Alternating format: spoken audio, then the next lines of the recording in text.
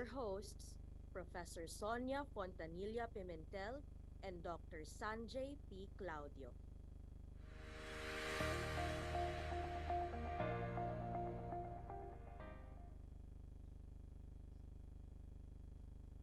To all our Nepali friends and the local organizers, Namaste, good morning, good afternoon, or good evening to the rest of our distinguished guests and participants.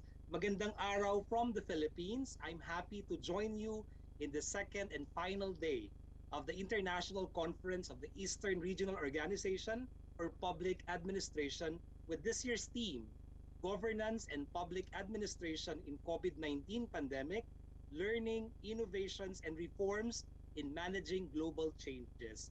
Mabuhay din, Sonia. I heard that you had a very productive day yesterday. Mabuhay, Doc Sanjay. Thank you very much. And yes, indeed, we had a very remarkable discourse yesterday. And it was remarkable not just for the insights of the speakers and even the moderators, but also because of the comments and the questions by our participants. Albeit sadly pressed for time, we were not able to accommodate all of them. One would think even no, that the opening ceremony was already a plenary session because the Honorable Minister, Mr. Rajendra Prasad Shrestha, graced the conference, and he was followed by the Honorable Chairperson of the Civil Service Commission of the Philippines, Attorney Nograles. And they both talked about how their respective countries handled the pandemic.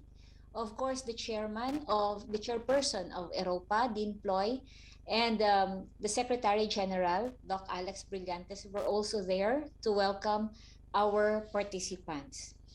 When we moved to the first plenary, the recurring issues discussed on the futures of civil service were the major shift in how we regarded the workplace. What was it like for us before and after the pandemic?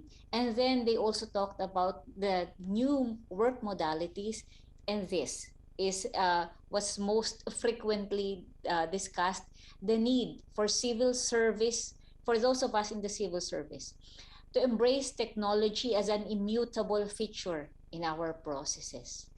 And then after that, we had the second session, which was actually a roundtable discussion, um, where the speaker and the moderators discussed how states in federal structure handled the pandemic.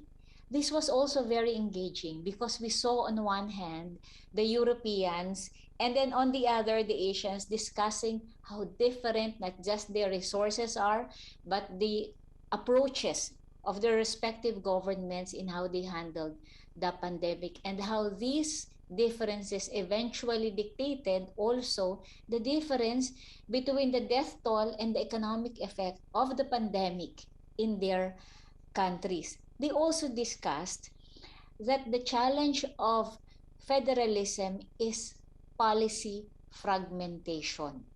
This issue often results in an unbridled patchwork of contradicting policies, which causes problems like, as simple as confusion among citizens. And then after that, we move to the third session, which focused on governance and public administration reform. No? This is a favorite topic in most PA fora. They discussed how government reform can be achieved in developing nations by building resilience, ensuring citizen engagement and participation, and as we academics would often try to convince practitioners, engage in policy-based, um, ev- evidence-based policy making. Emphasis was also placed on government transparency and political representation, which increase policy support. Further emphasis on the value of trust and ethics between citizens and government, and the importance of collective consciousness was also given. And then we moved to the fourth and final plenary yesterday, which was focused on leadership and local governance. This, I think, issue also resonates in most of us, not particularly those in Asian countries where local governance is quite strong. They discussed how leadership really did affect, no, the outcome of the pandemic in their countries. I am fairly certain, given how yesterday went, and I even went around the parallel sessions, went from one room to another, and saw how engaged the participants were. So I'm fairly certain, Doc Sanjay, that that today will be just as fruitful for all of us. Thank you so much, Dean Sonia, for that very comprehensive recap of day one. And I agree that today's discussions will be just as remarkable as you said. By the way, for the information of our participants, the souvenir program is already available in the EROPA website. Please check it out as the list of topics, the paper presentations, as well as the lineup of our academics and PA practitioners in the plenary and parallel sessions are really impressive. So let's start day two with the first plenary session on governance and competition. Dean Sonia? Thank you. Yes, this will be a discussion on innovative governance and competition approaches in managing global changes amid the COVID-19 pandemic. This session aims to showcase best governance and competition practices in Asia Pacific countries and to recommend innovative governance and competition related reforms that Asia Pacific countries may adopt moving forward. Allow me to introduce our moderator for this session. He is an associate professor at the University of the Philippines, where he is also the director of the Public Administration Research and Extension Services Foundation. Outside of the academy, he serves as the chief of party of the USAID Regulatory Reform Support Program for National Development, chair of the Export Development Council Networking Committee on Transport and Logistics, senior advisor to the Transport and Logistics Committee of the Philippine Chamber of Commerce. Ladies and gentlemen, please welcome Dr. Enrico L. Basilio. Thank you, Professors Sonia and Sanjay. Am I coming in clear? Yes, sir. Yes, thank you. Namaste. Good morning and welcome to the plenary discussion on governance and competition. So I've been introduced. I'm Henry Basilio, your moderator for this panel discussion. I was introduced as a chief of party of the Regulatory Reform Support Program for National Development, or RESPOND project. So this panel discussion is in a way being sponsored by RESPOND project. So RESPOND is a policy and regulatory reform program that aims to enhance the trade and investment environment in the Philippines by making it more open and competitive. So its activities include enhancing market competition by reducing or eliminating barriers to market entry, strengthening regulatory governance, and promoting citizen engagement in reform advocacies. And it's being implemented by the UP Public Administration Research and Extension Services Foundation. And it's being supported by the United States Agency for International Development. For this plenary discussion on governance and competition, we have very distinguished experts from Nepal, Mexico, and France. Each speaker will have 15 to 20 minutes for his presentation. And after the presentation of the last speaker, we shall have an open discussion. The participants may type in their questions or comments in the chat box. So kindly address your question to any of our speakers. Now, let me introduce briefly our distinguished speakers in this panel. Our first speaker is Dr. Vaikunta Aryal, the Secretary of the Ministry of Communication and Information Technology of Nepal. An economist by education, Dr. Aryal has been serving in various capacities for the government of Nepal since 1990. And to name a few, the National Planning Commission, National Natural Resources and Fiscal Commission, Ministry of Home Affairs, Office of the Prime Minister and Council of Ministers, and Ministry of Commerce and Supplies. As then Secretary of Commerce and Supplies, Dr. Aryal was instrumental in managing the supply system during the strict lockdown caused by the COVID-19 pandemic. In his 18 months tenure at the ministry, he initiated the redrafting of the Transit Treaty between Nepal and India, which facilitated the export of Nepali products, as well as the bilateral trade negotiations with India, Bangladesh, Bhutan, and the United States. Secretary Arial obtained his PhD from the Norwegian University of Life Sciences. He also holds 3 graduate degrees, Master of Arts in Economics, Master in Public Administration from Tibuan University, and Masters in Development and Resource Economics from the Agricultural University of Norway. Our second speaker is a lawyer. I know personally our second speaker, our attorney Eduardo Perez Mota, because he was consultant of the Respond project, which I head, that extended technical assistance to the Pharmaceutical Technical Advisory Group of the Philippine Competition Commission. Attorney Mota has more than 35 years working in a wide range of regulatory, antitrust, and foreign trade matters. Currently, Attorney Mota is partner in the firm Sai Derecho y Economia, where he provides advisory services in antitrust, regulatory, and international trade matters. He also works on complex matters that require sophisticated and complex legal and economic approaches based on creative strategic designs. So, Tony Mota served as president of the Federal Competition Commission from 2004 to 2013, and in that role, he actively participated in 3 major reforms of the antitrust law. In 2012, he was appointed chairman of the International Competition Network, which brings together more than 140 competition agencies worldwide.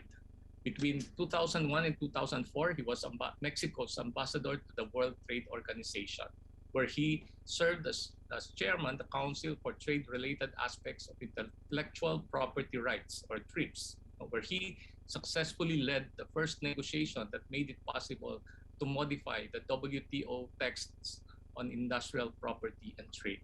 This initiative allowed greater competition in medicines and thus helping countries in regions such as Africa to meet the needs for affordable medicines and to deal with the pandemics endemic to the region. So currently, Attorney Mota is a member of the advisory boards of the American Antitrust Institute and the Fordham International Conference on Competition, Law, and Policy in New York. He's also a member of the Board of Trustees of the Colegio de Mexico and the Board of Trustees of the ABC Medical Center, both leading educational and health institutions respectively. Attorney Mota holds a degree in economics from the Instituto Tecnológico Autónomo de Mexico and has doctoral studies from the University of California, Los Angeles. And he has published several books and articles on antitrust and international trade. Our third speaker is also a trained lawyer. Okay. And I had the privilege of working closely with him, Attorney Ruben Lapa Maximiano, last year when OPEP Respond Project and the Organization for Economic Cooperation and Development, or OECD, where he is presently connected, conducted a joint webinar on competition and regulation. Attorney Maximiano is the regional manager and senior competition expert at the OECD in Paris and lecturer at Lille Catholic University, where he teaches EU merger control course at 2 master's courses or master courses. At the OECD, he is responsible for the work on competition policy in Asia-Pacific region and coordinates the work on the COVID-19 crisis in the competition division.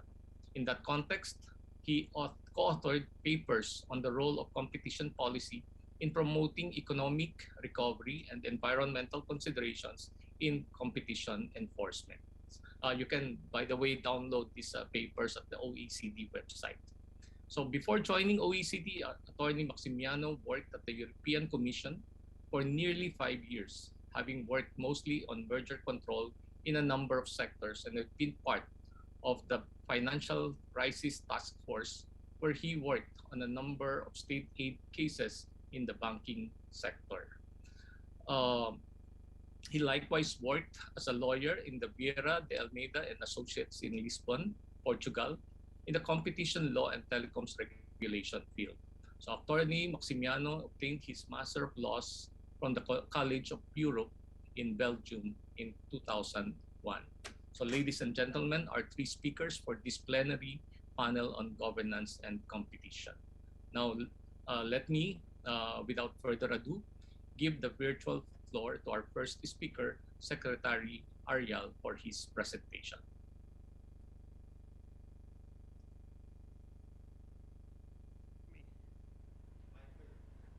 Am I audible or not? Is it? Shall I go then? Okay. Thank you. Very good morning and namaste to everyone from the friends from Mexico to France and to Manila and Nepal. Very good morning. Thank you very much for giving me this opportunity to briefly discuss about what is the competitive governance in Nepalese context. Of course, the slides that I'm going through in a few minutes might not cover everything, but they are just the bullet points that will be just as the reference. But I'll be talking more on the initiatives and that the government of Nepal taken in here and how it is going on and what should be done in the days to come. So can someone help me in changing the slides, please?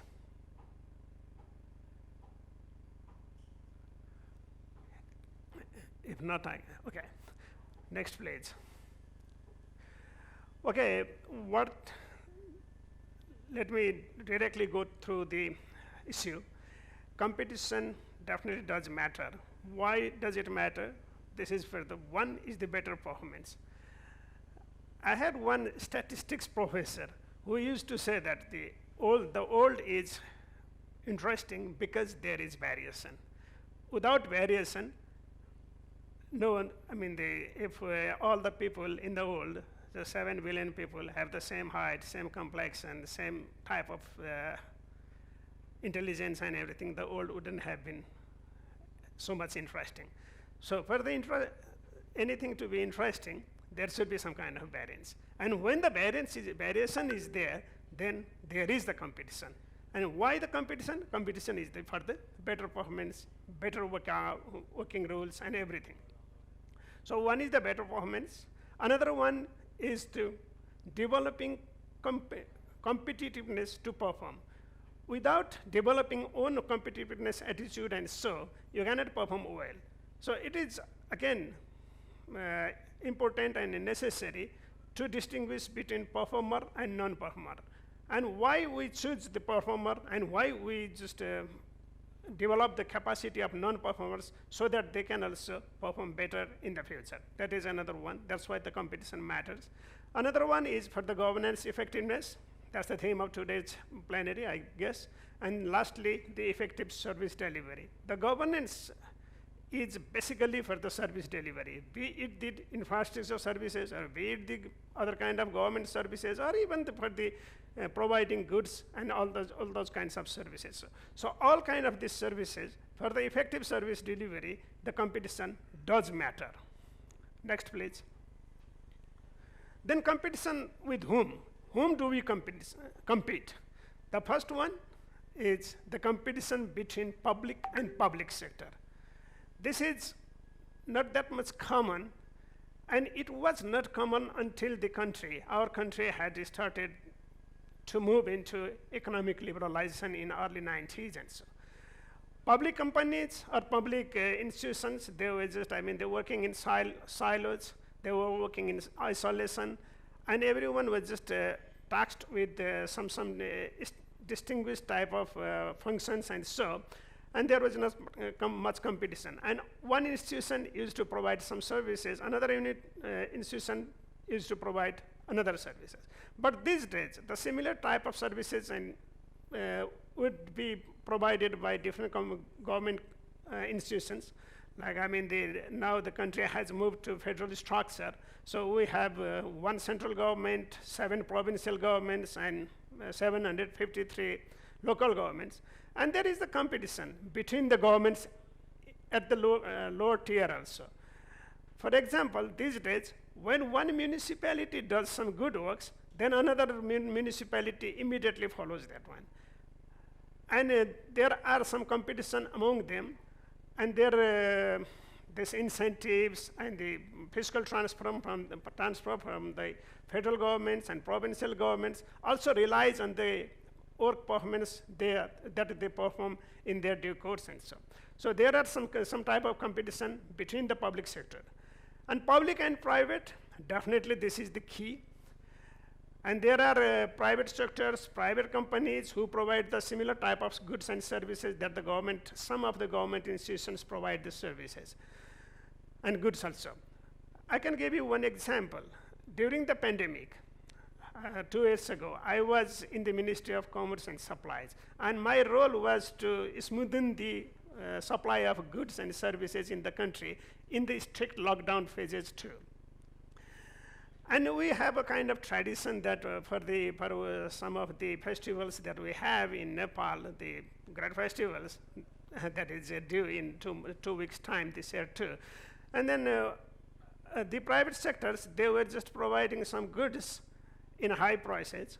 I had visited one of the supermarkets in the country, in Kathmandu, and I just saw the price level that was a bit high.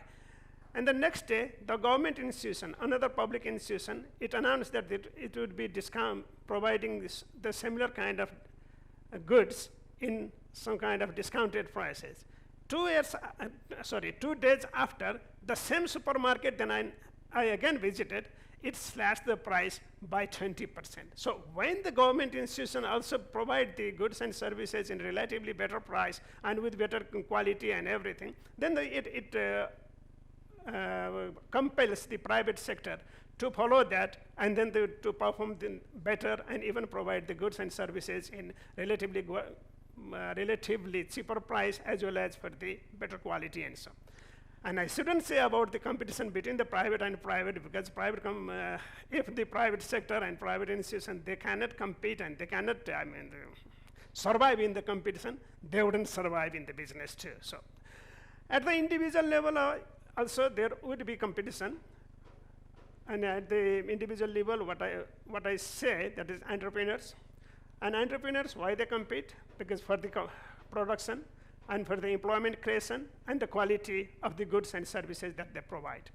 And at the employees level, of course, for the employees level, they are also aiming for the production, employment creation and everything. But again, for them, the primary thing is whether they would get the monetary and non-monetary incentives or not. That is the competition that they allows. Let me give some 2-3 examples that what we had in the past and what we have in the current days. Next, please. Okay, we have one public corporation, public company, that is Dairy Development Corporation. This was a sole entity to collect milk from the farmers, process and produce secondary products. That was in the past. When I was a young child, I used to go to get the milk in the nearby stall and so. And I used to stay in the queue for minimum 1 hour, still unsure whether I would get the milk or not, because that was only the sole agency who would be selling the milk products only. But we introduced the policy to allow private dairy companies in the market in late 80s. And several companies then opened up. They are in the market now. And there is not, the scarcity of the milk product, at least in the city areas. But still, the consumers prefer dairy development corporations, public corporations, dairy product, because of quality, because of the cost, and because of the goodwill. So even competing with the private sector, the government can also perform better. That's the example that I'm trying to give here. And competition compelled DDC, even this Dairy Development Corporation, to reform to provide better services. Next, please. Another example is Nepal Telecommunication Corporation. It was also a sole entity in the telecom market until the private company was licensed. That company was solely providing the landline telephone, and even when the mobile was introduced, it was only the sole entity to provide that one. And customers had to wait for a minimum of 5 years to get a telephone to be installed at their home. Probably some of the participants would be surprised hearing that, waiting for the telephone to be installed for 5 years, which is ridiculous. But again, it was the story in the country. After another companies were licensed, now NTC had to improve these services. They would just provide now everyone has mobile in here. Our mobile penetration is under 23%. That means even the one person has two mobiles, two SIM cards, and something like that. So we don't have any problem with the telephones and so on. Even the private company is very aggressive in the marketing, but again, the market share of NTC is nearly 50%. That is another example. That's what I am giving. The third one, next please. Okay, we introduced this performance-based incentive system in government organizations. That too incentivize the government employees, the public entity employees, to do, to perform better. As I said in the earlier slide, that even the competition is in the individual level. So this PBIS, performance-based incentive system, that was first introduced into the revenue administration, which resulted in faster service delivery. Earlier, the people used to go there, queue up, and even to pay the tax, and even to get the tax clearance certificate and everything. That was very, very, the time-consuming and so. And corruption, everyone used to say that there were corruption, but when PBIS was introduced, the corruption index slashed down drastically, and customer satisfaction was greater, and more revenue were collected. And competition among the organization for better services and more revenues. That was another incentive that the PBIS system provided, and competition allowed everyone to perform better.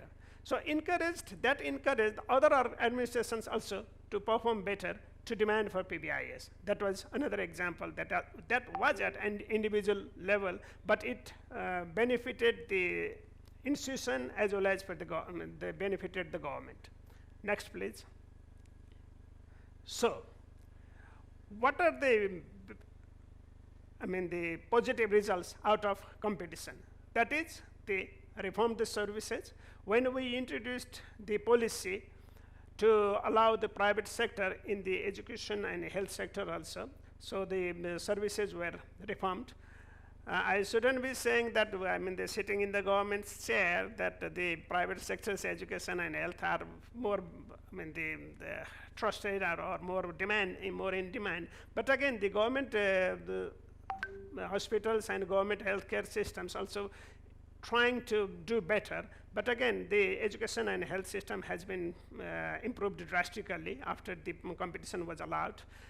And it built the trust, because everyone could say that, okay, this wouldn't be relying on the same product, the services and goods that was provided by one party or one institution.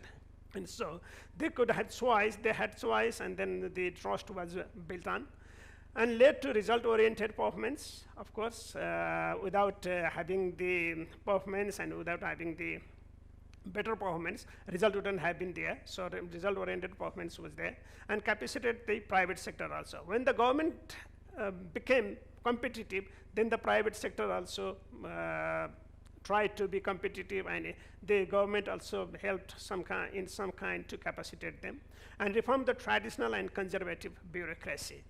We still claim that we are conservative, we are traditional, the government sector. Bureaucracy is like that. But again, there are drastic changes, and there are some reforms in the bureaucracy.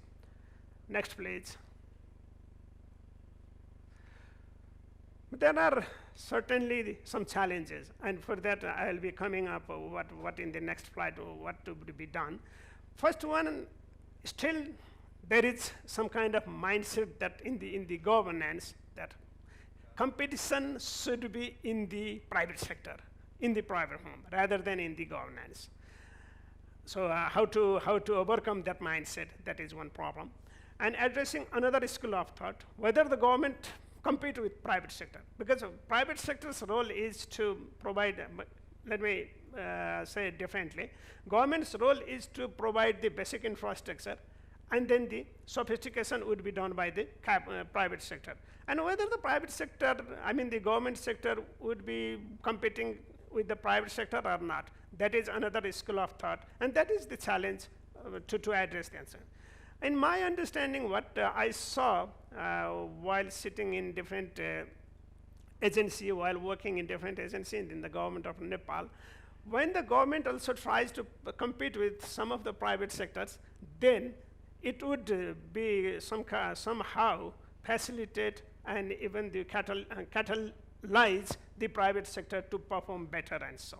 And another one, the challenge is political influence and intervention. Of course, that is always there for the governance. And quality control is another challenge, whether the government can provide the better quality and so. And regulations, effective regulations, whether the government can or governance can effectively regulate the market players and everything, that is another challenge. And when we talk about the competition, whether we could or we can allow equal level of playing fields for all those actors or not, that is another challenge. We have to do that, but whether we can have that or not, that is another challenge. And differentiate performers and non-performers, some kind of political influence and interventions are always there. So whether we can very specifically differentiate performers and non-performers, that is another challenge. And retaining better performers. In the governance sector, always the problem is retaining the performers. Always, the incentivizing the performance. But in some ways, whether we are doing that or not, or whether we can do that or not, that is another challenge. Then what to do then? Next please. Okay, there should be series of reforms. Of course, we had been carrying out several reform programs in the past. After 1990s, we had carried out so many reforms in the legal part, allowing enough competition. We drafted new laws for the industrial sector. We drafted new laws for the trade sector. We drafted new laws for different service sectors and so. But again, the legal reform is one part, and executing it in the better sense is another part. Even in the legal part, if we try to get the room for buck passing and try to get room for non-performing, then that would be very, very difficult to carry out the thing. So as soon as, or along with the legal reforms, we have to carry out the procedural reform, is the process, allowing private sectors and the public sectors to play equally in the ground if the government is also trying to provide the goods and services. Otherwise, government's job is to facilitate and ease the process. That's what I understand, and that's what we have to do, and we have been doing that one also. And for the policies, all policies should be facilitating the players so that there would be enough competition in the market, and the consumers and the people have choice to choose their, their demand, choose their whatever, they demand to choose the right choice and so. And capacity development is another part. Only the reform is not enough, that's what I'm saying here. Capacity in the governance is very, very, is very influential in carrying out all the reforms and provide the services to the people, or provide the services to the customers and so. This capacity is not only for the individual, but also for the institutional capacity, that also for the organizational capacity. Whether we have that kind of process in the institution level, whether there is some process which will ease the services, ease the process, facilitate the things and everything, whether that happens or not. So a regular kind of capacity development program should be there, and trainings, refresher trainings, and all kind of orientations should be over there. And the third part is very, very interesting, very, very important, is use of ICT. Luckily, I am in the Ministry of Communication and Information Technologies these days. What I saw while coming in this ministry, that we can do a lot of things in the by applying the ICT in providing goods and services in the country. During the pandemic also, during the COVID-19, what I did in my own organization at that time, I extensively used the ICT to provide the goods and services. Even the government organizations, they started online delivery of the goods and everything. So that is one part that we can do that one. And trainings is needed, and linked to people's level that we have to do even using ICT, to whom? That is for the people. And digital literacy is another part, that's what I am saying. Otherwise, people might be trapped in some kind of mishandling, some kind of fake things and fraud and everything. So let me go to the last slide now, next one. So these are the things, that's what we did and we are doing in the country. Now this is my last slide, take home message, that's what I'm saying. Competition is necessary for better performance. That's what I told you in the previous slides also. And reformed service delivery and less corruption, that is for the competition is necessary. And Nepal has some good examples of positive results of competitions. Sorry, the spelling is mistake. Competition, please read out like that. And lot of challenges are there, but none are non-addressable. Every challenge can be addressed. So we have to have the zeal, and we have to change our mindset. Reform can be initiated, of course. Mindset changing is a prerequisite. And use of ICT is inevitable for the competitive governance in the coming near future.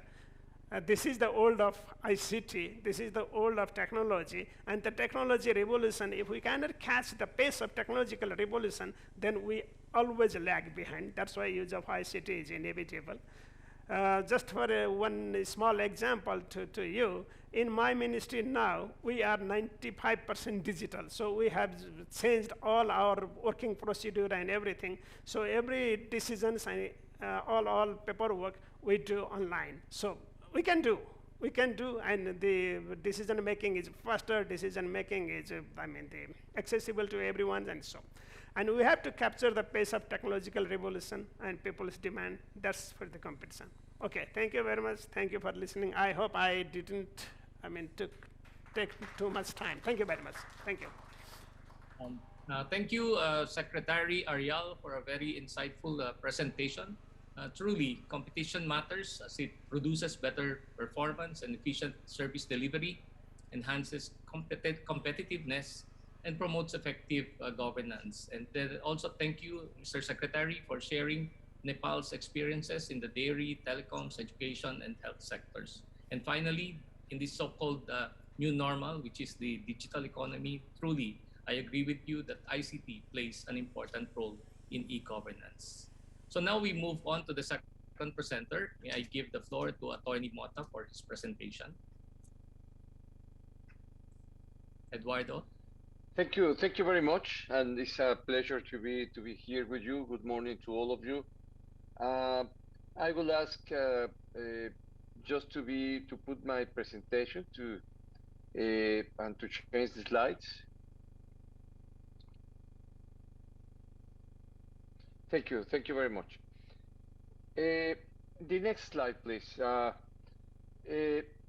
would like to divide my presentation in two parts.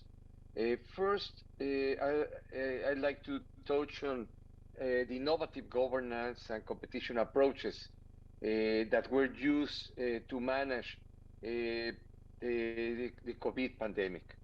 The response of competition authorities was important at that moment, and I will explain and I will tell you a little bit more about what many competition authorities did and how they reacted to the crisis that we lived in the last few years. And second, I would like just to put in the table some proposals, some reflections on how to move in the future. I mean, what should be the next step, given the situation that we are facing at this time. Next slide, please. So, in terms of what competition authorities did, let me first tell you that one of the most important elements that competition authorities defend in order to be sure that markets are working efficiently is to avoid companies to collude, which is to exchange information in order to determine prices or to divide markets or to participate in licitations, in auctions by the government. So uh, that is a crucial element that I would say all competition authorities that I have known uh, basically investigate those cases, and they go strongly with very high sanctions against companies that collude or exchange this kind of information in order to avoid competition. Now, what happened during the pandemic? I mean, we were in front of a major crisis, something that many of us had never seen before on the health sector, and that imposed challenges that we never that we had never seen. So what happened is that there was a need to allow collaboration between companies and public sector, private companies and public sector companies. Uh, Collaboration among competitors was important, uh, and information of exchange agreements, access to private health databases, and development of new products or services. Uh, Finally, the availability of manufacturing capabilities was needed in order to face, I mean, to face the problems that we were having in 2020. So, what was the situation? There was a need of a major supply of disinfectants, of face masks, vaccines, and medicines, and there was obviously not enough capability, possibility to react in such a big quantities in terms of laboratories. And I am referring specifically and especially in developing countries like most Latin American countries, like most Asian countries. So what what was the way competition authorities reacted in many countries? First of all, uh, authorities allowed a temporal relaxation of the application of the law, specifically uh, allowing companies to exchange information in order to be able to guarantee the supply of essential products and services that were needed by the society at that moment. So this kind of exception is something that I had never seen before, but it was needed because there was no way to generate production in such a big amount, and especially in circumstances where people were not even able to go to work and to have exchanges and to be close among themselves. So this was a very important decision that many authorities took at that moment. Second, there was the need to put more attention in health companies if for possible abuses of the emergency. As you know, in this kind of crisis, there are always persons that try to get the advantages from the situation, increasing prices and imposing a cost on consumers. So the another action from competition authorities that was needed was to increase scrutiny in health companies in order to avoid excessive price increases. And finally, as my previous speaker discussed, there were many changes in the way competition authorities had used to work. And what do I mean by this? Normally, in order to notify a merger, in order to participate when you are invited to an audience in the competition authority, you have to do it presentially. This was not obviously possible at that time, so the many competition authorities started to uh, basically to improve their digital systems in order to allow, for instance, filing and processing of merger notifications, in order to allow to have meetings that used to be presential and hearings in investigations and different procedures to do it precisely through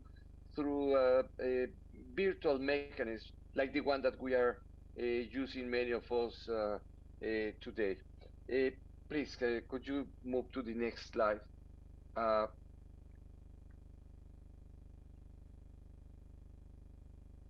so let me give you just as an example some cases, some specific cases that go in line of what I am referring at this moment in my last slide. For instance, Italy, the competition authority of Italy, started an investigation against Amazon and eBay for excessive increase in prices. Excessive increase in prices in specifically the disinfectant gels and face masks. Uh, Amazon this year was declared responsible for that for that kind of decisions that they took. France, in another case, investigated a sudden increase in prices of disinfectant gels and announced a specific regulation to avoid that movement, excessive movement in prices. The Netherlands, for example, that was another case. There was an investigation for a retention formula for COVID-19 tests. Actually, the company that had that formula at that time decided to share that formula. So they worked in line with what the competition authority of the Netherlands was asking for. In the case of the UK, and I take it here basically some European examples, and I will move in the next slide on the Mexican, some of Mexican examples, and this also applies for the Philippines. We were actually in a specific project on medicines with the authority of the Philippines, with the competition authority of the Philippines. But for instance, in the UK, there were investigations against pharmacies and convenience stores for excessive prices also in disinfectant gel. In that case, investigation, the authority decided to close investigation before it went to the final steps. The next slide, please. So let me move to some examples in the case of Mexico. Uh, eh, Mexico started a major investigation against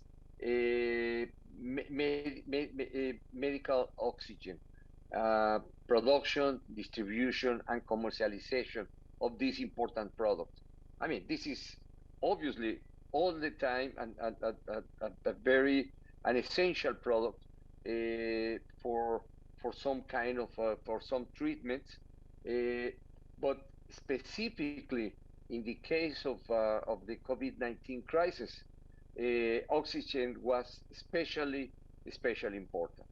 So there was an evidence that the producer of medicinal oxygen was abusing its market power, and the competition authority decided to apply the law, to enforce the law against that company. That's an example. Second example, it was a public warning that the competition authority made public against the alcohol and sugar chamber,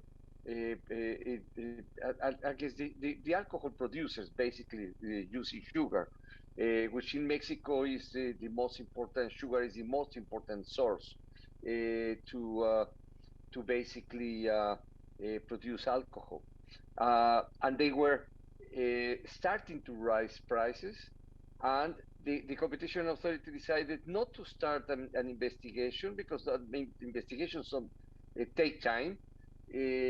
So it just made a public warning, telling them that this investigation would take place if they would increase prices of this essential commodity in that particular crisis. And they decided basically to comply. Uh, Third, there was a warning to the National Association of Real Estate Developers. And you might say, I mean, why real estate developers? What they have to do in the COVID crisis? Well, as you remember, uh, people were not allowed to go to work, uh, basically. So they had to leave offices. So many offices and buildings were completely empty for many months. So the prices started to drop, and real estate developers basically agreed among themselves to contain the price decrease. So not to allow prices to decrease as much as they should in an open market, in a competitive, free competitive market. In terms of rent discounts, they were agreeing not to decrease rent discounts as strongly as they should have. So the competition authority made, in this case again, a public and very clear warning saying that they will immediately start an investigation if they colluded basically to maintain the rents as high as possible, even though that they were going to drop anyway. I mean, we have been facing in Mexico uh, drops for as much as 50% in the rent of offices because of the pandemic. Uh, there was, as my previous speaker explained, in Mexico there was also a very strong development on digital platforms. For instance, to use electronic signature, to use email to perform notifications of mergers, and as I was saying before, to use electronic and digitalized files for mergers. This is something that the competition authority uh, were not accustomed to do before. You had to do all those procedures in a presential way. So this gives you some idea of how competition authorities how to react in order to face that major crisis that we have that we had in the last few years, and this is important, because it was a combination. On the one side, to relax the competition law application in order to allow companies that produce essential products in terms of medical supplies to be able to increase or maximize the supply, the possible supply, to react to this pandemic. And on the other side, there was a strong position of many authorities in order to avoid abuse of prices, of price increases in many of those very important commodities that were basically needed in order to face that health problem. So okay, could we move please to the next slide? So let me then uh, move to the second part and the final part of my presentation, to the part that has to do, this part has to do, or this section has to do with recommendations on innovative governance and competition related reforms. So what is the current situation? First of all, what is the uh, the diagnostic of what we are living at this moment after this crisis, and also because of a new crisis that is the war between Russia and Ukraine, that has generated other problems. Well, first of all, the pandemic left us with a very important reduction of production. I mean, there was a shortage of supply because companies had to basically stop working suddenly, uh, and this shortage of supply, this decrease in supply, uh, naturally generates a pressure to increase prices. This is normal. I mean, this is unavoidable. And this is what part of the problem that we are facing now with the pressure of inflation that we have to deal with. Second, this is happening together with the war between Russia and Ukraine. Uh, Now, as you know very well, Russia is a major supply of energy commodities. I mean, of gas and oil, and that has generated a major pressure to increase prices, international prices of oil and gas, and to have an increase in the price of energy products generates uh, uh, an increase in prices of many other sectors and markets that use intensively energy. I mean, all transport systems use energy to move, and you need distribution for all commodities. So that generates a pressure to increase prices of many goods and services. So that's on one side.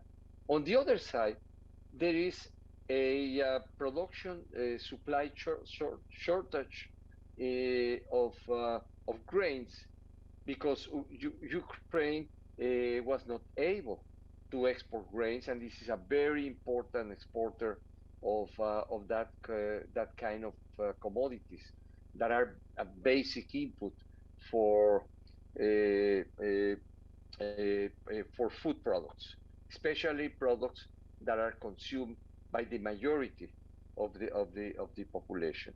So we have price increases, or we have pressures to have inflation, either for the supply restriction and the energy and the Russia-Ukraine war, in the Russia-Ukraine war. Uh,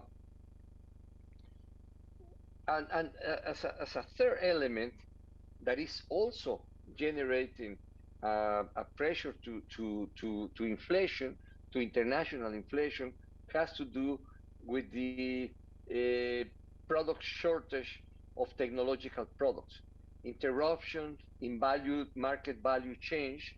Uh, One example of this is the shortage of the production of automobiles internationally.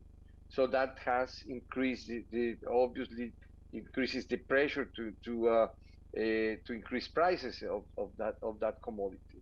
And to all of that, we have to add a climate crisis, a climate situation that is generating, especially in countries that are facing this kind of problems. There is a lack of water in many areas. I mean, you can look at At Europe, for instance, the northern part of Mexico was also in a major problem situation. Uh, and there are other countries that have too much water. No, but the case of Pakistan is a terrible example of that situation. So we have this climate crisis in front of us that is generating also a very strong pressure on many commodities and the production of agricultural goods. Could we move please to the next slide? So the question is, I mean, what should be the role of competition here? Competition, as you clearly know, is not an end in itself.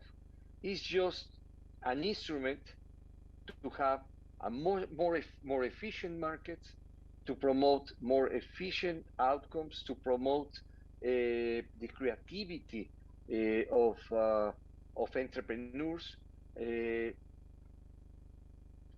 and this is, I mean, what we need to grow is precisely to have efficient markets which are inclusive, where consumers are allowed to have a good prices of a good supply of commodities, options to decide what to consume, and producers should be able to enter and exit from one market to the other, reacting to the price signals. So this is inclusiveness, and this is competition itself. So competition is an instrument to have a better working economy. And it's also an instrument that allows for poor people to have access to many markets and many to consume products that otherwise they wouldn't have. Obviously, competition has to be complemented by very clear actions from the government in terms of transferences to reduce the impact of inequality, and to reduce inequality in our countries, and to be sure that that poor people have the minimum level of opportunities in order to participate in the marketplace. So so there is a very important role in this crisis that we are facing, and this international inflation and scarcity of many goods of competition. So some countries tend to react regulating prices. I mean, if you take the example of Mexico, my country has decided to regulate prices of gas, prices of uh, of gasoline, to subsidize instead of promoting more competition. And if it's necessary to subsidize in some cases, do it in a competitive neutral way. But this has not been the case. So we need to be sure that we have competition authorities that have very strong design. I mean, that are not captured by the executive branches of the government. We have technical commissioners or technical heads of the agencies, not political. And so we have to reinforce the design of competition authorities to give them more independence and to increase their power of decision. Uh, and we have to, in my impression is that we have to complement the the design of the authorities and the laws, the domestic laws, with the pressure that we could have from uh, international treaties or international negotiations like free trade agreements. I mean, all free trade agreements, most of all free trade agreements have a chapter on competition, but we need to have a stronger elements in that chapter that make those obligations really enforceable, and which is not the case today. And third, I think that we should have and we should open. We should have a more active international organizations promoting market-oriented policies that are going to benefit the population of our countries. And I mean by this, a much more active ICN, promoting competition uh, publicly at the international level. Uh, I mean, the OECD is, as you will see in the next presentation, has been doing a very good job generating an exchange of best international practices between the different agencies in the competition committee in the OECD. I mean, that has been very positive in order to promote better and more effective agencies, but we need to reinforce our efforts because we are now facing an important challenge in terms of price increases, and we have to find the market-oriented policy decisions that could solve or could basically face the problem of ecological crisis that we are facing. So let me, at this moment, thank you very much for this invitation, and I will be happy to receive your questions and answer them in a writing form. Yes. Thank you.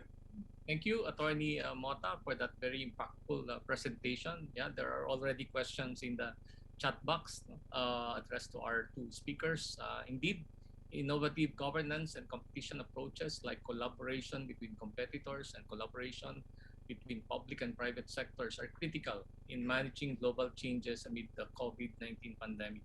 And like Secretary Arial, our speaker before you, you also highlighted the need to strengthen digital platforms to support online delivery of government services. Thank you, Eduardo. And so now we move to our last but not the least speaker in this panel. May I call on Attorney Maximiano to deliver his presentation. Yes, indeed. Good morning, everyone, ladies and gentlemen, and thank you, Chair. It's a pleasure to be here. And thank you for the kind invitation. It's really a pleasure to be part of this distinguished panel of speakers. So I'm going to ask you to put up my slides if possible. I'm going to give you sort of, whilst that comes up, to offer you the international view from the viewpoint of press, where I'm on, but the OECD course in particular. We've actually learned quite a lot from the. Crises are always an opportunity for job knowledge, I would say. I've seen that in the COVID-19 crisis. I was in charge of the work we're doing here on competition policy together, the whole house approach with all the other government policy areas. And I think we learned, and I think competition policy has developed quite a bit. So my first point that I want to make before I enter into the presentation is that let me first dispel this myth that competition means no regulation, or that competition means that there's no important role for the state. That's not true. It's really about competition. It's about helping markets function better so that they can deliver as a mechanism the benefits that we know that competition can deliver, and that were already mentioned by Secretary Dr. Arial and Eduardo Perez Mota just before me. So what we need is smarter regulation and better state policies, and not those. So there's many market failures. That means that market, for some reason or another, don't work well, and so you need to have the state to intervene and to ensure that they do. And we'll see how that happens. I usually say that the the states, with regulations, with policies and market design, provides the chassis, like in a car, the body of the car, and it provides the wheels. And the market can provide the size of the engine, right? So,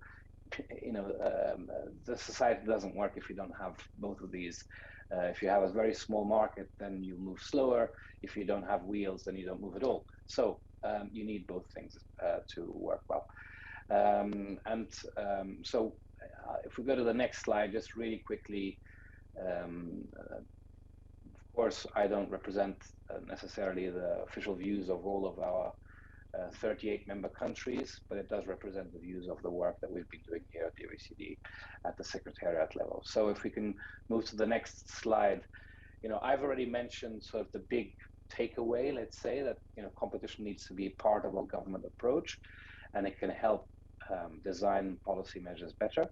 And so the way I'm going to do it is I'm going to run through the insights that we have from past crises, and that includes the COVID-19 crisis, because of course, as Eduardo Perez Mota mentioned before me, we are currently in another crisis. And so my second point will be that it's very important that the competition authorities advocate for competition policy, and that there is a role for competition authorities generally, not just on enforcement. I won't focus so much on enforcement.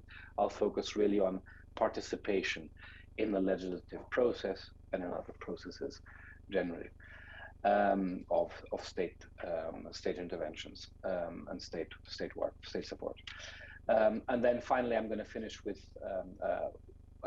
advocacy work that we've been doing in ASEAN on logistics markets, which are so fundamental for the current crisis, because of course, if you have efficient logistics markets, ports, transport, freight, etc., then of course that helps the flow of goods and hopefully to less inflation.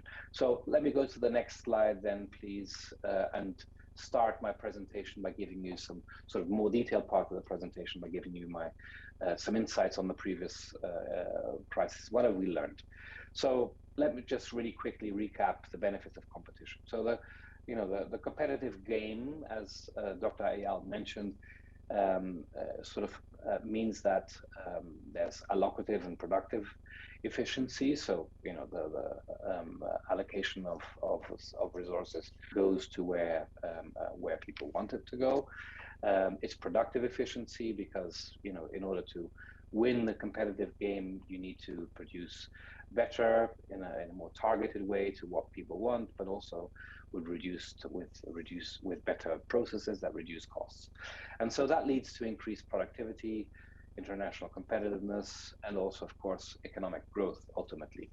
But it can also help employment and the distribution of wealth. We know that. So if we reduce prices of goods that everyone buys, then of course it's going to benefit more those that have less resources in our society, and if it's going to reduce profits that usually go for a select few shareholders.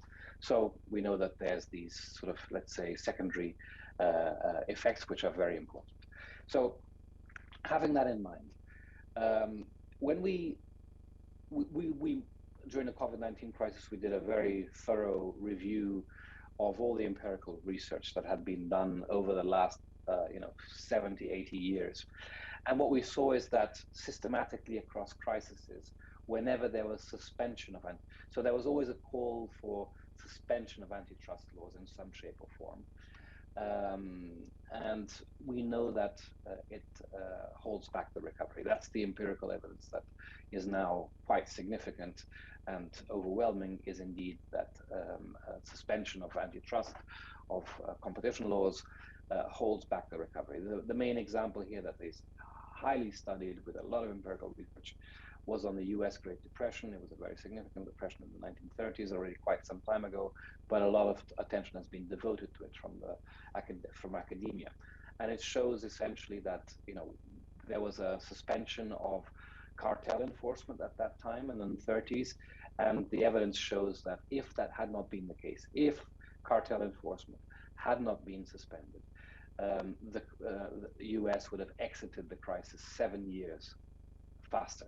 So by not allowing the competitive game, by allowing companies to collude, to cartelize, then the crisis was actually prolonged by 7 years. So it's a very important insight, I think, and we've seen that in other crises. So we also had empirical evidence that showed that in the 1990s in Japan, where there were policies that restricted competition, including import barriers, including price controls, and that led to widespread cartelization in the economy and also to the prolonged recession there. We also know that lax merger control. Merger control is there to avoid market structures that then might lead to anti-competitive outcomes, so less competition on a structural basis in a particular market. And so again, we have evidence, quite a significant amount of evidence, that when merger control was sort of relaxed in 1990s and 2000s in Japan, allowing big banks to merge, that not only did the results were not the intended ones of increased scale and economies and reduced probability of failure, we know that didn't work at all. So that's the second point that I wanted to make on the insights. The third point is that in the context of government state support measures, there's a lot of evidence now that shows that state support should, wherever possible, not be provided to what's called zombie firms. So these are firms that are operating at a low level of efficiency, that they can only cover their interest, but they cannot really make a profit, and that means that they cannot invest for the future and invest in better products, more productivity in the future. So it's very important that, to the extent possible, state support to zombie firms is reduced, because that has a lot of impacts on productivity in the long term. Again, Japan's 1990, there's a lot of work done there, and also in the global financial crisis, that shows that there's a lot of productivity implications that come from that. Again, empirical evidence showing that if you support zombie firms during a crisis, it can have long-term implications. So I'm not saying that we should be dogmatic about that, but we should be aware that that's one of the impacts that might have. The last point to make is that crises can actually be a great opportunity to identify and strengthen pro-competitive structural reforms. We saw that in many countries across time, both in the global financial, here in particular in the global financial crisis, but also the COVID-19 crisis. We saw, for instance, in Greece did a lot of reforms after the global financial crisis in 2011 with the support of the OECD, and that actually led then to renewed growth of the economy. We saw that in Portugal in the COVID-19 crisis. We saw it in Spain, saw that in Mexico, where market studies that the competition authorities had done allowed them then to make proposals and push for reform and make markets work better. So those are the insights from the crisis. If we go to the next slide, I want to talk about now something that is very much the crisis that's upon us, which was mentioned by Dr. Mota. We're facing a dual crisis on exiting the COVID-19 crisis. It's an energy and an inflationary crisis, but also a commodity crisis. So, and we've seen an upward trend of inflation pretty much everywhere in the world. Just to give an example of ASEAN, we've seen a very significant jump in inflation in the last few months. So the question that we need to ask ourselves in this panel, at least, is, what is the role for competition authorities? What is the role for competition policy in such a scenario? And again, I think we need to go back to the sources. Why is that inflation happening at the moment? Mentioned by Dr. Mota, it's a consequence of sort of a lot of demand that accumulated during the COVID-19 times. And then, of course, the supply chain bottlenecks, which is now exacerbated by the war in the Ukraine, which led to an energy and commodity crisis. So, to be clear, inflationary pressures are not a direct result of market power, which is what competition authorities normally deal with. But in the spirit of what I mentioned, that competition should be participating, competition policy should be participating in the wider public sphere of policies. Let's try and see what competition can help with. So we know, so again, let's go back to some principles. We know that the lack of competition can lead to higher prices and to a more competitive, and we also know that a more competitive economy may actually influence macroeconomic policies and inflation dynamics, not least because a competitive economy adjusts faster to shocks, right? So more competition pushes firms to change their prices more frequently as a response to competition pressures and or because of changes in the underlying factors. So more competition in product markets leads to lower prices via this downward pressure on profit margins and on costs. And that means that competition can reduce prices and can contribute to restrain inflation. And that's why we have a recommendation at the OECD that's already from 1971, at the time that there was the last inflationary crisis, let's say, and it deals with the question and essentially reminds governments, and it still very much rings through, it's a recommendation that's still active, that effective competition policy is one important factor in the achievement of optimum economic growth and price stability in the long term. So, and that competition authorities should be well resourced to be able to help with this. We also know that firms and industry with higher search and switching costs are more likely to benefit from inflation in the form of larger markups. So in general, buyers will endure a higher burden of the cost increases and so it's important to bear in mind that these buyers in these markets are more price sensitive, so they are more they can be more affected by inflationary pressures, and so I mention in that because those might be the priority areas for agencies that are grappling with where should we prioritize in order to help the fight against inflation. So that is one element to take into account. Another point that I wanted to make relating to inflation and the role of government and how competition authorities can help is really about what was mentioned by Dr. Mota as well briefly, which was on the issue of price controls. So governments may take measures to tackle inflation. They may look and analyze and implement price controls. And here, I think the role of competition authorities is to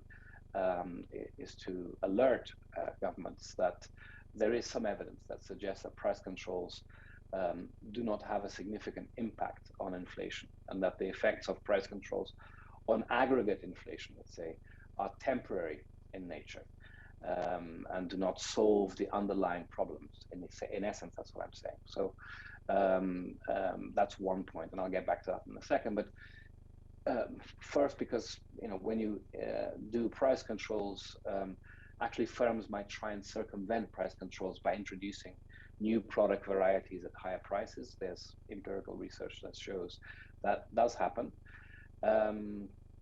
But also, as I've mentioned, temporary price regulation only acts on the symptoms, so the higher prices, and not on the cause, because, for instance, there's excess demand or issues on supply.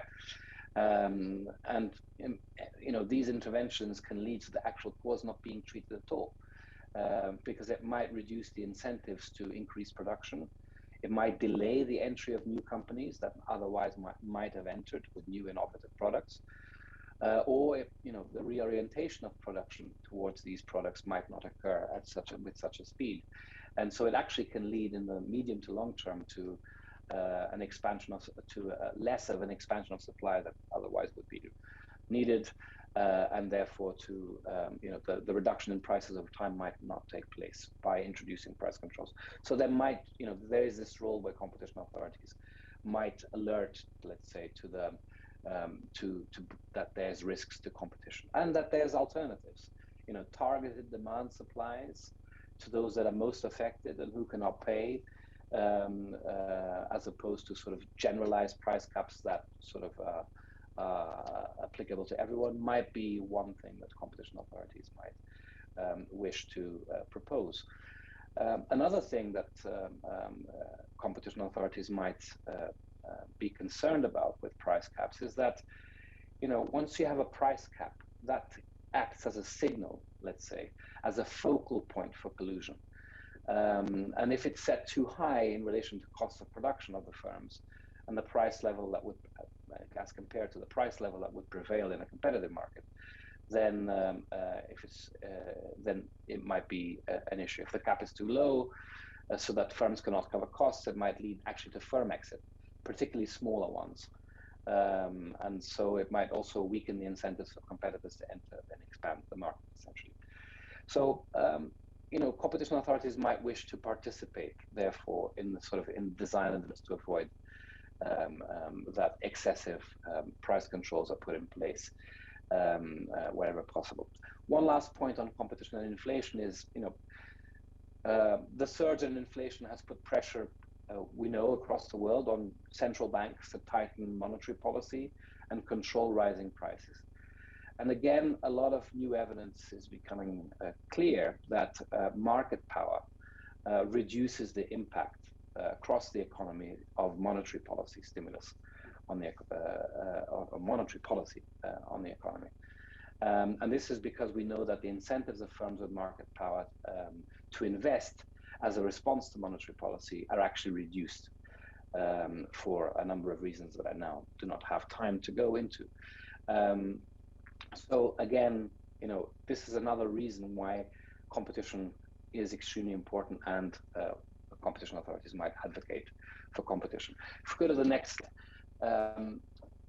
my main point really then is that advocating for competition and participation in the decision-making process of governments is one of the most important things that we've discovered, let's say, from the last crisis.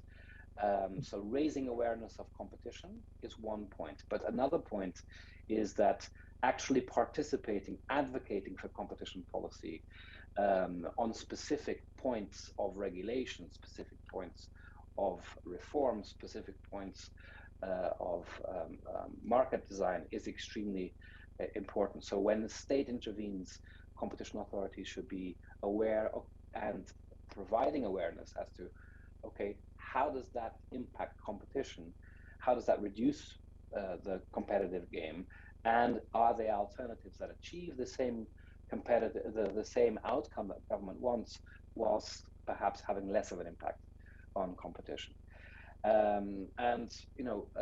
For this, governments must empower and resource authorities so that they can maintain effective levels of enforcement, because enforcement needs to be there, but advocacy needs to be increased. So in the way that I've just mentioned. So there needs to be more resources to authorities so that they can help governments get out of the crisis.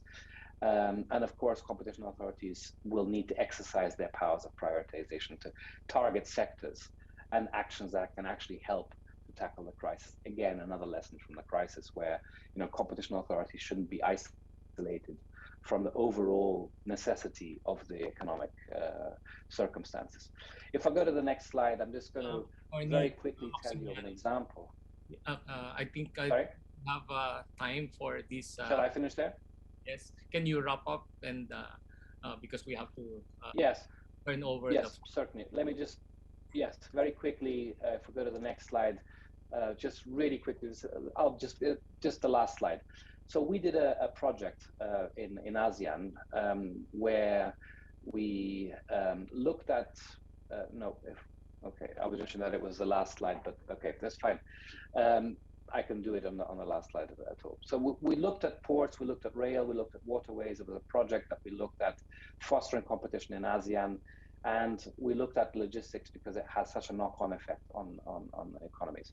And the point here was that, working with stakeholders, and we looked at the barriers of we looked at regulations in logistics sectors, and we identified unnecessary regulatory restraints.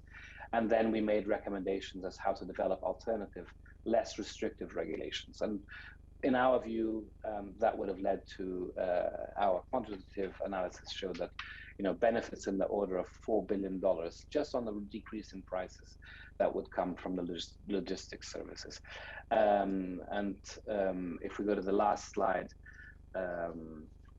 I can perhaps just wrap up then and say, there is a role for competition policy. It's on enforcement for sure, but more and more on advocacy, working with governments to ensure that the measures that are taking place are minimizing, are making health markets work better.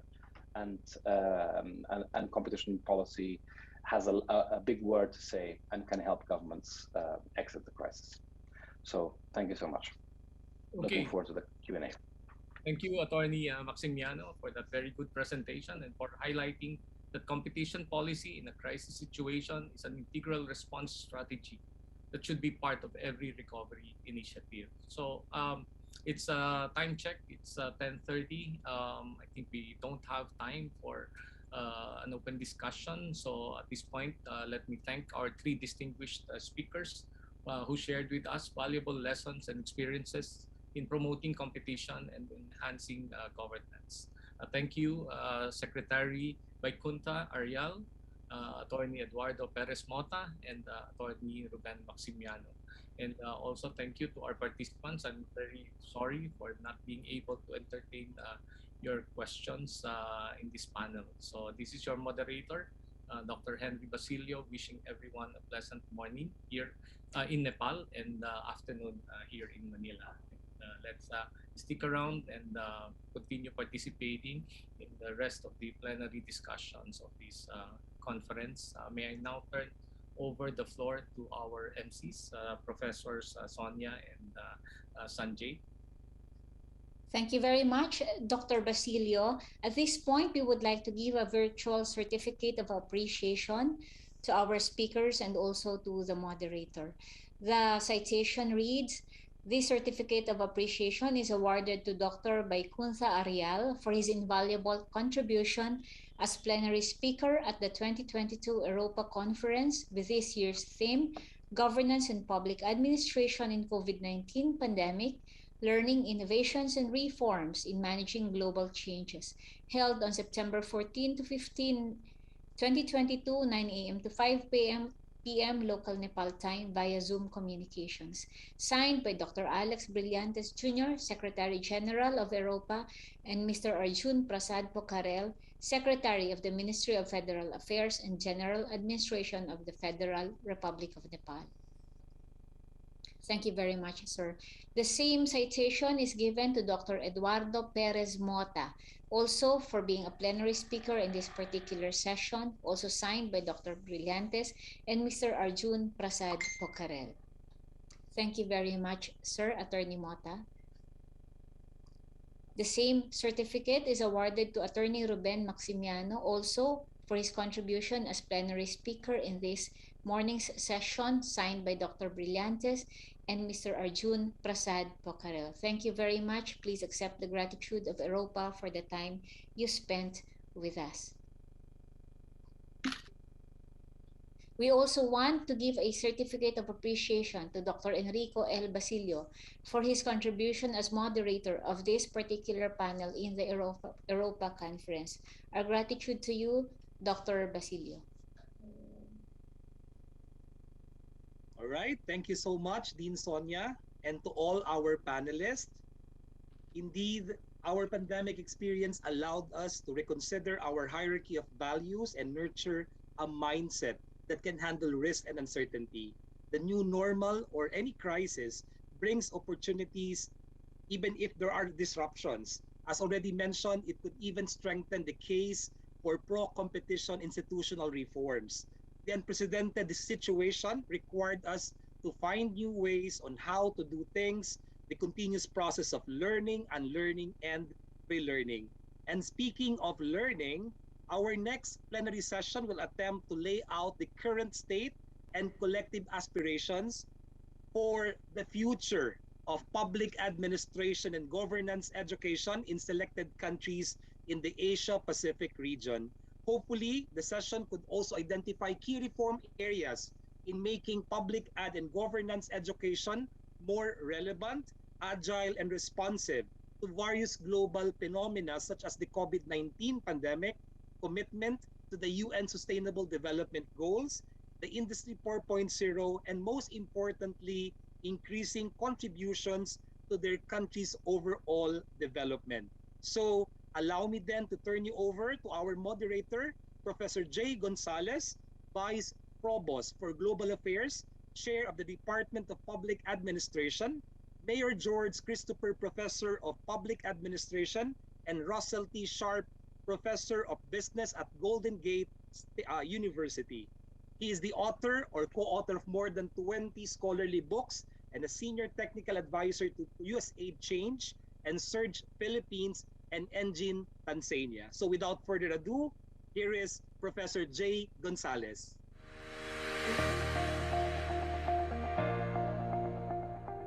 Thank you so much, Sanjay. Can you hear me? Yes, of course, sir. Loud and clear. Loud and clear, right from the Silicon Valley. I'm so happy to be here at the EROPA conference. When I saw the email from, my former professor, Alex Brillantes, how could you say no to him? Even though it's already close to 10 p.m. in the evening, I just have to just accept and say yes, right? This is what happens when your former professor asks a former student to be the moderator. I just say, sir, yes, sir, right? No So one I'm can very say no. happy. Yes, and Dean Sonia. That's what happens to all of us. But thank you, Alex, Secretary General, for inviting me and allowing me to be the moderator for this panel. It brings me back memories when I was a student at NCPAG and I was the research assistant of the late Gabby Iglesias, and we were organizing Europa conferences and panels. So thank you again for bringing me back to my roots in Europa. I have a blockbuster panel for you guys. It rock stars of our field. That they're going to talk about public administration education and how it's contributing to the field. From my experience here in the Silicon Valley, and I'm in right smack in the center of the Silicon Valley, the innovative ecosystem that we have, and the panel before us, just talked about competition. The importance of government in this playing field, of businesses, tech industries, fintech, health tech, is really very critical. So I want to connect this to the previous panel and say, well, what's the role of education? What's the role of Golden Gate universities, the universities that are around us, Stanford to Cal, in this ecosystem. So we're going to hear from, these rock stars in the field and also in the classroom about, what is the direction of public administration education and how is it connecting in creating innovative ecosystems all over the Europa regions and Europa countries. So I'm going to start now. I already have to apologize to my panelists, right?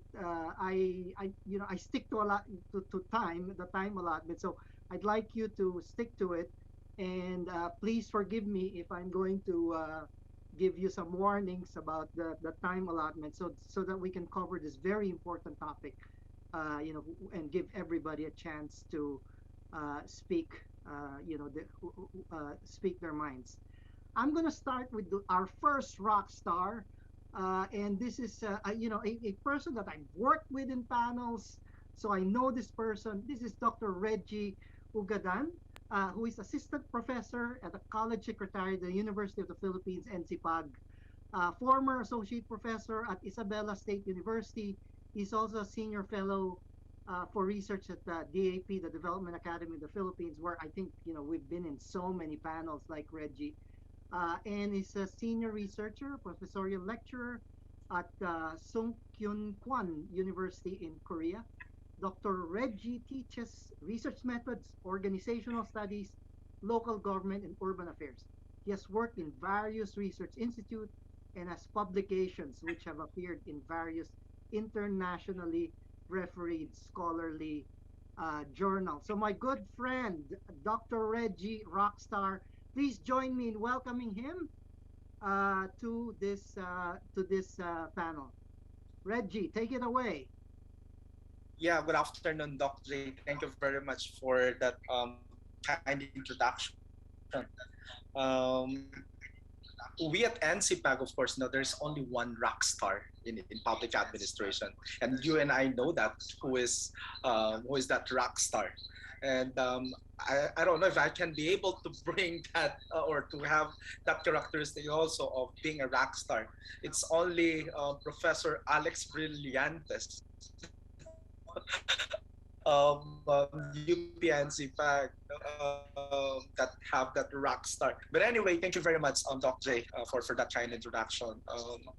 Would you want me to start with the presentation, or we'll have the sessions or the introduction of the speakers first No, before? go ahead. I'm gonna Uh, introduce everybody individually before they talk. So yeah, go ahead, all right, Dr. Reggie. Go ahead. great. So what I'm going to present today, once again, good afternoon, of course, here in the Philippines and to our colleagues there in Nepal and all over the world. And welcome to this plenary session on, trying to look at, of course, the futures of public administration education, not only in the Philippines, but of course also from other neighboring countries that will be presenting to this session. Let me just fix my audio here. Right, great. So the presentation that I'm going to give to you today is that it's actually an ongoing research that mostly, of course, the faculty members of the UPN CPAG is doing, of course, with the help of through, of course, the Commission on Higher Education, that they want us to provide a roadmap for the Philippine public management administration and governance education in the country, exactly for the next 5 years. What are those things that we have to consider for the roadmap? And I would like, of course, to mention that this is an ongoing research, but we will be presenting to you some of the emerging findings that we were able to get from producing some of our analysis to look at what are those things on the state and the futures of. So let me just start with maybe giving you a brief information about the history of public administration education or public management administration and governance education in the country. Of course, I'm not saying, of course, that UPNCPAG, right, being the first possible institution in the country, education institution that advanced or that started this public administration education. You can possibly see some histories that public administration in the country started in the 1950s through the UPNC PAG that is called, of course, Institute of Public Administration or IPA before. And the reason maybe you can possibly see that the motivation establishing public ed education, it's a result, of course, of a contract between University of the Philippines and the University of Michigan as part of this Bell Mission's recommendation in 1950s. And in the 60s, the school or the college was changed into the change of name, of course, from School of Public Administration. Later on, it was also changed to College of Public Administration. And in the 1990s or 1998, specifically, it was named now National College of Public Administration. Um, Different organizations as well in public administration started to flourish or started to be established during the 70s through the leadership of former dean of the UPNC PAG, Dean Raul P. de Guzman, establishing, of course, the professional organization of public administration, scholars and practitioners.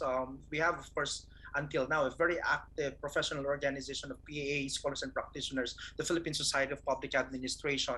And later, there is also this association established for bringing, of course, different institutions offering public ad courses or public ad degrees in the country, the Association of Schools of Public Administration, which it was established in the 1979.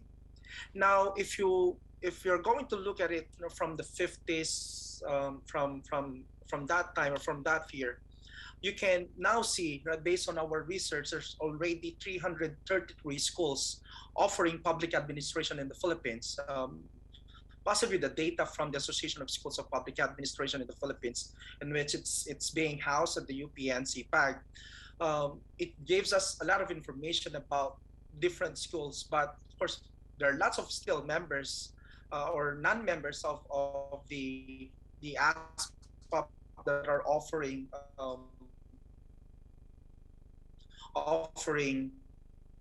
public ad courses or public ad degrees. We were able to see, or we were able to see 62 private schools having public ad courses. We have 141 SUCs offering also public ad schools. We also have 29 as of today. We're able to LUCs offering public ad, and there's, you already know this, the Development Academy of the Philippines offering also courses or degrees in public management and administration courses.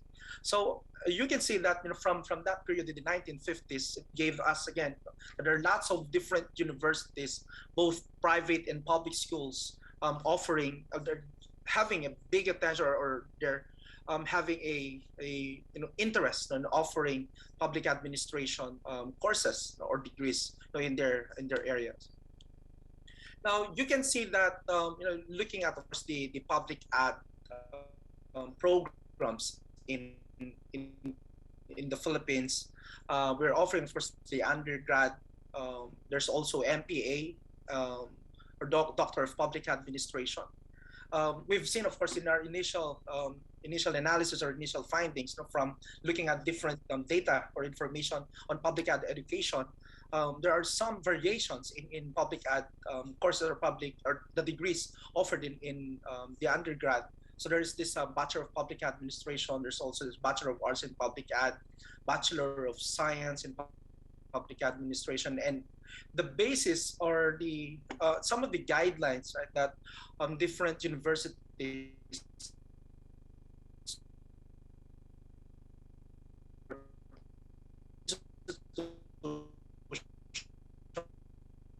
or education institutions offering public degrees through the Commission on Higher Education Memorandum Order number 1. Those who are offering public ad, this CMO number 2, revision to this supposed, of course, CMO, but it was, to our knowledge, this is not approved, or it's not advanced as a kind of a CMO at the level of the higher education. There is a draft, it's even, there's national consultation on this revised 2018 draft for public ad. And in the Masters of Public Administration, you can see a lot of variations as well. I included here, there are different universities or different colleges or LUCs or different higher education institutions offering also this diploma in public management. So there has this master's in public management or public administration, and the basis, of course, for the establishments or for the guidance, or the memo that guides their operation, is through this CHED Memorandum Order number 15, series of 2019, in which it's a general CMO that discusses or provides guidance to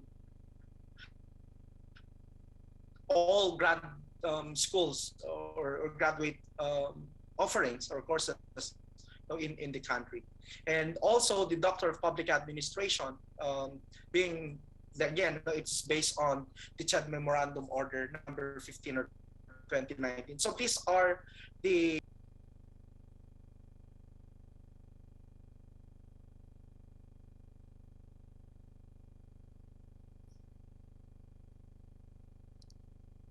Oops, I think we lost uh, Dr. Reggie. yeah, Dr. J, I'm sorry, I just got disconnected. I hope I'm back. Yeah, and it's okay. Yeah, you're back.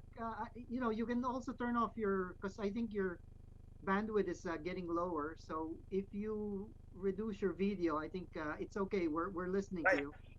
Thank you very much, Dr. J. I hope um, it's all right for me to proceed with the presentation. I Yes, just please want go to ahead. Go ahead. also, yeah, just to lay also different specializations in offered in public administration education in the country. You can see here different specializations in the grad school. Governmental administration, those are specializing also in criminal justice administration, public policy and program administration. We can see a lot of students also enrolled in the grad school, local government and regional administration, spatial information management, public fiscal management, health emergency and disaster, voluntary sector management, organization studies, and public enterprise management. Maybe we're not able to get all those, but basically these are these field of specialization that we were able to see for those who are offering grad programs. Now, this is also the courses, of course, offered for our undergrad students. There are those, all in all, if you're going to see the offering of undergrad, just looking at the breakdown here, you can see that there's a total of 141 units. And as we can see, if you are doing a sort of a curriculum mapping for different universities offering PMAG courses or public management, administration, and governance education in there, they basically follow these subjects or these courses now offered in their university. Now, I would like to give just again some data on the enrollment trend here in the Philippines, taking or getting the data from 2015. These are just the available data that we were able to gather from 2015 to 2020. As you can see here, the Bachelor of Public Administration enrollees, these for academic year 2017 to 2018 may be, of course, the dip on that may be traced from the implementation of the K to 12 curriculum, wherein most of the public schools did not have high school graduates for the year. And the MPA, the number of enrollees is steadily increasing. And the DPA, the numbers are also relatively increasing, although the survival rate is very low.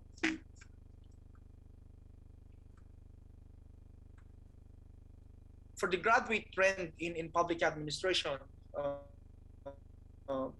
as you can see here, for Bachelor of Public Administration, the survival rate for the baccalaureate level has constantly increased. Yet, despite the high enrollment, only 8 to 15% finish the program.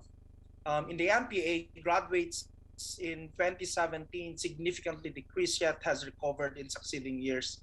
And in the DPA program, the numbers of for the graduate program are less consistent, yet has shown to increase through time. Also, we would like to mention some of the existing partnerships in the Philippines, public ad education innovation. You can see, of course, from the higher education, ASPAP, EROPA, PSPA, and also the Junior Public Society of Public Administration. Its organization or association has critical role, of course, in PA education in the country. Particularly, of course, you can see the role of the Commission on Higher Education through the technical panel for the public management, administration, and governance education. It, of course, their projects are sponsored and funded, of course, towards the improvement of the field of public administration. ASPAP, its expanding membership is very important, so that first new schools would have partners in improving the delivery and practice of PA in their schools. And also some professional and student organizations just like the PSP and just JPSPA is continuously expanding its membership through their local chapters. I would like to bring maybe some of the challenges that we've identified in the Philippine public administration education. Maybe looking at the content of the curriculum. or maybe the praxis of public administration is highly westernized, but inspires, of course, Filipino values. You can also possibly see that the perspective, the PA education, of course, is you can see as a generalist. Thus, it fades, of course, into the background of making it unpopular among other disciplines. We've observed, of course, the challenge also of guidelines for BPA for undergrad and grad programs. Teaching methods also in public ed remains traditional, of course, particularly due to the poor ICT infra in some rural areas. Most schools also in the Philippines don't have internationalization opportunities, lack in academic industry consortiums as well. And there are few, based from our findings, only few schools explicitly incorporate the UN SDGs for 2030 and a vision natin 2040 to their PA education. Please wrap up. Now, I would like to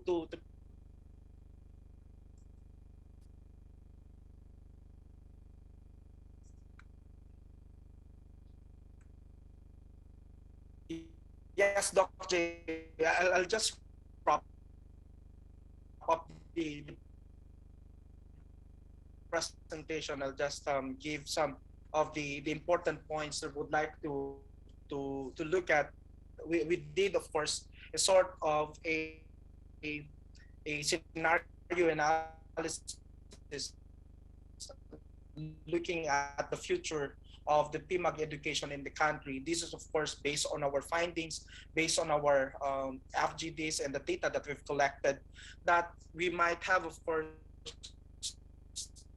this continued growth scenario here. It's of course, the baseline scenario, in which is a status quo if we look at that. We just term is this as a PA or parallelized, and we also identified a collapse scenario for PA education. We call it as paranoia, and also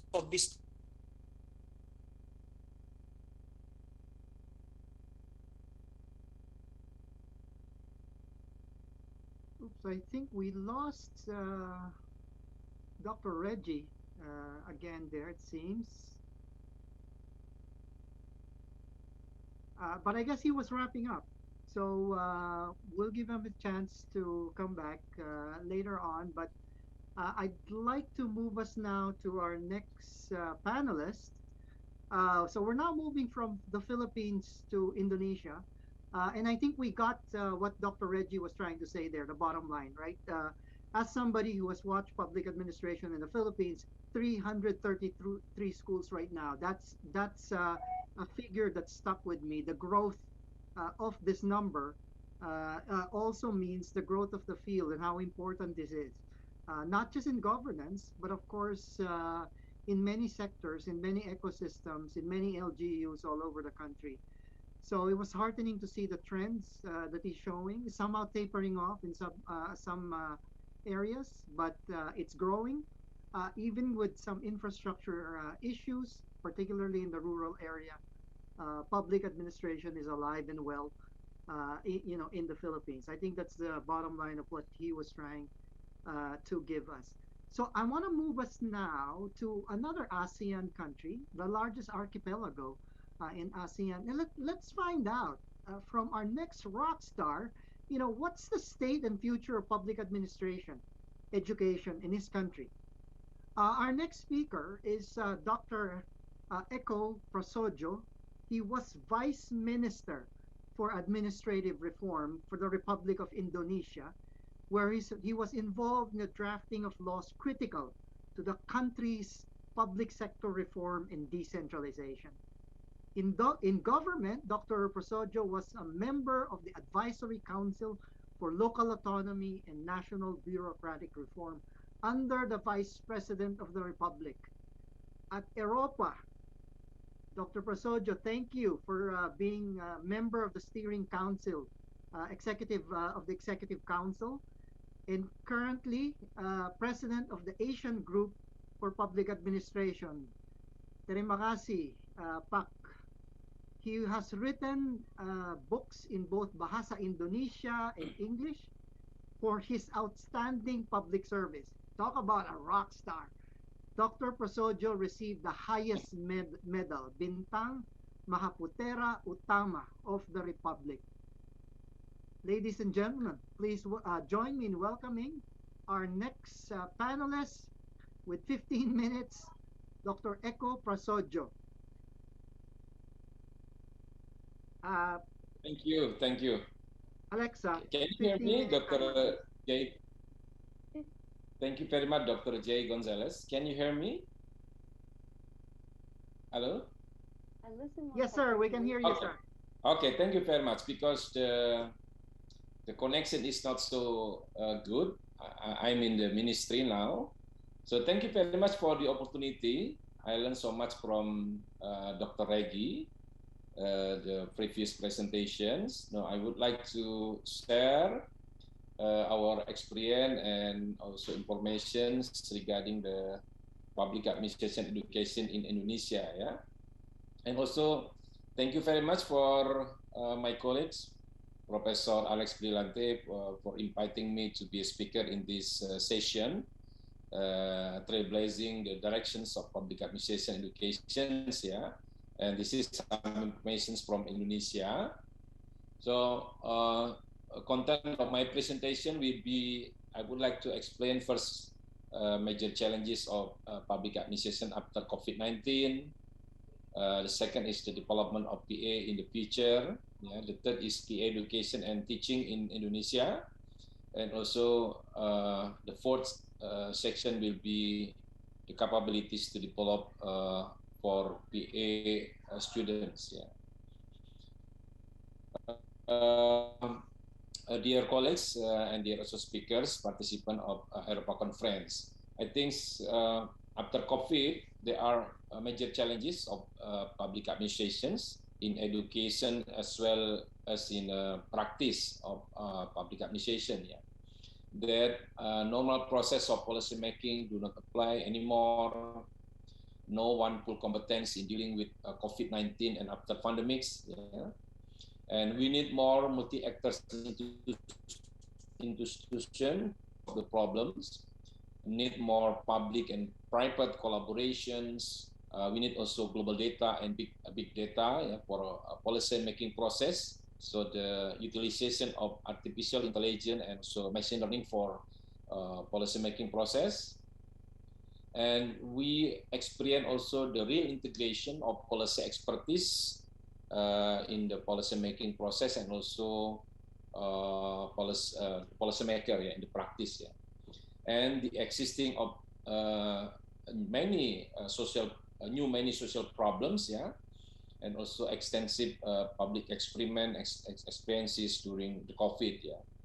For example, working from home and new social adaptations. And I think there are some changing governance pattern in the new public governance, yeah, from government funded to the partnership, to the society, to the private, and also the philanthropy, from silo-based administration to more collaborative, yeah, from process to outcome, from centralized to decentralized governance, from authoritarian government to inclusive leadership, yeah, and from hierarchical to a flatter and also participatory governance. This is what I see after pandemic COVID-19, yeah, the changing governance pattern for the new public governance. So what happened in the development of public administrations, I think we have to include research, education, and also practices, yeah, in the public administration together, and how to strengthen the relationship between education, research, and also practices of public administrations. So in the research fields, I think we should focus more on local values and also local wisdom, using local values and wisdom into the public administrations. Also collaborations, multi-actors and also institutions, and trans administration and global governance, and also the trend of new policy making process, yeah, using the advancements of technology like artificial intelligence, big data, and so on. In the education field, I think we have to strengthen the new capability of civil servant. So by introducing problem-based learning, yeah, student-centered learning, yeah, and also self-learning, experiential learning, also global learning, where the practitioner and also scholars could also exchange their experience, yeah, in education. In the practice side of public administration, I think we have to strengthen the multi-level governance. So no country has absolute authority, absolute sovereignty now to make a policy by themselves. I think we face a globalization, but at the same time, it's localizations. So this enforce need for strengthening multi-level governance using science, data, and also IT, improved coordination horizontally and also vertically to have joint outcome and impact among the ministries, between the central and also regional governance, empowering state level bureaucracy, more bureaucratic autonomy, and also international cooperations, yeah, in looking for solutions, yeah, making for solution for the public problem and so on, and also how to strengthen public and private partnership. I think we could talk about the next education for public administration by talking about the degree, yeah? So how we could integrate and also accelerate education from bachelor, master, and also doctoral degree, yeah? So linkage program, yeah, between bachelor, master, and also doctoral degree. In the side of curricula, I think how we could integrate and connect from academic, community engagement, and also practices. But from the method side, we have to introduce so-called experiential learning through intensive civic educations and also community services. Through these three angel, degree, curricula, and also method, we have to develop the capability for PA students, yeah, how they can lead and manage governance, responding to public communication and negotiation skills in the global governance, yeah, global policy decision-making process, how to understand institution and context of public administration, how to build the collaboration across agencies, yeah, using data and technologicals, and also how to learn human behavior and also integrity in public administrations.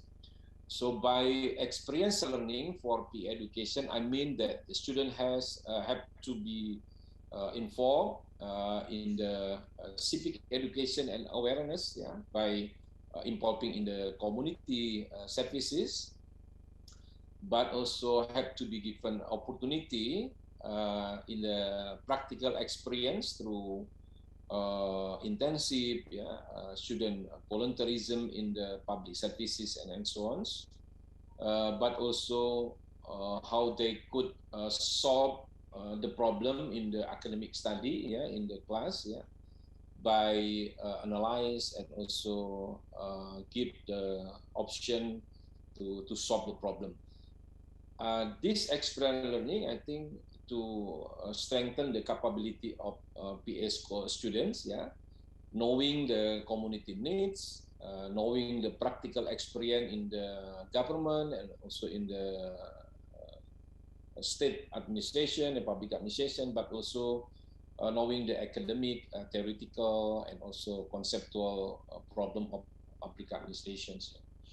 So, talking about the PA education and teaching in Indonesia, public administration is seen as a strategic field of study now, necessary for better policy making and successful government reform.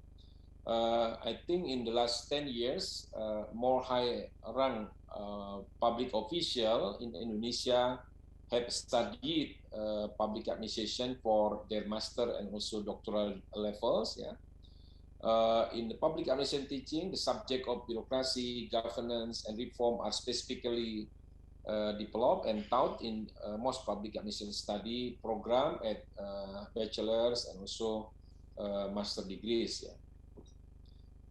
This is the level and also type of public education in Indonesia. So far, we have 327 study program in a bachelor degree of public administration, managed by private and also public institution. Yeah, we have 106 study program in master degree with different title. Yeah, Master of Public Administration, Master of Public Management, Master of Public Policy, MPPM, also MPPG, Master of Public Policy and Governance. And we have also 4 study program for doctoral degree nationally, yeah, conducted by private and also public university. But we have also non-degree PA education, yeah, certified short course, and mostly conducted by universities and also consultant institution.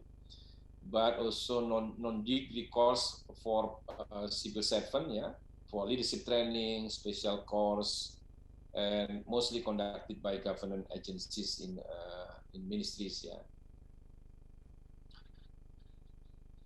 So related to the paradigm approach of PA, yeah, tools of PA education in Indonesia, public administration teaching in Indonesia has adopted more Anglo-American system and also paradigm than the continental European model.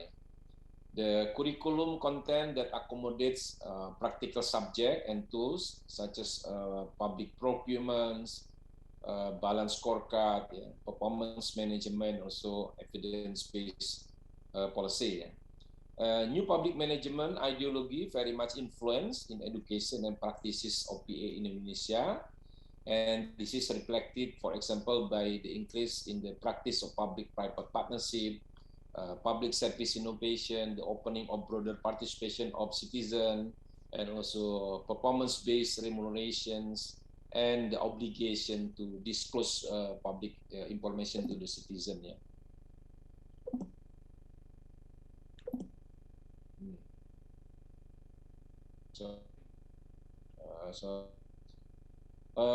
And the process of PA education curriculum development, yeah, in the former and the previous development of PA, National Institute of Public Administration, or LAN in Indonesian language, play an essential role in the older, new order, and also in early reform eras in the shaping the curriculum and teaching of public administration for civil servant and student at the national level.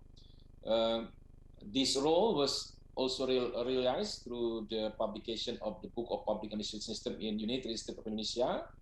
However, after the start of the reform era, so in 1998, LAN has no longer in that strategic position, yeah. And replaced by the Indonesian Association for Public Administration, or IAPA, which was formed in 2010, plays a strategic role in shaping the curriculum of public administration and ensuring that there is standardization of teaching material and also competence of graduates at the national level. Yeah. So this is the history of content of curriculum development set up by the IAPA in 2017. Yeah. The formation of the national curriculum took place in 2017 through the determination of compulsory and recommended courses for the undergraduate, master, and also doctoral level for all public admission study program in Indonesia, and also compulsory courses set at the undergraduate level included introduction to public administration, public policy, leadership, public service management, bureaucracy and public governance, and also digital governance. So in various public administration science study program, the development of the public administration curriculum has moved from pure public administrative science to applied public administrative science by paying attention to market demands and also needs, as well as by improving public administration practices. Yeah. So talking about learning method, research and publication of PA, the learning method applied is also more applicable to the so-called student-centered and problem-based learning method, where the student are given the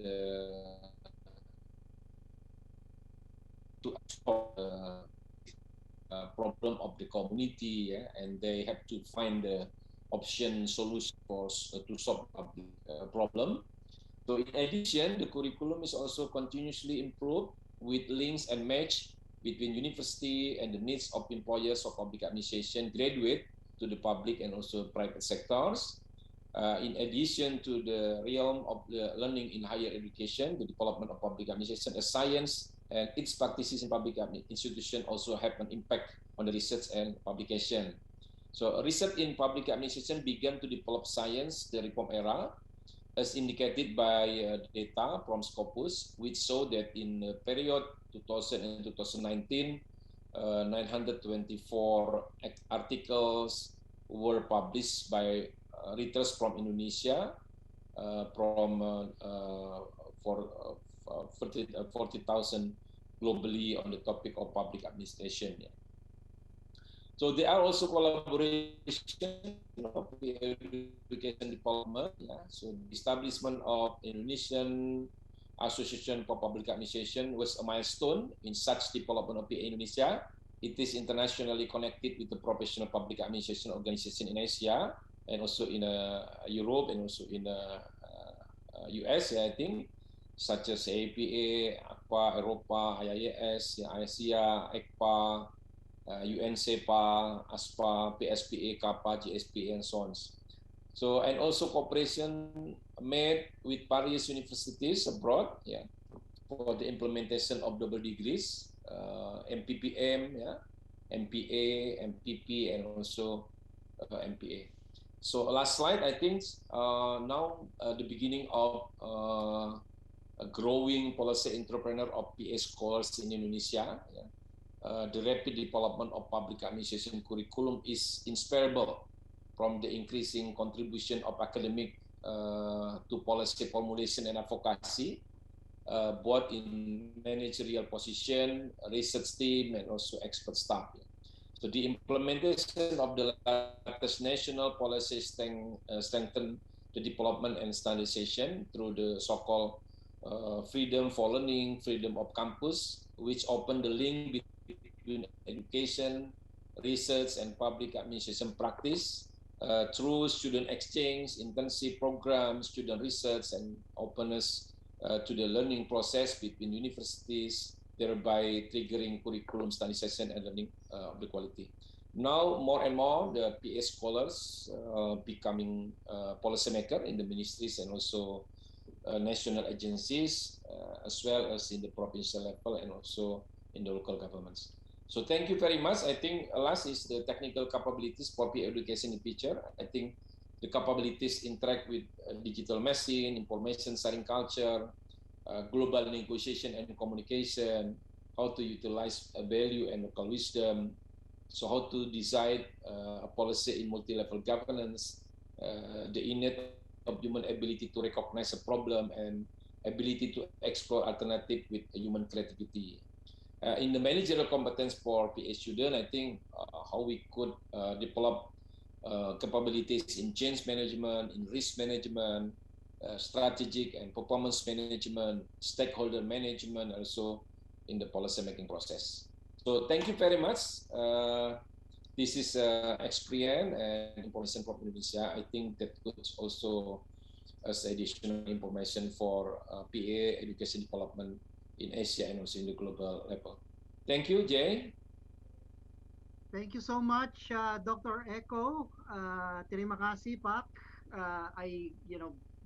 Now as we're looking at the Philippine presentation by Dr. Reggie, we saw, right, there seems to be similarities in patterns and trends. And that's what I want you to be looking at. As our field is growing, you're seeing these patterns. One pattern that I want to highlight before we go to our next rock star is, of course, this more practice-based, right? If you want to have students in your classroom, it has to be practice-based, right? And the connection to practice is very strong. So we're seeing that now,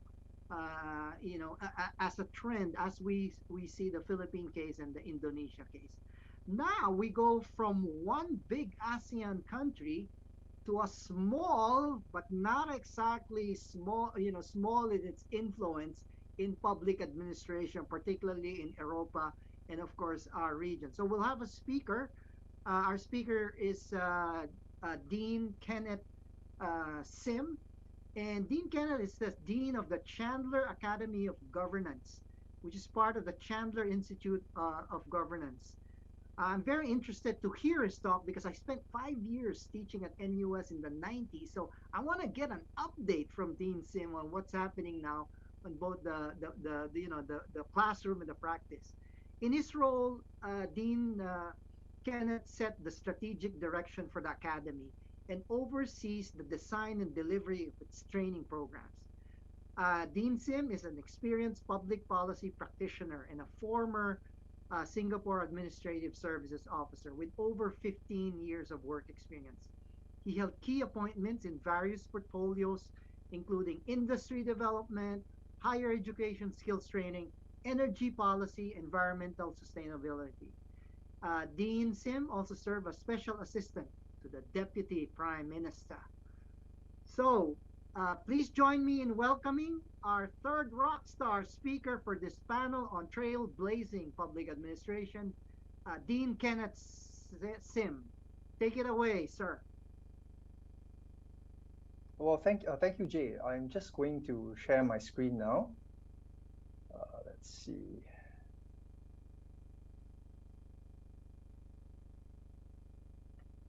Well, okay. Good morning, afternoon, and evening to colleagues and friends from all over the world. Thanks, of course, to EROPA for inviting me to speak at this conference. Like Dr. J, when Alex invited me to speak at this conference on this very important topic, it was hard for me to pass on this opportunity. So I am a Singaporean. I'm from Singapore, and my views will, of course, be influenced by the experience in Singapore. But I would like to take a more international outlook when discussing the topic of trailblazing the directions of public administration education all across the world. So I am a bit about the organization that I'm representing. I'm from the Chandler Academy of Governance, which Dr. J mentioned is the training arm of the Chandler Institute of Governance, or CIG. We are an international non-profit organization, and our goal is to be a trusted partner to government leaders to build capabilities through training. We are a privately funded organization, and we are based in Singapore. Although we are based in Singapore, we're not just about Singapore. We work internationally and help to cross-pollinate good practices and ideas across national boundaries. So within Asia, we have been honored to work with government partners in the Philippines, in Vietnam, and in India. Within Africa, we have worked with governments in Kenya, Zambia, and Rwanda, and even within the Americas with the government of Costa Rica. Like was mentioned earlier, we are a practitioner-based oriented organization. So part of this means that we are run by former government practitioners. Like myself, I spent almost 20 years working in the Singapore Public Service. Now, I mentioned earlier that we partner with a range of public sector organizations in the countries we work with to design and deliver training. Our main partners in many of the countries we work in is the National Government Training Institutes, or NGTIs. Some places call it National Schools of Government. I'm just going to call it NGTI for the purposes of this presentation. So it's for that reason that we launched the Global Survey of Public Sector Training earlier this year in partnership with EROPA.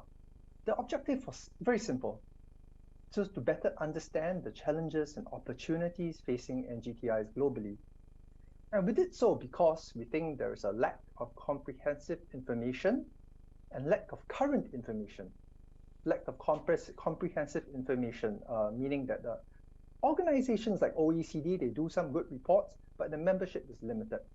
But there's lack of current information, especially in the post-COVID world. How it's done, we administered a short survey followed by in-depth interviews with NGTI leaders. We got about 33 respondents and counting from about 30 countries across 5 continents. So my comments today on the challenges and the opportunities and the future of public administration will draw upon some of the preliminary findings from this global survey, and as well as through our collective experiences here at the Chandler Academy of working with NGTIs globally. So this is a sneak preview. The full report will be released later this year. I would like to make my remarks in 3 broad areas. First, I would like to emphasize the need to build government capabilities. I know I'm preaching to the choir to a certain extent here, but I think it's useful to bring in evidence from research that we have done about the importance of building government capabilities. Second, I would like to talk about some of the challenges that I think we face in public administration training globally. And third, I can suggest maybe a few ways that we can think about reimagining public sector education globally, public sector training globally.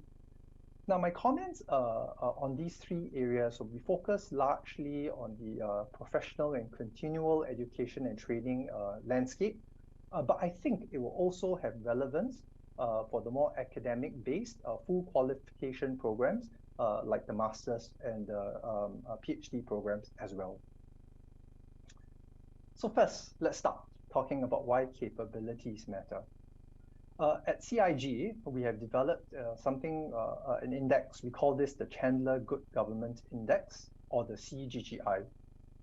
The CGGI is a measurement of performance of 104 governments, covering roughly 90% of the world's population, making it one of the most comprehensive of its kind. There are, as you can see in this slide on the right-hand side of the slide, there are 34 indicators within the CGGI, and it's clustered around 7 pillars. The bulk of these 34 indicators, in fact, 25 of them are focused on government capabilities, for example, in leadership and foresight, in building strong institutions, and in financial stewardship. And the rest, a minority, in fact, look at outcomes, government outcomes, national outcomes, in areas like health, education, and environmental sustainability. I raised this Good Government Index because I think there are 2 particular insights that are worth noting and particularly pertinent to the subject we are discussing today.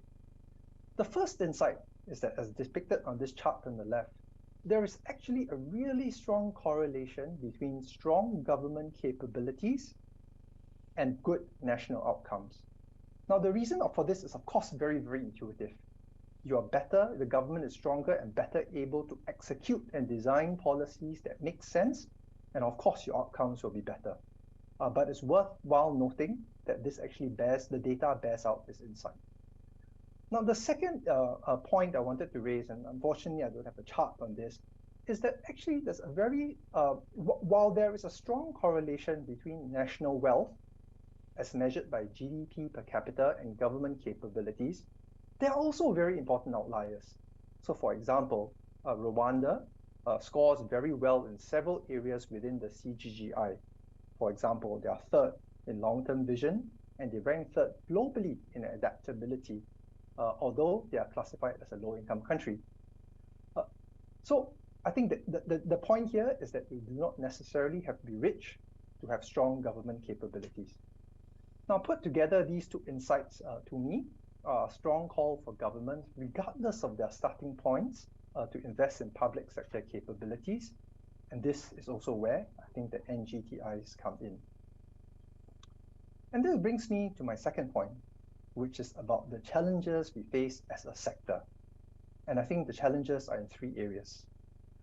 The first challenge is one of inadequate commitment from individual learners in many cases, but also from governments.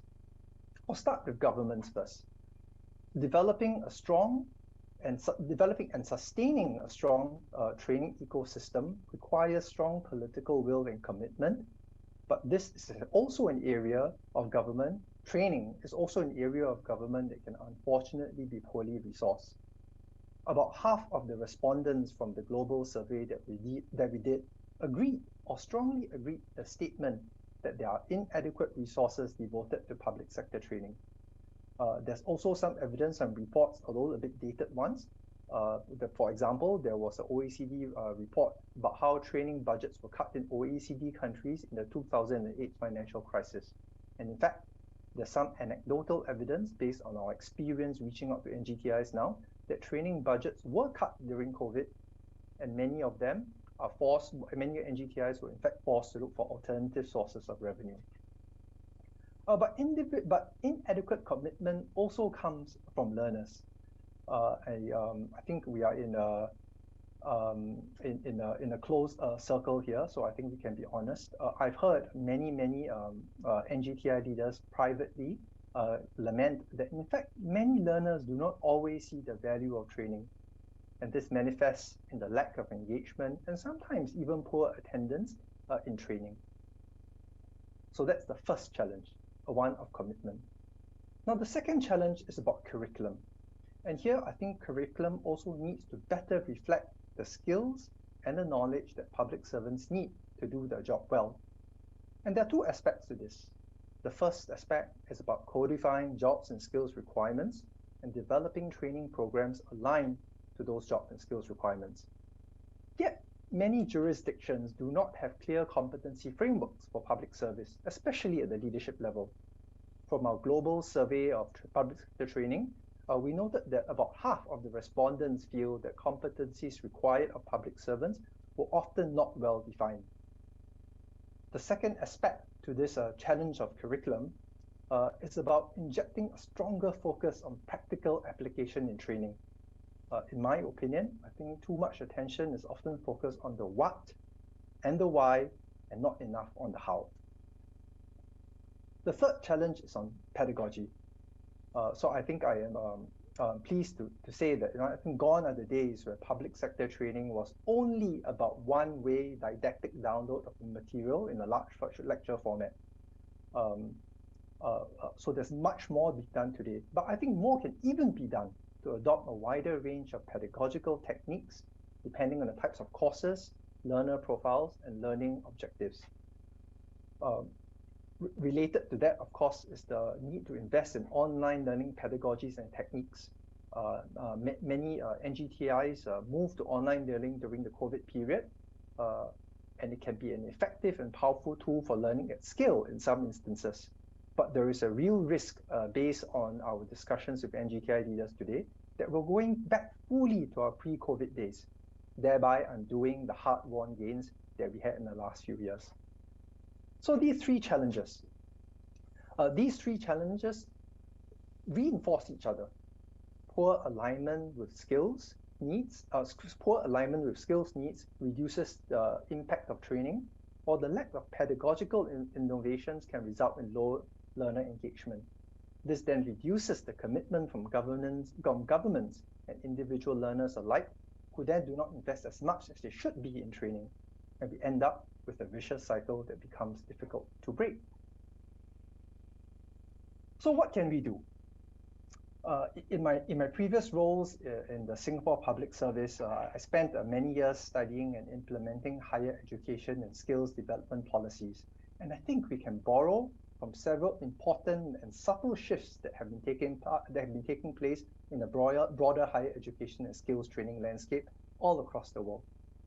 And from this, I would like to propose 3 ways in which we can reimagine public sector training across 3 important dimensions. The first dimension is about how we reimagine lifelong learning. This means that we need to see learning not as a discrete activity taking place at some periodic intervals and in an ad hoc manner.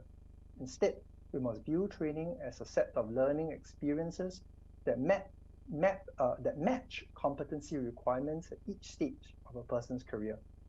In practice, what this means is more deliberately mapping competency requirements at different levels and more deliberately developing training programs in those areas. It also means developing leadership milestone programs that follow the skills needs of a public service leader at each step of the way. Many countries thankfully already do this, like in the UK, Canada, and India. At the Chandler Academy, we similarly believe in this, and we have worked with the government in Kenya to design and deliver a 12-month-long leadership program for young public sector leaders. The second area that I think there's a scope for reimagining is pedagogy. There is, of course, no one single pedagogical tool or method that is the best. It depends on who you are teaching, the learning objectives, and the needs of the learner. So reimagining pedagogy to me means being able to and effectively adopting a broader suite of pedagogical tools. For example, case studies, if used appropriately in a workshop-style format, can make abstract principles more concrete and help contextualize learning for learners within a specific country or region. For example, it's also about including aspects of experiential learning, a point that Dr. Eko Prasojo also raised, and this can be done through work attachments, for example. It also means harnessing the power of educational technologies to massively scale up learning without necessarily compromising quality or learner engagement. Admittedly, this is a long-term endeavor. Many of the leaders we speak to, especially those from developing countries who responded to our survey, said that the lack of internet infrastructure across the country was a significant impediment. Dr. Reggie also mentioned this in his remarks. These are important and it will take time to build. And finally, I think we can reimagine the work training continuum. This is perhaps, to me, the most important thing to do and the greatest untapped potential in our sector. And this means dismantling the sometimes artificial divide between training in the classroom and at the workplace so that we can ensure the practical relevance of training. This is best seen in the apprenticeship system in places like Germany and Switzerland, where curriculum is co-designed by the employer and the training institutions. Training delivery done at school is reinforced and practiced at the workplace. And there's also an elaborate system of mentorship at the workplace to make sure that whatever is learned and practiced sinks in. This sounds easy in principle, of course, but it's extremely difficult to implement because we will need to have strong communication and collaboration between the various stakeholders, whether it's training institutions, employers, or learners. And we also need to have enlightened employers, in this case, in our sector, governments, who understand that developing their staff is a part of their work, even if it means that the time taken to train someone means foreseeably taking away productive work in the short term. Thankfully, I think many NGTIs globally have already embraced the concept of blurring the lines between work and classroom training. One good example is Labasna in India. They have and in fact have had for a very long time a multi-year cadet training program for new Indian Administrative Service officers who go through training both in the classroom and through field attachments. Learning in the classroom is practiced and then reinforces through curated activities in the field and vice versa. So in summary, I spoke about why it is important to invest in public sector capabilities, drawing on data and evidence from the Chandler Good Government Index, or the CGGI. Then I went on to explain what I think are the 3 key challenges that are facing us. The first challenge will be about commitment to training. Second is about designing curriculum that's fit for purpose. And third is about inadequate investment in different pedagogical tools. And I spoke also about how we can reimagine public sector training in 3 ways. 1, reimagining lifelong learning. Second, reimagine pedagogy. And three, about reimagining the work learning continuum. So thanks for your attention. That's the end of my presentation. I'm happy to engage you further or separately after this conference. Please feel free to browse our website, or you can contact me personally. My email is on this slide. Thank you very much. अब श्रीमान सरज्यूको presentation छ अलिकति Alexa off. Feedback गयो भन्ने कुरा छ Thank you, शान्त Dean रहिदिनु हस् thank you Kenneth. I have my assistant. She's right here giving me the time for everybody, and you really kept to the time, Dean Sim. Dr. Echo also just a little bit 2 minutes over, but everybody's keeping to their time. Perfect, perfect timing for us. I'll go to your bottom line, which is great. I want to underscore it. Well, as you've seen, as we're evolving, it's become more practice, right?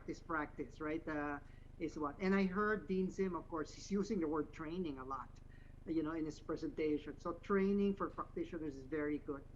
Bottom line is, in their study, right, better trained practitioners, did you hear that? Better national outcomes. And probably for those who are at LGUs, where your LGUs are trained, local government units, you get better local government outcomes, right? So reimagining, lifelong learning, pedagogy, and work training curriculum. I like those 3 sound bites, very important to think as we're thinking of this evolution of more practice-based, particularly in Singapore and how they're seeing this trend globally. Thank you, Dean Sim, for those for those thoughts that you've shared with us. We're gonna go now to outside of ASEAN, to the northern part of our region, of course, to Nepal, right? So we're gonna go from one small-sized country to another small-sized country, but of course very big, of course, in influencing, of course, the South Asian region in terms of their practice. So Dr. Ram Prasad Gimeri is Secretary at the Office of the Prime Minister and Council of Ministers in the Government of Nepal. Dr. Gimeri is an experienced secretary with a demonstrated long history of working in public sector management and governance reforms. He is skilled in public affairs, policy management, governance reforms, development planning, and financial management, including on the foreign aid side, management and economic analysis, tourism, hospitality management, labor relations, social dialogue, bilateral relations, migration governance, and social security. What a breadth of fields that he is a specialist in. I wish I could be like you, Dr. Ram. Secretary Ram is keenly interested in evidence-based policy making and political economy approach to policy implementation and governance reforms. So our 4th rock star here is Dr. Ram, and Secretary Ram, please, the floor is yours. Thank you. Thank you so much, Professor J. So he's muted. Can we unmute Dr. Ram? Unmute. Tech team, thank you. You're okay now, Dr. Ram. You're cleared. Thank you, Professor J, for your nice introduction. So I think I am the only practitioners for this session. So my orientation will be a bit different to the previous presentations. As you rightly told that administration practitioners as well as the scholars has to rock, but it's not happening today because of several reasons. That's what I will try to answer through my presentation. So first of all, I will dwell on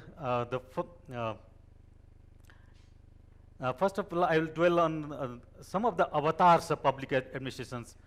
So public administration started from bureaucracy, and after that we call it development administration, and then new public management. At a time we call it new public service as well as, and also good governance, digital governance, multi-layer governance, whatnot. So there are different avatars of public administration. However, I would like to argue that the basic tenets, the basic principles of public administration are intact. So public administration today is relevant as it was during the time of bureaucracy, when it was started at the first.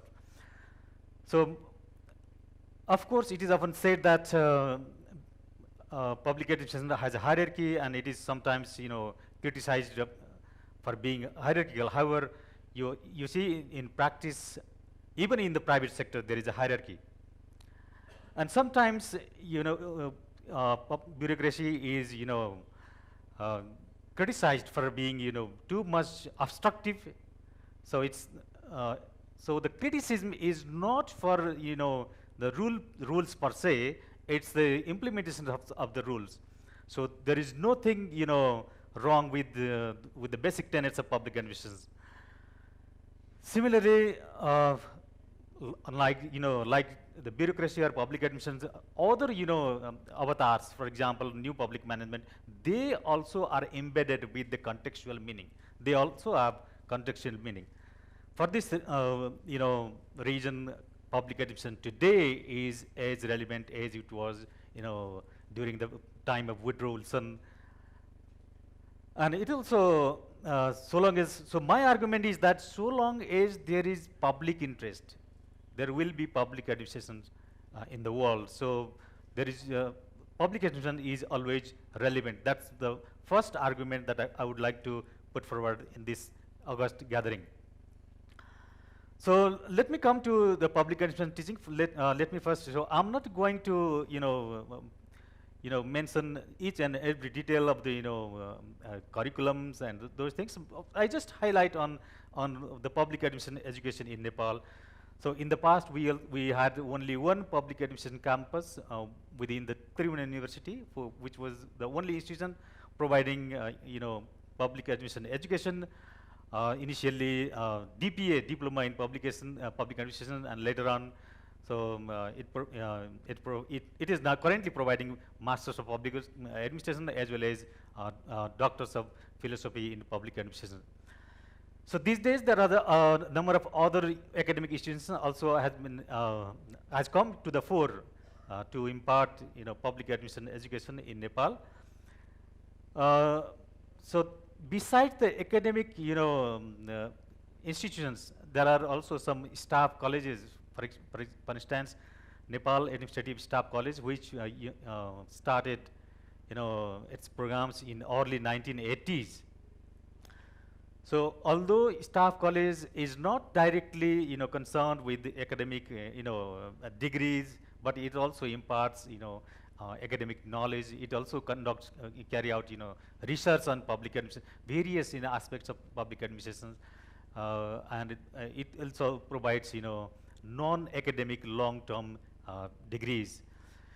So when we went to the federalized system of governance, we also have we have 7 provinces throughout the country, and all the provinces has, public administration training institutes. And although they are named differently, some of the provinces, they call it Center for Good Governance. Some of the provinces, they call it training institutes. However, all the 7 provinces, they have training institutes. Of course, the training institutes in the provinces, they do not provide long-term academic trainings. They don't provide any academic degrees. However, they provide some short-term training, basically the professional, trainings that is necessary for the, civil servants to enhance their capacity, to develop their capacity. So far as the public administration teaching is concerned, as one of the speakers argued earlier, our public administration education is also much more inclined to the West. Our curricula are much more inclined to the West. Recently, our public administration campus has some collaborations with some of the Western universities. Since then, the quality of research has been tremendously improved in these days. Basically, the curricula that is based on traditional public administration. Of course, there are some, options as well. There are some specializations that are also offered in the academic degrees in public administration. Here, I would like to argue that, of course, we need to embrace traditional values of public administration as the values are still relevant today, but we need to move forward to address the wicked problems of today, to address the complex problem that we are facing today.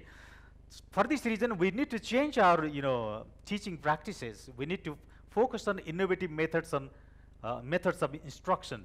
We need to, of course, we need to adhere with the theoretical background, because it's the theory that provides insights into the field. Along with the theories, of course, we need to provide insights on problem-based teaching. So these days, the Nepal Administrative Staff College, they have introduced several tailor-made courses that provide academic insights into the field, as well as they provide some capacity development programs to the civil servants, senior civil servants, and also the employees from the public enterprises. So far as public administration research is concerned, so here I would like to highlight on the methodology that we use for public administration research. Globally, there is a trend that the methodological trend is that even in the field of public administration, there is a dominance of quantitative methods of study.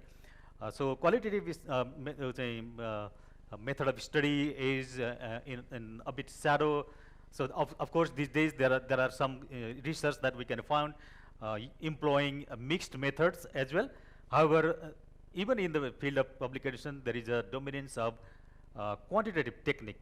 So the researches that have employed other than the quantitative techniques, sophisticated tools, sophisticated statistical tools, so they are often deemed to be a sort of inferior. So here I would like to bring my point is that if we focus on if we want to bring out the indigenous knowledge of public administration, so we need to emphasize on qualitative aspects of methodological trend. So my point is that there is no superior or inferior methodology in research. It is the way, it is the stages that we follow on when we carry out research. So the implication of this methodological trend that I stated earlier is that growing use of quantitative tools, growing use of sophisticated statistical tool, the implication is that the number of academic authors has gone down. Or research carried out by a renowned scholar on publication admission review journal and other journals, it shows that number of academic authors has recently come down. Sorry, so let me correct it. The number of academic authors has gone up, whereas the number of academic practitioners authors has come down. So the public administration literature, has not been able to get practical insights from the practitioners.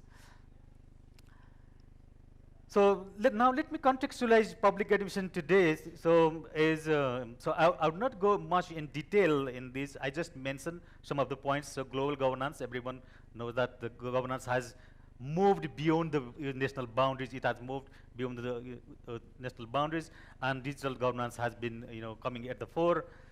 And evidence-based policy making. So these days, policy practitioners, policy makers, they are also emphasizing on evidence policy making. When policies are based on evidence, then only they are become practical, and then they only reflect on the ground reality of the, from where we bring in the issues of for the public policy. And also the quest for anticipatory governance. So these days, the governments, it is not sufficient to be reactive. The government has to anticipate problems. So the concept of anticipatory governance has been popular these days. And also, this is the age of diversity. So we need to recognize, engage, and manage diversity, as diversity itself provides, additional, insights into any field. For example, in administration or in any sort of trainings or any sort of knowledge, when we recognize and when we are able to take the benefits from the diversity. So diversity is not a liability. Diversity is an asset.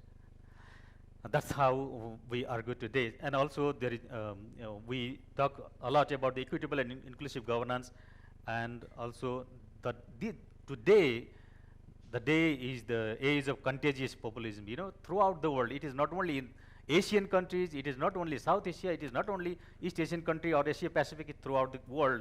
This is the age of contagious populism, and it is the public administration that has to address, that has to cope, that has to manage the challenges derived from the contagious populism. So these are some of the recent trends. So we can talk a lot about the recent trends, but these are some basic, characteristics of recent trends of public administration. And what is the implication of these recent trends? The implication is that the government has to be more responsive. The public administration has to be more responsive.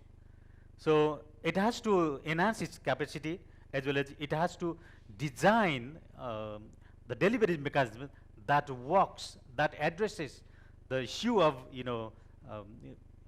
the governance today, the government facing today. Similarly, we need to capacitate human resources. We need to design human resource management and policies in line with the challenges that we are facing today. So here my argument is that public administration scholars and the practitioners has to go hand in hand if public administration is to be survived for long. For this reason, academia and policy practitioners has to develop a very strong interface. In our region, in Asia Pacific region, there are a few countries, for example, Korea, to some extent Japan, and some other countries as well. They have very good interface between the public administration and academia.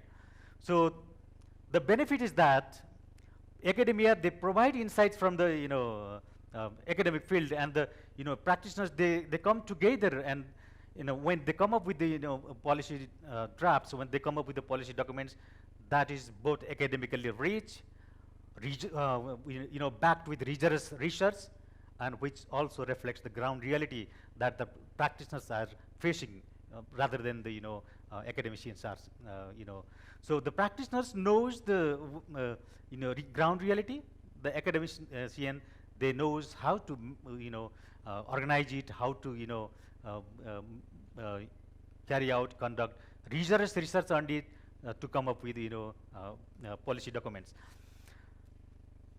So now I come to the way forward, what to do then if there there are many challenges emanated from the changing trends of public administration today. So we need to cope, we need to manage change, or we are going to be left behind, or we are as we say in academia, let's publish or perish. Similarly, we need to be able to manage the challenges for this region. So I argue that we need to focus more on comparative studies in public administrations. So CAG was very much popular in the past, but now it's it's not that popular. But my argument is that it has to be popular to reflect, if we are to reflect the ground reality. So we need to focus on comparative public administration, which recognizes indigenous knowledge, which recognizes diverse opinion, with diverse version of the knowledge. For example, but we need to be careful that there are different versions. For example, when we talk about the Confucianism in the Asia Pacific region, there are different versions of Confucianism. So we have to be careful. We should not generalize any context. So for this reason, I emphasize on comparative public administration, but it should not be generalized to certain context. For example, when we talk about the British legacy, we talk about the meritocracy, but there are much more things than meritocracy. When you talk about the Latin American public administration, we talk much more about the more emphasis on private benefits or something like that. But that should not be generalized. So here my argument that we should not generalize too much, even if we carry out, comparative public administration. So, uh, so challenging dominant academic. So, as I argued earlier, that the dominant academic tradition is the Western tradition. Uh, of course, there are scholars in the Asia Pacific region as well, but they primarily they are trained, they are educated in the West, and they develop their lens of looking looking the issues from the lens of the Western education system, that Western education and Western theories and that. So my argument is that of course there is no harm in Western lenses and Western rigorous academic researches, but my point is that they should not they should not leave the indigenous knowledge, they should not leave the traditional knowledge behind. So traditional administration or traditional knowledge can be researched, employing the rigorous methodology, research methodology that we learn from the West. So wrap up, sir. We're so can you wrap up? Yeah, thank you. Okay, I'll just wrap up in a thank you, sir. few seconds. So, so my point here, I would like to bring attention that we need to bring political science in at the front of public administration. So there is no question of dichotomy. So public administration is very much linked with the politics, with the political science. So similarly, we need to get ready to address and manage complex and wicked problems if we are to survive for long.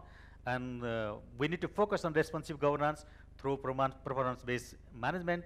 And we need to pay due attention with historical context and as well as epistemological foundation of the study of public administration.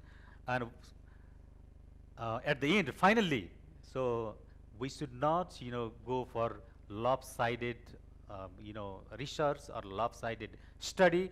We have to be able to contribute more balanced and a richer knowledge base. Thank you so much. That's what I wanted to argue. Thank you very much. Thank you. Thank you very much, Secretary. Honorable.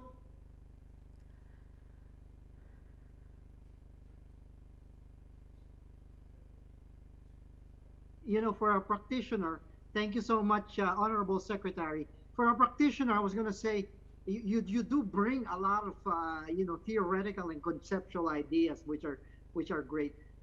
Let me highlight just two things, right? About what I picked up, key thoughts, right?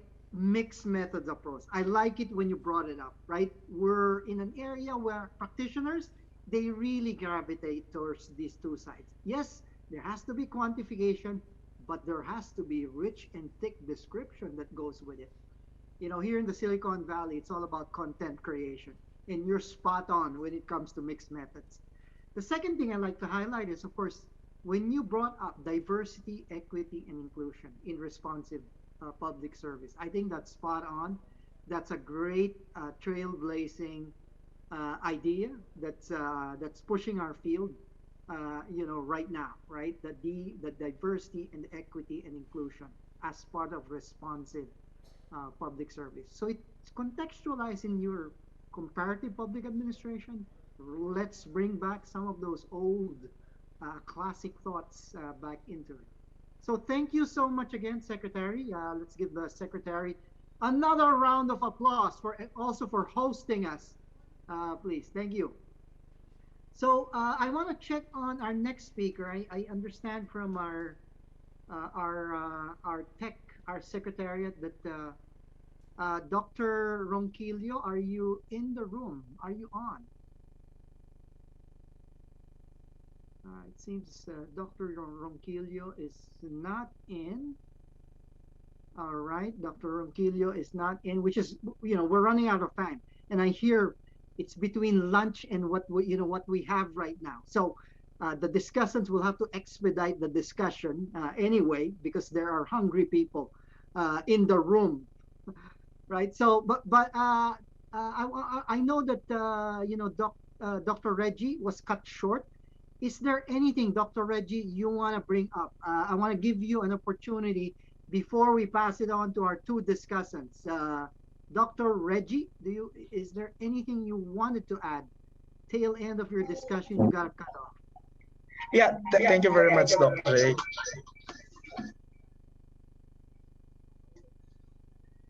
Moment. Okay. So, can you see my screen now, right? Yeah. Yes, we can I just confirm. wanted, Yes, of course, so thank you very much for giving me this opportunity or this chance, at least to provide or to give that analysis that we did in the with the group. What are those indicators for archetype? And I just want to emphasize more on the paramount scenario in which this is the transformation scenario that we are looking for, or we're trying, or we're envisioning for public administration in the Philippines.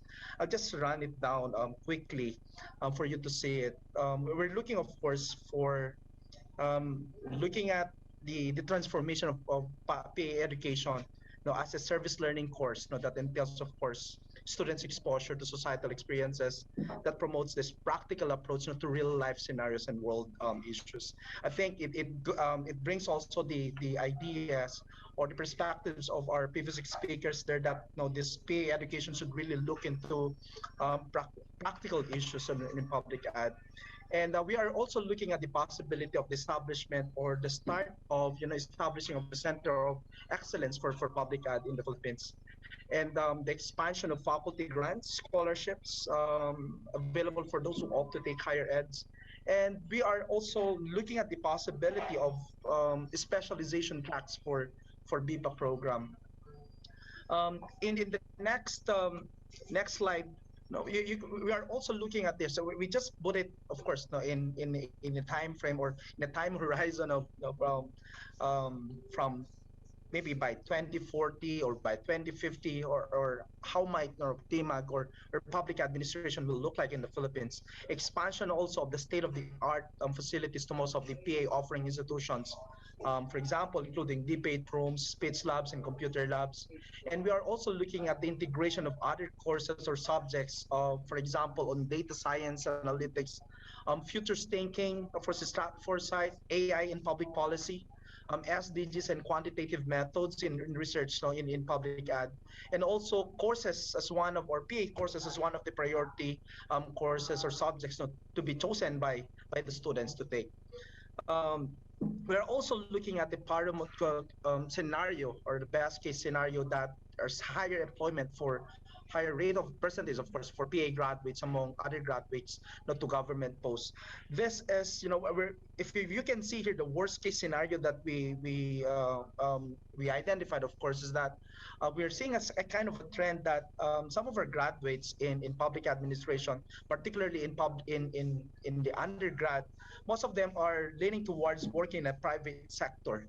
And that is not, of course, that is something very surprising, that we're developing them, we're trying to develop them to be public sector employees or civil servants, but the orientation seems to be in the other way around.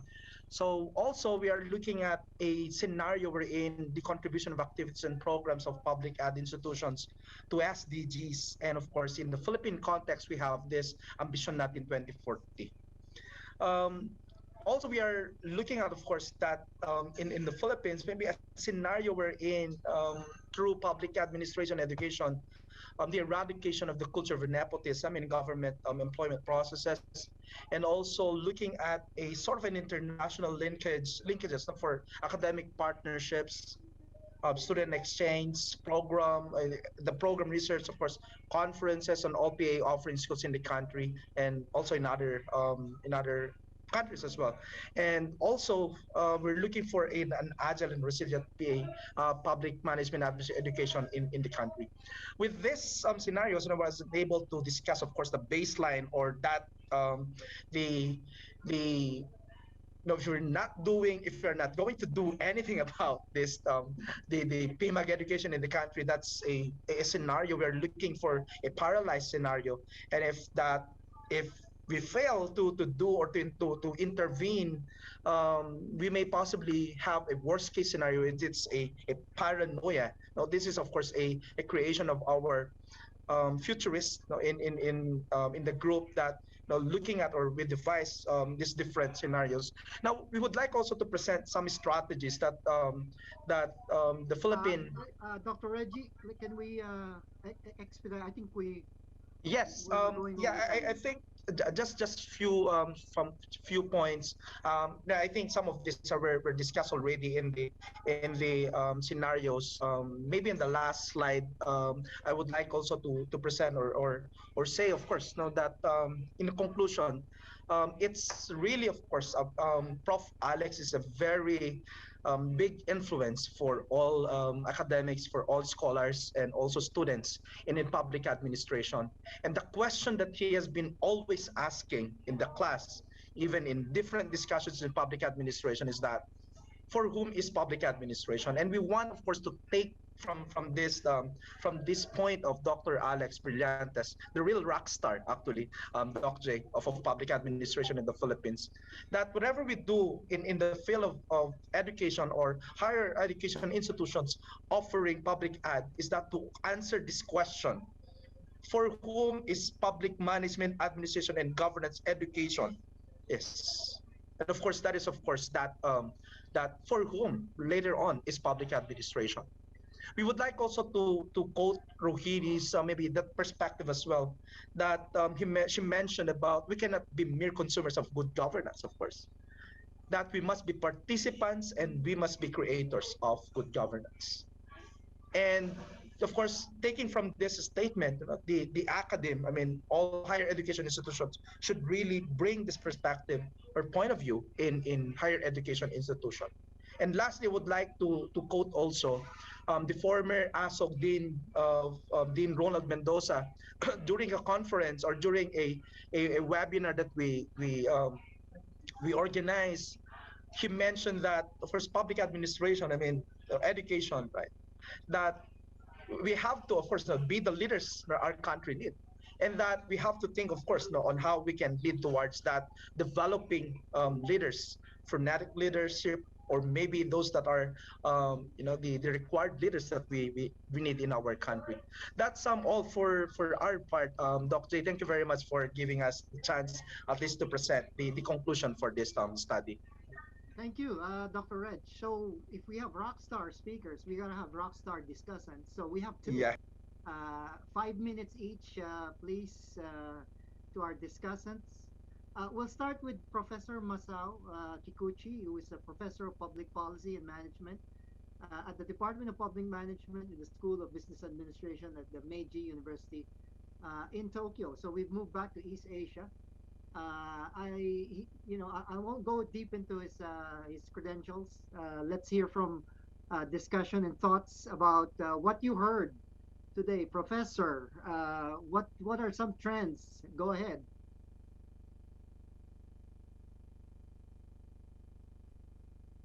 Let's unmute Professor Masao, please. Okay. Thank you, Professor Gonzalez, and very nice meeting you all, Echo, Ken, and Reggie, and Dr. Jimile from Nepal. As I have listening the full presentation, I have learned a lot.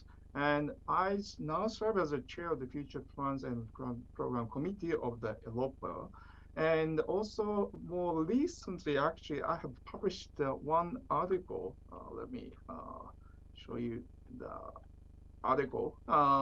Together with my friend from Korea, Jae Moon, that published policy education in South Korea and Japan. And similar origin beginnings, but different directions. As I have learned that both Philippines and Indonesia are both countries are heavily influenced by the PA education from the U.S., but probably that from a certain point you have a kind of different path. So that what are the direction for the future and etc. That I really come last to my mind. And let me just start at actually, we have discussed a lot about the unique feature of PA research in Asia. Well, many argue that the uniqueness and the commonality of public administration research, particularly in comparison with the West, For instance, China, Korea, Japan were heavily influenced by the Confucian thought in the government and etc. But relatively little attention to PA education and training. So that the topic of this session, I'd like to congratulate Dr. Reggie to initiate this session. So that is quite very important because that we have the traditional, both tradition and tradition in PA education and PA training in Asia. Actually, while many states have long supported institutions for training public administration, including those created after decolonization to staff of the government bureaucracy and cultivate expertise in development planning and coordination, such as LAN in Indonesia, NIDA in Thailand, and etc. A recent wave of development and policy studies present a qualitative change in tones, focus, and enterprises. And more on PA education in the university, and as Ken is here represent from Singapore, more and more PA and policy education from the non-profit organization or the independent organization. So that we see this kind of the both tradition and transition in PA education. And what the EROPA, because EROPA is a unique international organization, besides advancing the research of PA, because the EROPA research and education or research and the training is inseparable. So what the EROPA, which is a unique international forum and unique international organization, composed of both practitioners and researchers. And I think we will need to have more joint research training project to tackle the common issue across countries in Asia. We do have some the example actually, the joint research and joint curricular development across the country boundaries, like ANSO, Australia and the New Zealand School of Government, which is a joint program of both Australia and New Zealand, and the AIPA, European Institute of Public Administration, based on the EU. So besides each country, they try to develop the cross-cutting curricula and give a training to the government officials across the country boundaries. So we could have this kind of at least we will need to start the feasibility study of this kind from the EROPA. And EROPA also could do as a kind of networking among PA, policy schools, institutions, dean's meeting or panel in the EROPA conference every year, MPA student night, networking event, case competition camp, and others. Sharing the project best practices, not only the best practices as well as the failure practice session to do lessons, student exchange, or internship opportunity in EROPA's related and others. These are the more tangible recommendation that we could do as a chair of the future plans and program committee of the EROPA. Of course, that we have the range of possible general seeing policy entrepreneurship, SDGs, EBPM. We have discussed the mixed methodology and what how to bring the private collaboration, bringing public value and etc. Or marketing issues and marketing in the government and the HR and etc. So that we could, the EROPA could become a forum for the PA student and the PA for the practitioners, not only for the PA researchers. So that's my general comments, and I thank you very much for just thank the speakers, and based on your insight that EROPA as a chair of the Future Plans and Committee will bring to the next step or to make it possible, make it happen as a forum for PA, forum EROPA as a forum for PA students. And I thank you very much, and I hope that I finish on time. Thank you very much. Thank you, Professor, for those encouraging and actually constructive thoughts. Let's go now to the other one of our discussants, Dr. Tae-Woo Nam, who's Assistant Professor at the Department of Public Administration at Myongji University in Korea. So, Dr. Nam, go ahead. Okay. My name is Tae-Woo Nam. I'm working for Sungkyunkwan University now. Can I share my PowerPoint? Can you see well? Yes, slide? confirm. We can see it. Yeah, the direction of public administration and education in Korea. Thank you for having me, and I really impressed on the very insightful previous presentations. Actually, I didn't prepare many things, but we don't have much time, so I'll just skip. There are just Dr. Echo said, I have three perspectives too. Practice and research and education, because three things are very heavily related to each other. Education is not only sole education. Korean issues in terms of practice is just the same problem. We have very ongoing and upcoming trend, digital transformation, first industrial revolution, but bureaucracy is very old style actually. So innovation looks like very fast, but actually very slow. That's my observation. Trying to be innovation, but not really innovative, very rhetoric laden.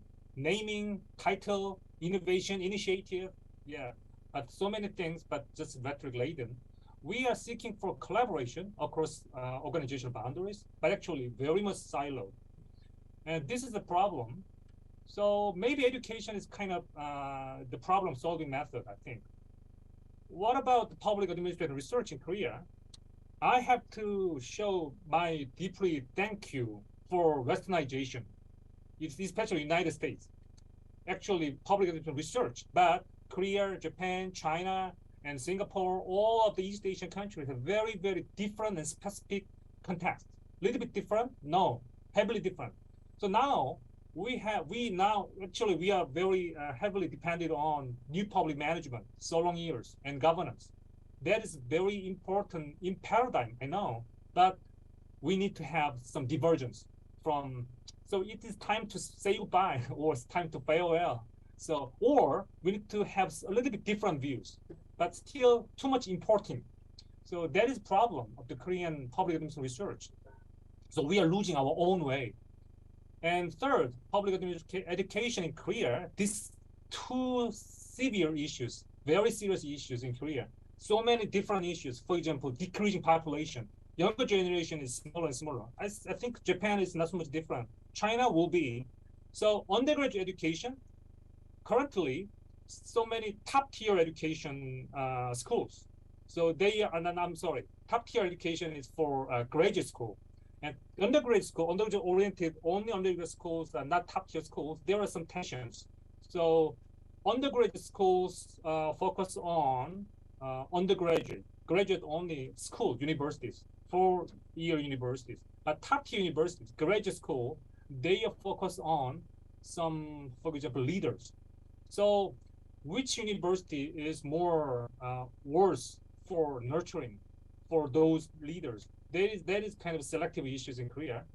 And another issue is what is pure area of public administration education? So now people say this is the age of convergence, age of integration. So everything is mixed together. Big data analytics, AI algorithm developments. So what about pure public administration education? Now, sociology, social welfare, political science. So within social science college domain, all areas are tried to mix together. So there is no pure area of public administration area. That is kind of challenging issues in Korea. Finally, I have very different thought, another thought. I have some experience to participate in ODA, Official Development Aid and Knowledge Sharing Program with some developing countries, Indonesia, Peru, some other Middle East countries. So in my experience, I'm always feeling that we are actually not included. We are not invited. Here we means researchers or scholars or professors. Actually, business people, they are dominate. So government people contract government people, or business people contract business people. But this kind of EROPA meeting should be expanded toward for that kind of international cooperation to help developing countries or international cooperation centered on government practice or public administration education research. That is my kind of recommended future way for this kind of academic meeting to more expandable way to the international cooperation, not only for focus for the academic cooperation, but also we can do help other countries in terms of government practices and education and research. That's my thought. Thank you for your attention. Thank you. Thank you, Professor Tae-woo. So we've reached the end. Please join me in thanking Dr. Reggie, Dr. Echo, Dean Sim, Secretary Ram, Honorable Secretary, Dr. Masao, our discussant, and Dr. Tae-woo for their thoughts. Thank you for this wonderful panel. I think the verdict is our field is in good hands. So there are some challenges, but they're good hands. And moving forward, thank you, EROPA, for all the energy you've been giving. So back to our hosts, Dean Sonia and Sanjay. Thank you so much, Professor Jay. Thank you so much. And to all our rockstar panelists and discussants, the effectiveness of the response to the so-called disruptive VUCA environment and the new realities that are taking place depends largely on good governance. Indeed, the challenge on governments and public servants becomes a challenge also to higher education institutions that train them. There is therefore a need to strengthen the content, the pedagogy, methodology, and management of PMAG programs to make it more practice-oriented and to meet the changing nature of governments and the public whom we commit to serve. So at this point, allow me to proceed to the awarding of our certificates of appreciation to our speakers and panelists. The citation reads, the certificate of appreciation is awarded to our panelist for his invaluable contribution as plenary speaker, discussant, or moderator at the 2022 EROPA conference with this year's theme, Governance and Public Administration in COVID-19 Pandemic, Learning, Innovations, and Reforms in Managing Global Changes, held on September 14 to 15, 2022, 9 a.m. to 5 p.m. local Nepali time via Zoom Communications Incorporated. Signed, Dr. Alex Brillantes Jr., Secretary General of the EROPA, as well as Mr. Arjun Prasad Okarel, Secretary, Ministry of Federal Affairs and General Administration, Federal Republic of Nepal. So the certificate is awarded to our speakers, Dr. Reginald Ugadan, Dr. Echo Prasojo, Mr. Kenneth Sim, Dr. Ram Prasad Gimere, and of course, to our discussants, we have Dr. Masao Kikuchi and Professor Tae-woo Nam. And of course, definitely to our rockstar plenary session moderator, Professor Jay Gonzalez, for handling the session very well. So again, thank you so much to all our panelists. Before we proceed to our lunch, I know that you're all hungry. Allow me on behalf of EROPA to extend special thanks to the partner institutions that help in organizing select plenary sessions for this international conference, namely Hans Seidel Foundation Philippines, 50 Shades of Federalism, Pimentel Institute of Leadership and Governance, South Asian Network for Public Administration, Senate of the Philippines, including the Office of Honorable Senator Sherwin Gatchalian, UP Respond, supported by USAID, and the UP NCPAG's Philippine Public Management Administration and Governance Education Roadmap Project Team. So, Dean Sonia, when will we be back? And are there other announcements or reminders, Dean Sonia?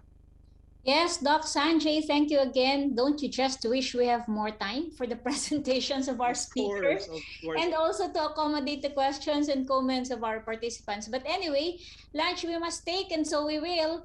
Please be reminded that we are following the local Nepali time. The EROPA Secretariat will keep the Zoom room open during the lunch break.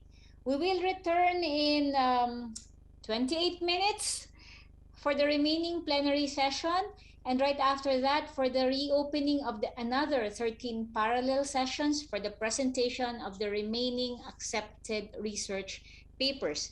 The Secretariat will again flash the instructions on how you can enter these parallel sessions breakout rooms.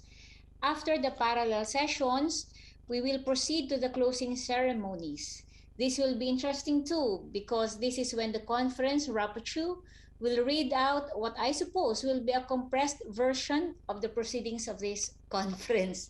And before the COVID-19 pandemic, there was already a growing trend on the use of information and communications technology, or ICT, to improve and sustain the delivery of basic services, transparency, and accountability among governments around the globe.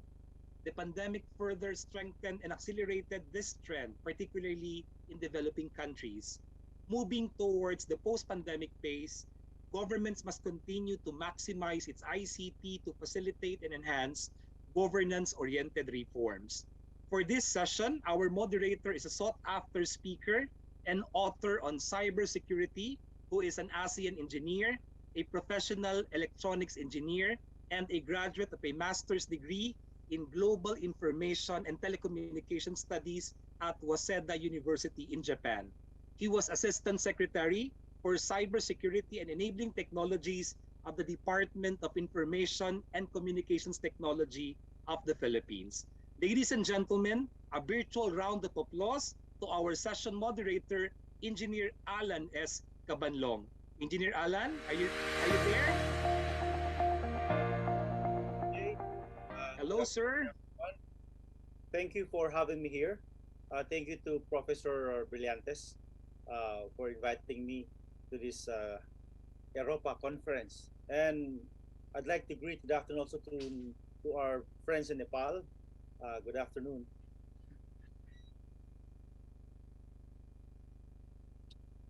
So today I will be your moderator, and we'll be discussing on the plenary on digital transformation and governance. So I'd like to, before I introduce the first speaker, I'd like to just say something about this plenary topic. You know, with the advancement of technology, organizations worldwide are wading through the fourth industrial revolution by embracing digitalization and building agile and resilient systems. Technology has changed the way people produce and consume data. Similarly, governments have evolved to respond to societal needs by introducing reforms in administrative and fiscal processes and pursuing innovations to ensure efficiency and transparency in the delivery of public services. Digital governance models of the top 5 countries in e-government, such as Denmark, the Republic of Korea, Estonia, Finland, and Australia, demonstrate how technology has transformed public administration into secure, equitable, and efficient delivery of public services. Every country, according to Chung in 2020, every country has a different purpose and method of pursuing digital government. Important in this process is the development of legal and institutional foundations and strong leadership. So political will plays an important role in building a strong digital government. Equally important are the legal and policy framework that supports the digital government institution based on the principle of working together, a whole of government and whole of society approach. Anyways, without further ado, I would like to call on our first speaker for this afternoon, John Garrity is Chief of Party of USAID Philippines, Better Access and Connectivity Beacon, a 33 million USAID program to improve digital connectivity infrastructure, the ICT enabling environment, and cybersecurity capacity in the Philippines. His background is an economist, policy advisor, and project manager with 20 years of experience working on economic development issues in the public sector at the state, federal, and international levels, and in the private sector. His focus is on digital inclusion programs, universal access policy, and last mile connectivity deployments to foster effective universal internet adoption for inclusive growth and poverty alleviation. He serves as a technical advisor to the Network Readiness Index on the Advisory Council of the Connect Humanity Fund, has co-authored several reports on technology and development, and presented around the world on efforts to close the digital divide. Without further ado, I'd like to call Mr. John Garty. Hi, John. Good afternoon. Hi, good afternoon, Alan. It's good to see you again, and thank you for that warm introduction. So thank you again to the organizers, to the friends from Nepal, and magandang hapon po sa iyong lahat dito sa Philippines. I'll share some slides and do an initial presentation. Just a quick question, Alan. How much time do I have for my presentation? Yes, John, I'll give you 10 minutes for your presentation. I'll just warn you if the time is coming up. Maybe 9 minutes and 30 seconds. I'll just tell you that the time is running out. But then if some speakers cannot attend, then I can give you more minutes. So we will be ending at 4:30, I believe, and after that we'll have a Q&A. But I'll introduce the next speakers after every speaker. And John, please take the floor. Thank you. Great. Thank you very much. So at this point, you should be seeing my slides and a cover slide that has the title of what I'll discuss today. And I know that this is one session among many sessions over the course of the 2 days of the conference. And I know that the other presenters on this particular session will go into some very specific examples of governance and leveraging digital transformation for governance. So what I wanted to do with my initial 10 minutes with you all was maybe talk a little bit about some building blocks with regard to digital transformation and governance, particularly when it comes to telecommunications and digital infrastructure. So that's what I'll spend my time, my now 9 minutes on. Just a little bit of background for myself.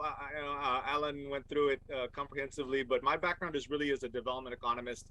I spent the start of my career at the World Bank in Washington, D.C., and then also spent a decade at Cisco working on digital technologies in emerging markets.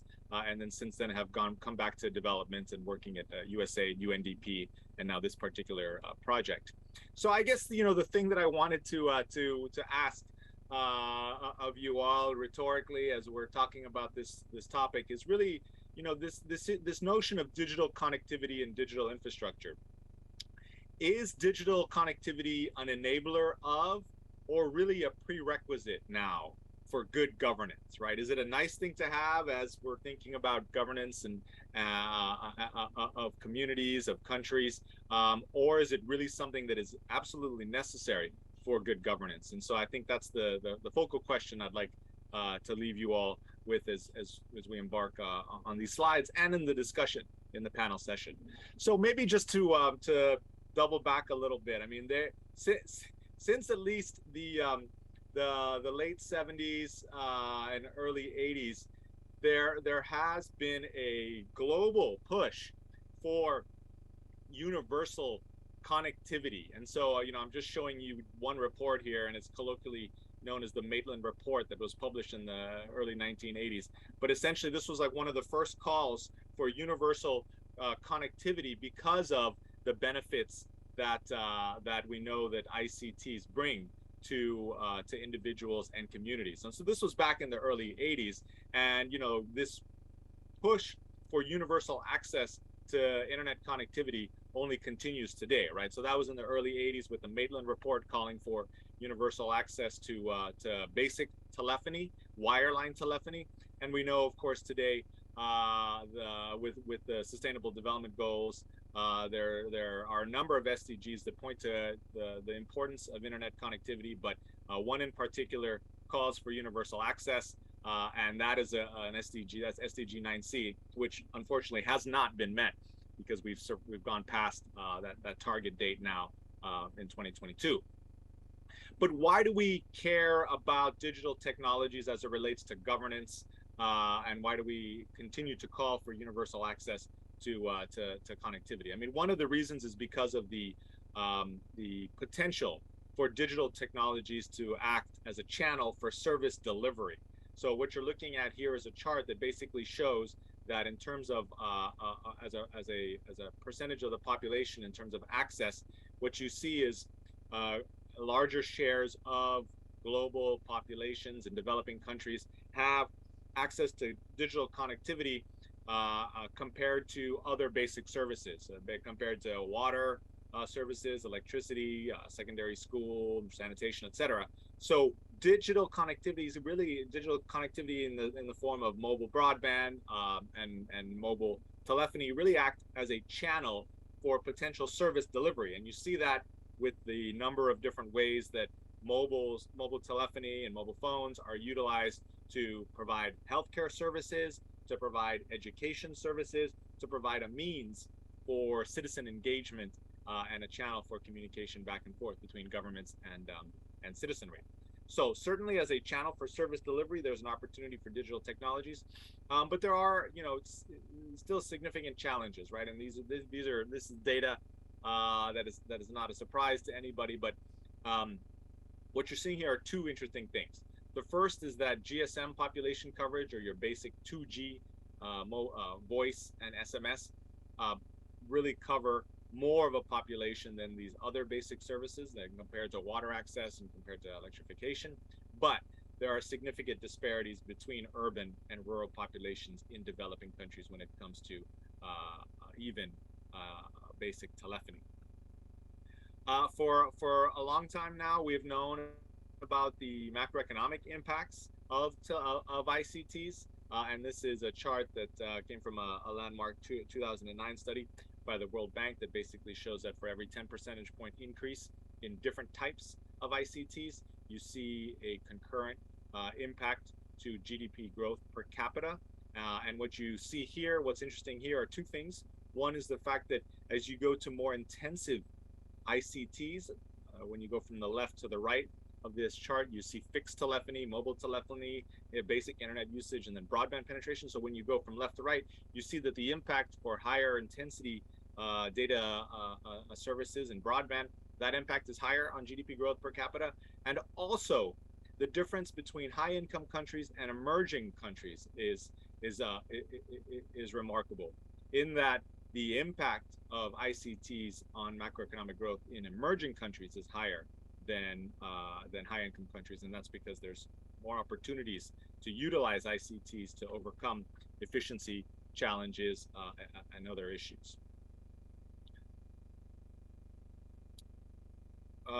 I'll jump through this quite quickly. Basically, the channels for how ICTs contribute to economic growth is really about how do you increase labor productivity because of total factor productivity growth and capital deepening.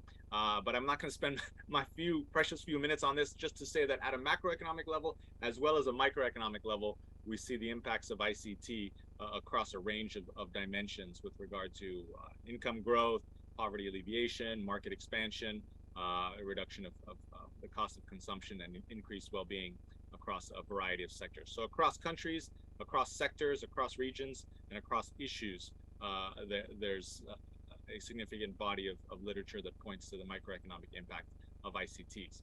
And back in 2016, in the World Bank's World Development Report, focused on digital dividends. There's a lot of articulation on how this process is carried out and how digital technologies impact society in a number of different dimensions in terms of inclusion, efficiency, and innovation because of the impacts to the reduction in search and information costs, improvements in automation and coordination, and the ability to scale economies, particularly via platforms. However, there are issues and there are challenges with the increased march towards really the digital economy and governance. One is that there is a little bit of an income inequality paradox with regard to ICTs. One of the things that we know is that on a global level, income inequality is declining. A lot of it has to do with growth. So this is between countries. So income inequality is on the decline between countries because of increases in per capita wealth in a number of emerging countries, such as in South Asia, such as in Sub-Saharan Africa. However, within countries, within individual countries, income inequality is rising. And you see this particularly in high-income countries in the United States and Western Europe, where the gains to the benefits of digital transformation are accruing mostly to the high-income segments of the population. So that's how you see the data on income inequality increasing within individual countries. So again, back to the 2016 World Development Report, not only did the World Bank highlight the digital dividends or the benefits that can arise from digital technologies, but also some of the challenges and some of the issues that result with the march towards the digital economy, right? And this is the ability for information to be captured without accountability, leading to control of populations. And you can think of this as an example by, the ability for governments to maybe silence dissent and opposition. There's also this point about income inequality. So the point I made in the previous slide, but automation without skills is one factor that can impact income inequality because of digital technologies. And then this issue also of concentration of wealth that I mentioned previously. So with that, I just wanted to share, what are we doing? I mean, what are we focused on in the work that I'm leading? And so as Alan mentioned, I am Chief of Party for USAID's Better Access and Connectivity Project, which is a 5-year project really focused on driving economic growth, resilient economic growth, and poverty alleviation by focusing on the digital infrastructure ecosystem in the Philippines. And so we have 3 main focus areas, really looking at how do we enhance the quality of ICT and logistics infrastructure in the country, how do we improve the policy and regulatory environment, and how do we increase cybersecurity technical capacity, I think a subject that's close to Alan's heart, by making sure that as we're marching towards this digital world, we're also taking time to ensure that there's concurrent effort and focus placed in cybersecurity capacity and cybersecurity protections. And then lastly, we also have a cross-cutting focus on gender equality and social inclusion. So I think I might be close to my 10 minutes. I'm just going to take a couple more slides, Alan, and just let me know if I go over a little bit. But just to share, I mean, so when we think about digital transformation and these building blocks, I mean, you look at a place like the Philippines, and there are a number of major constraints to the universal connectivity in the country. Of course, there are geographic constraints, with the country being an archipelagic country with over 7,100 islands, and of course a number of the natural and environmental challenges that the country faces, with over 20 typhoons per year, volcanoes erupting, and earthquakes. So there's geographic and environmental constraints. There are market constraints in the Philippines because of how the telecommunications market has traditionally been structured, coming out of a duopoly market structure where the incumbents own much of the infrastructure. They're vertically integrated, so they own much of the infrastructure from international gateway all the way down to the access layer. And then regulatory constraints with how the licensing regime is in the Philippines, where to become a service provider, it's necessary to get a law passed from Congress to be able to start providing telecommunications service. So, because of these constraints, these barriers, which you do see in the Philippines, and it's similar in other developing countries around the world, but in the Philippines, what you do see is suboptimal digital connectivity because of these constraints and low internet adoption. So a significant digital divide in the country, geographically, based on segments of the population with regard to income, and then other sort of cuts and dimensions when you look at the digital divide in the Philippines. So our work, we're taking a holistic approach to really try and identify how do we help move the country forward across various dimensions, looking at the building blocks of telecommunications, of the policy and regulatory environment, of cybersecurity, and we're doing things like trying to encourage programs and policies that will help to connect the far-flung regions of the country. So, for example, back in July, we hosted a forum where we looked at, okay, what are the ways that we can work with DepEd and DICT to connect last-mile schools across the country? What are some of the technologies now that are emerging that can really help with this, including low Earth orbit satellites such as SpaceX, Starlink, Amazon's Project Kuiper, OneWeb, and others. And then lastly, just to talk about cybersecurity, this is my last couple of slides and I'll end here, but also just to note that we have a concurrent focus on cybersecurity, technical capacity development, which is really important in a place like the Philippines because of how digital literate people or digitally engaged people are, right? The Philippines is one of the social media capitals countries of the world, with everybody spending so much time in social media. But when it comes to technical capacity on cybersecurity in the country, there's much room for improvement. And so, as one example, one of the things that we're focused on is trying to increase the number of certified technical individuals in the country. And the CISSP, sorry, I didn't write it out here in this slide, but the CISSP is the Certified Information Systems Security Professional, which is like the gold standard when it comes to individual certification. And when you look at a country like the Philippines, there's only about 202. Actually, that number is a little higher now. It's 200, basically about 216 CISSPs from the Philippines. However, majority of those are no longer in the country. They are working overseas, but that's a baseline, 200 CISSPs in the country, which is quite low when you compare it to other neighboring countries such as Thailand, such as Malaysia, such as Singapore. And then also it's even low when you normalize the data on the basis of population, right? So this is normalized. You have 1 minute. Yeah, and then I got one more slide and that's it. So it's not, when you normalize the data, you can see how it's even lower. And then when you compare the Philippines versus, for example, other cuts of comparison countries such as major VPO markets, it's even lower. So this is an area that I think is absolutely crucial when it comes to talking about governance.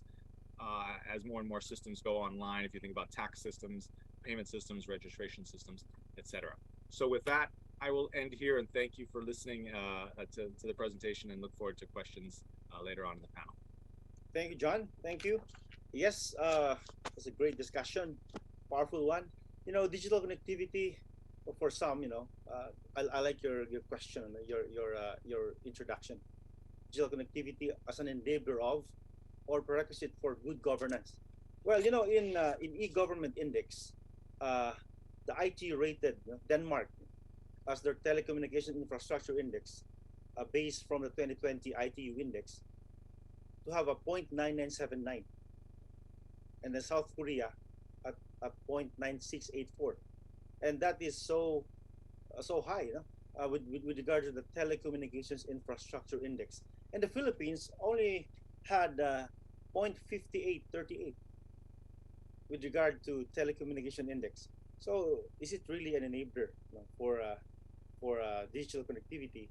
The infrastructure is really an enabler for connectivity, and I believe we should focus on that. And the USAID Beacon is here, no, to really help the government in achieving that telecommunication digital infrastructure divide. Thank you, John. And next is I'll call our next speaker, Professor Ji Hyun Kwon. He received his PhD degree from John Kennedy School of Government, Harvard University. He is currently professor and academic dean of Graduate School of Seung Kyun Kwan University, founded by the Samsung in Korea.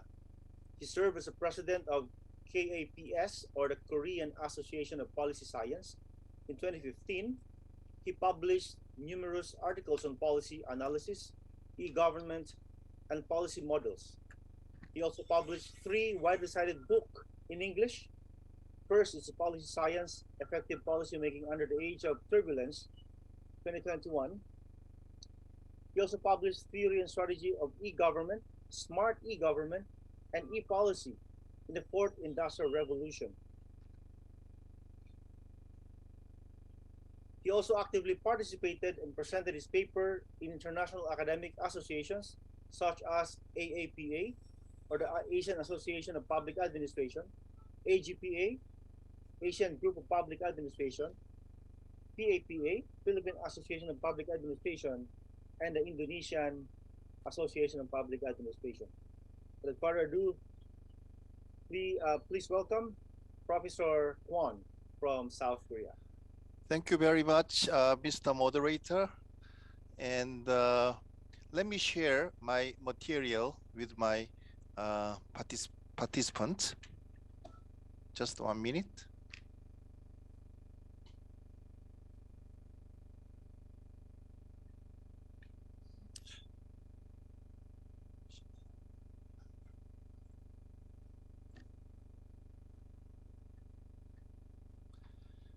Okay, thank you for your quite generous introduction. And I'm trying to use my time within the 10 minutes. And the title is Globalization and the Challenge of Public Administration in Post-COVID-19, which is the title of our conference, focusing on digital transformation and governance. I'm gonna share my idea focusing on the South Korean cases. First of all, in the first part, I like to present my theoretical argument and strategy and modeling issue. And then I'm going to briefly mention about the case of South Korea, and then conclusion. The first slide is very general, globalization, innovation, and the leadership challenges for the 21st century, obviously. And we are still undergoing COVID-19 pandemic crisis.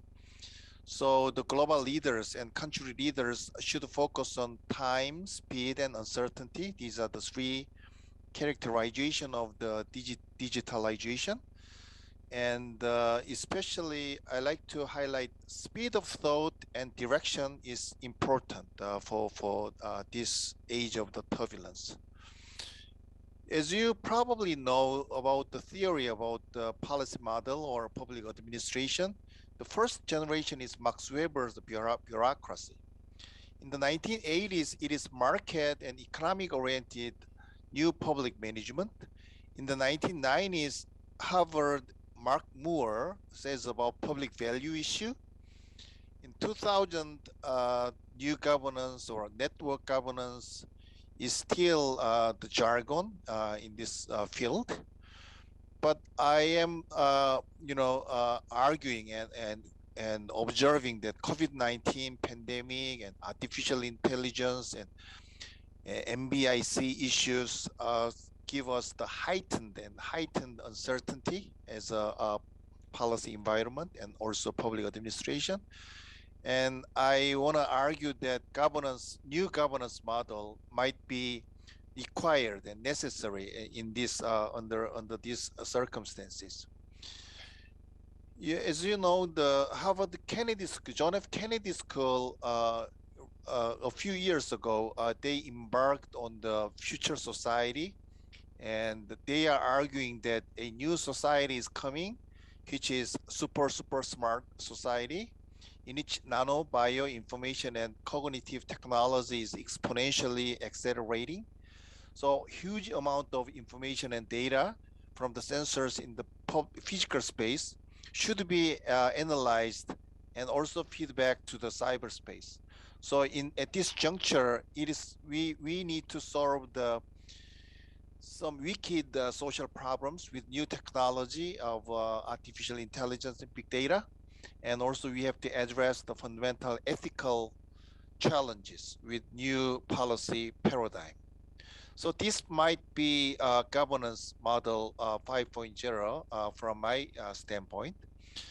So from my analysis, the vision of new governance is still humanity and a human-centered philosophy and public policy. And we need creative and big data-based intelligence governance than ever before. The goal is super smart society 5.0 is coming, in which super connection, intelligence, and prediction should be realizing. The three key strategies: speed, wisdom, and ethics.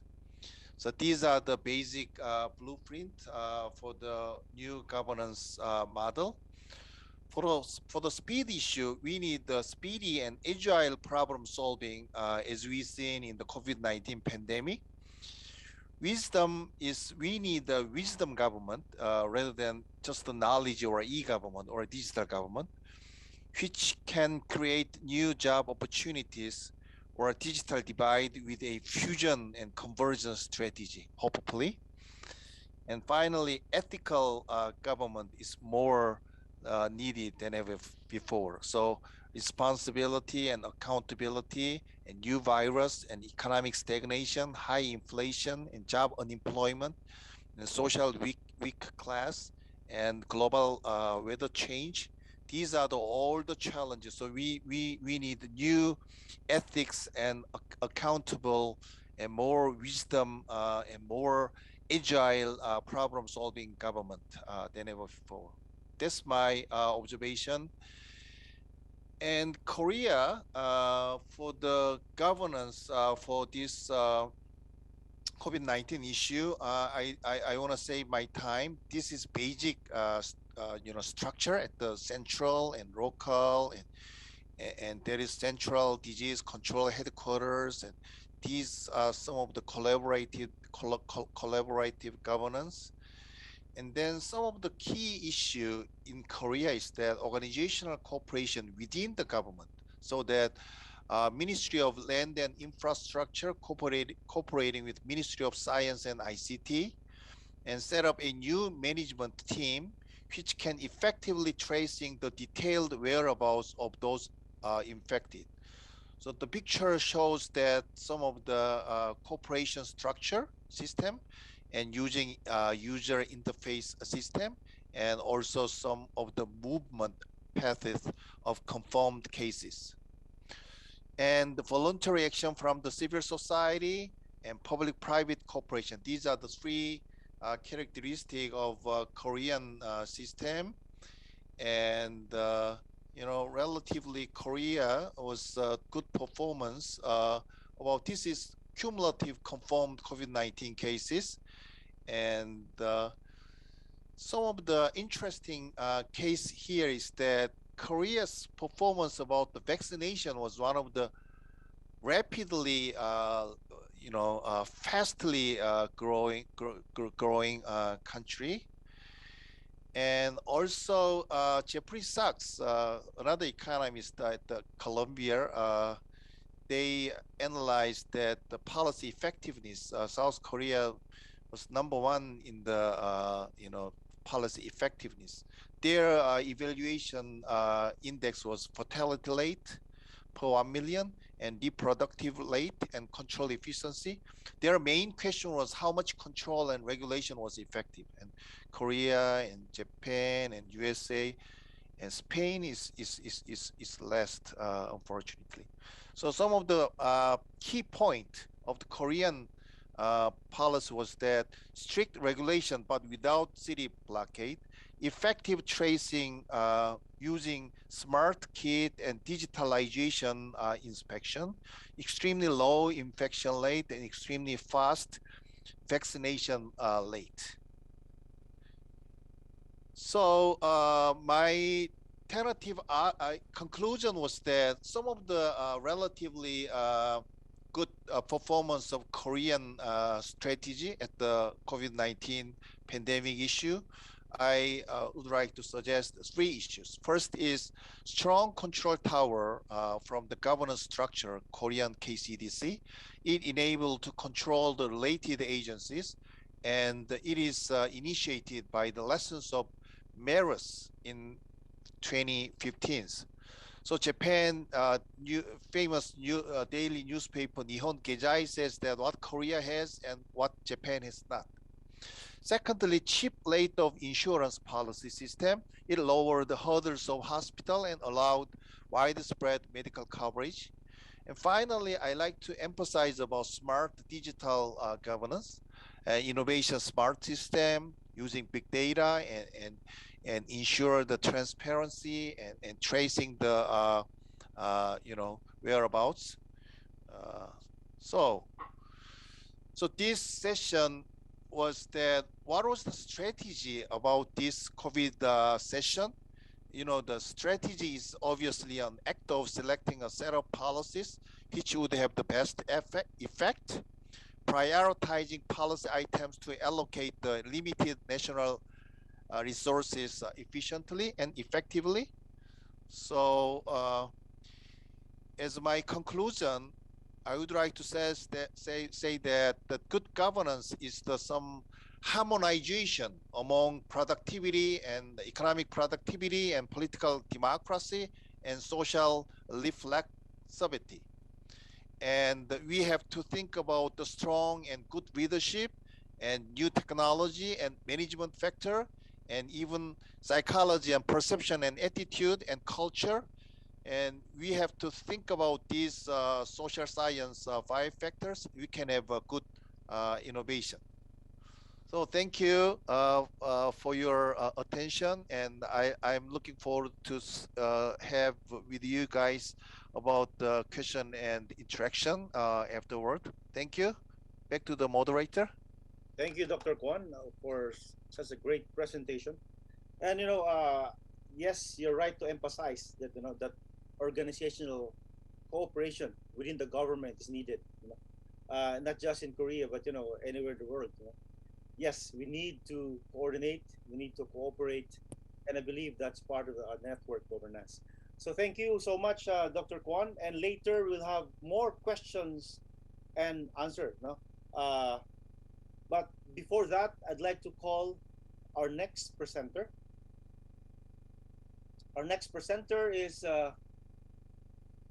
he's an assistant professor at the School of Government at Peking University. His research interests include urban transport and land use policy, urban sustainability, governance of smart cities, and governance of online platforms, especially how data and algorithms could be used or misused to change social welfare. He obtained his Bachelor of Engineering in Urban Planning and BS in Applied Mathematics from Peking University, MCP from the University of Pennsylvania, and PhD in Urban Science and Planning from Massachusetts Institute of Technology, or MIT. Without further ado, I'd like to welcome Professor Hongmu Zhang from Peking University, China. Professor Zhang, the floor is yours. Thanks, Mr. Kavanlong. Thanks for the introduction, and I'm going to share my screen first. Yeah, I would like to extend my gratulation to the whole EROPA organization committee and to all the audience today here for listening to my presentation. So first of all, I'd like to share this. Here we go. So my topic is more focused on a very specific subfield of urban governance or the public governance overall, which is transport governance. Because I spent most of my time researching transport governance and more specifically urban transportation policy. So I would like to use this one as a case or as an example of how digitalization may counteract or offset some of the negative impact of COVID-19 on urban life or urban communities. I will not give a very big grand narrative or a grand theoretical framework, but I would like to share some of my observations and also some of my ongoing research with which I have some preliminary results. I would like to use those as an example to say how digitalization in certain urban fields or in certain urban policy fields could be used to offset some of the impact of COVID-19 on people's life. So first of all, this is a very recent research by MIT scholars, where I graduated from by some of my former colleagues. They have found that some challenges of COVID-19 has on a city or local urban communities is not only physical, but somehow also on the soft side of it. So for example, in academia, they have built a network of collaboration among MIT scholars. And they have found that because of the lack of co-location or people's physical proximity with each other during COVID-19, there is a declining of academic collaboration between people, especially for those who do not know each other before the pandemic and those who do not have weak ties, which they could have had if there's no COVID-19. They could just come along into each other and then have a very sudden talk and within themselves. But because of COVID-19, there is a lack of co-location, so that these weak ties are shrinking among local communities. And this is also true for urban transportation networks, which we will see later. And the first question I have was how urban local communities will evolve because of this COVID-19 pandemic. So we conducted research in a medium-sized city in China on the North China Plain, which is called Baoding, a city with about 9 million people overall, but 5 million people living in the city center. And we focused on the ride-sharing network among people in the city center. And among those 5 million people, we'd like to see before the pandemic, during the pandemic, and somehow after the pandemic, how the local social networks have been changed. And the result is very interesting. And I'll just directly jump into the results. The takeaway is that the communities which is built by the passenger and driver network, which was facilitated by the ride-sharing service, which if we can consider it as a local network or social network, the connectivity of it significantly shrank. So we can look at the number of edges. Before the pandemic, each driver typically picked up 1,000 different passengers in 3 months. But during the pandemic, they only picked up 400 different passengers. However, so the first finding is that the communities became much more fragmented, and people see few co-passengers or drivers during their trips. But at the same time, the average number of times a specific driver meets a specific passenger increases by at least 1%. So what this means? This means that the local communities became more fragmented, but at each local, they are more closely connected to each other. So I say it is a more fragmented, but more closely connected network. So this is how the COVID-19 changed our local communities. But at the same time, how people visit different places differently can also be observed from the same data set. And we found that although people still visit different places in the city, but the places they visited were more concentrated than before the pandemic. So this is before the pandemic, this is during the pandemic. So they more frequently visited the places which they are more familiar with, and did less and fewer exploration trips to other places in the city. And this is very typical, and we have observed very similar phenomena in different places of China. So, and for different types of activities, this is a very similar picture, so I'll just skip it. And the basic takeaway is that COVID-19 has not only changed the health and mobility of people, but also changed the social networks and community structures, and changed people's travel behavior, and especially their transport usage of different transportation modes. And as a transport policy researcher, most of my research has been focused on how public transportation can be utilized in this specific setting. And so my second observation is on the public transit side. So I'll step back a little bit. So before the COVID-19 pandemic, there has been a nationwide effort of integrating the transit payment system across the whole China, which is called the T-Union. So people have been trying to integrating the payment system of transit card within all Chinese cities. So it started from very few pilot cities on the east coast of China, but in the end, it turned out to be a network of over 300 different cities. So because it is a payment integration system, so it includes a very complex data exchange and transaction clearing network. It allows people to swipe the card they purchase from one city and use it in the bus or subway in another city. So it helps people to, it improves people's public transit usage by giving them better accessibility. But how did this change during the pandemic? This is our question. And during the pandemic, there was a natural tension between people's public transit usage and their concern about the pandemic, because for public transit, density is a good thing.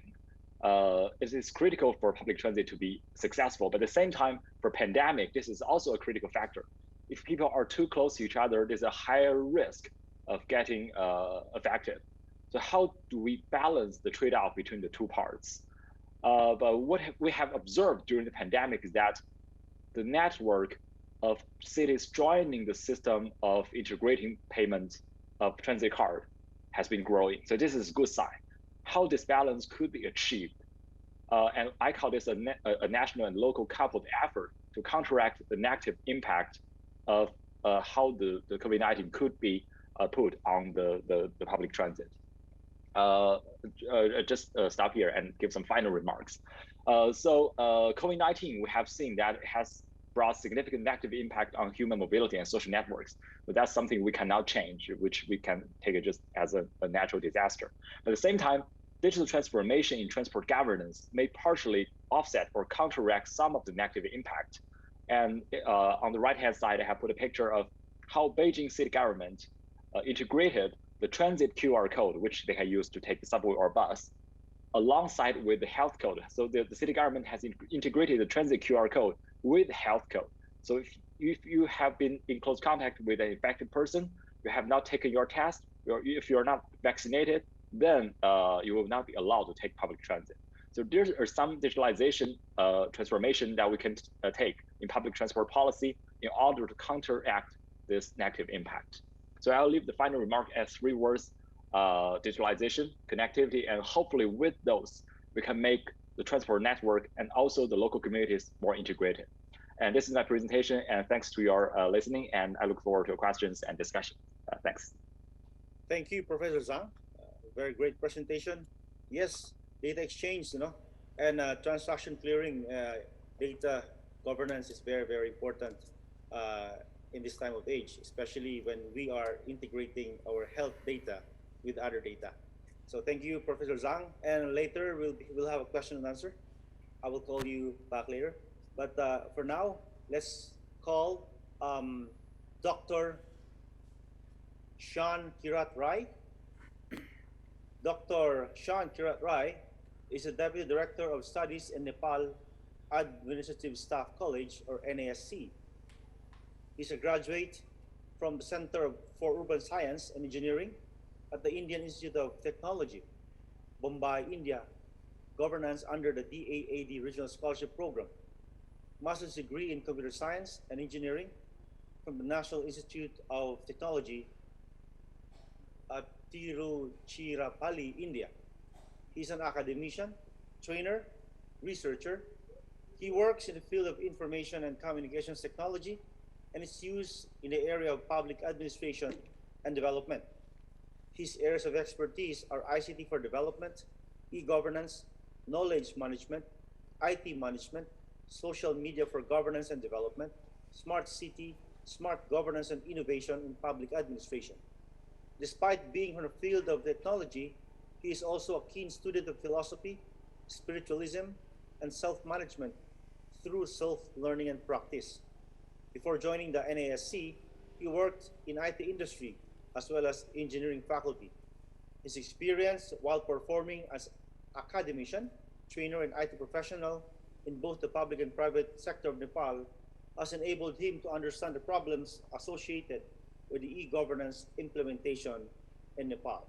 He has been sharing these ideas through training programs at NESC and his research work to empower the government officials so that they can make better decisions from their position on e-governance implementation.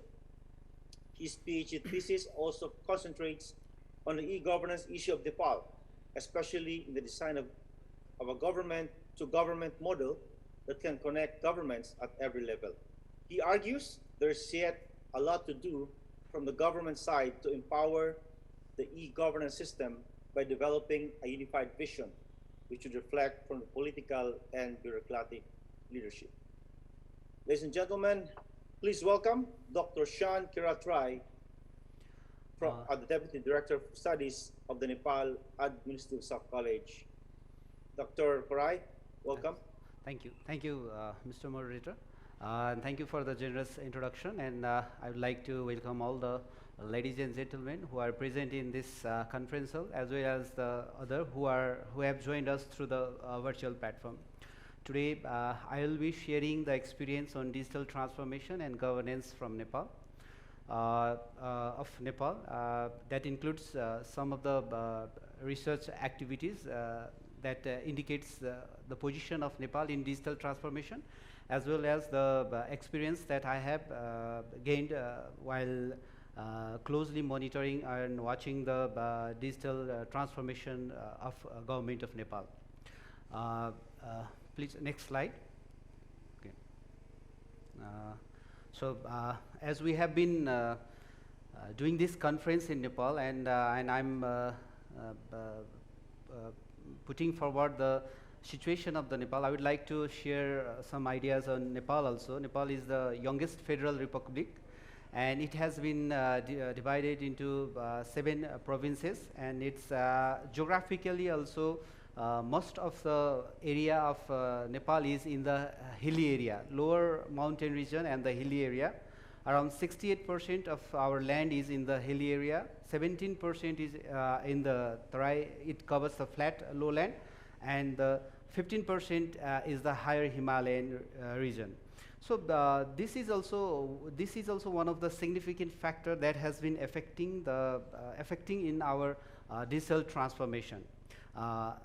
We have challenges not only in geography but also in our multicultural diversity, on ethnic, multilingual, multi-religious, and multicultural state. Those things have also been playing a vital role in the digital transformation of our nation. Next slide, please. This is the journey that Nepal have taken from 2000 AD till today, after the COVID also. And we have various milestone works that we have done with the influence of the external world, as well as through the internal competition. We have come across through different policies. We have established different agencies. We have different acts, and we have again redesigned those acts and laws so that we could do better in the digital transformation of the Nepal. The latest being the Digital Nepal Framework, which was released by the government of Nepal in 2019. And just after the Digital Nepal Framework, there was the situation of the COVID. The COVID pandemic hit the whole world, including Nepal. And most of the tasks that was designed in the Digital Nepal Framework has already been started. And many of the activities that has been defined by the policy of the Nepal, or the e-government acts, or the e-government master plans that we have made, have been slowly being in the alive form, of, which is being done by various government agencies of the Nepal. Next slide, please. We have we have developed e-government master plan with vision and missions to take our country ahead. This is also required because the global change is always affecting the regional change, as well as the regional change is always affecting our local change also. So considering the global change, Nepal also wanted to walk in the steps of the e-government so that we could provide better service to the citizens, we could get connected to the citizens, and we could develop a knowledge-based government. So those keeping those things into a vision, the e-government master plan of the Nepal was drafted, and it is being practiced since 2006 after the establishment of the government integrated data center in Nepal. Next slide, please. The latest one, as I have already told, is the digital Nepal framework, which emphasizes on the technology and infrastructure. As we have already seen that the foundation of digital transformation is not only the technology, but the requirement of the infrastructure. And Nepal being geographically a challenging country, the establishment of infrastructure in those challenging places is still a challenge for us. And also, government of Nepal is trying to facilitate in the development of the robust financial system, which just became evident after the COVID situation in Nepal only. And there is still some problem in talent and skill development in Nepal, which we have not been able to retain. And there is a lack of digital education, which is contributing in the digital divide of the country, as well as there is a lacking of digital skills and to the public servants who are directly providing service to the citizens. Next slide, please. So during the COVID situation, these things happened, like we had to maintain social distance. Our citizens became more digital friendly than before the COVID situation, and the government also came in a digital platform in a very aggressive way. So there were these practices like work from home in Nepal also, and we had virtual classes and trainings and seminars. We conducted different such kind of activities from the private to public organizations, as well as there was the rise or the boom, we can say there was a boom of mobile and online banking system in Nepal just after the COVID pandemic in a comparative way. Next slide, please. So what are the digital transformation initiatives that has been taken? So before going to what, there is this need of digital transformation, which is mainly due to the awareness that has been increased in the situation, in the citizens. The citizens have been very much used to the digital system, so that they want a government system that can better provide them, that can provide better service to them. So they are thinking of some different kind of government system that exists rather than the traditional government system. So in that, what we can say is that the government system that has been thought by the government can play that role by converting the government into a digital government. Next slide, please. So there are some initiatives, and I have kept one of this initiative, which is our this locally developed system by the Department of Immigration. That provides online visas application system to the people who are coming to the country, as well as people who are going out of the country. Besides this, we have many other initiatives that are done from the private sector, public sector, as well as the government sector that are alive and people are using these days. Next slide, please. These are some of the systems that has been put forward by the government, and that has been able to bring the citizens as well as various stakeholders into a single platform. These are the systems that might be working in a in silos mode currently, but most of these systems share information with each other, so that these have given us a sort of connected government, the thing we call the network government, which is the concept of the government 4.0. So by developing this independent system and establishing a communication between these systems, which can provide or transfer information to one another, Government of Nepal is currently eyeing into a network government where these systems will communicate with each other. So the stakeholders who are using this system, or the citizens who are, or the people who are using these systems will also be connected. Next slide, please. So some of the things that we have to see are the challenges for digital transformation that remains globally as well as locally also. So I have gone through some of the researches on the e-governance and these challenges, issues and challenges. What they have listed is the governance system that exists currently is one of the major issues for going into the digital transformation. Not only that, the existing political leadership, the adaptation of the technology by the government as well as the people, the change in the behavior in adapting the technology, and the lack of integrated service delivery are some of the issues, and other issues are on the next slide. Next slide, please. The involvement of the citizen while designing such system, the enabling environment that includes the infrastructure, the digital divide that exists within the organization, within the nation, and within the people also, and the lack of legislation and the lack of better human resources. These are the things that has been pointed by various researchers as the key issues and challenges that exist while we go towards the digital transformation. And the same thing also appears and seems to be prominently existing in the context of Nepal also, despite we are moving towards digital transformation in 2 decades of time. Next slide, please. So this is one of the research that I am trying to, I'm sharing here with you, which shows that the attitude and the behavioral intention of a person actually affects in accepting the technology. So the thing that the government has to work is empowering the people through training or education, so that they have a better attitude and behavioral intention towards using the system.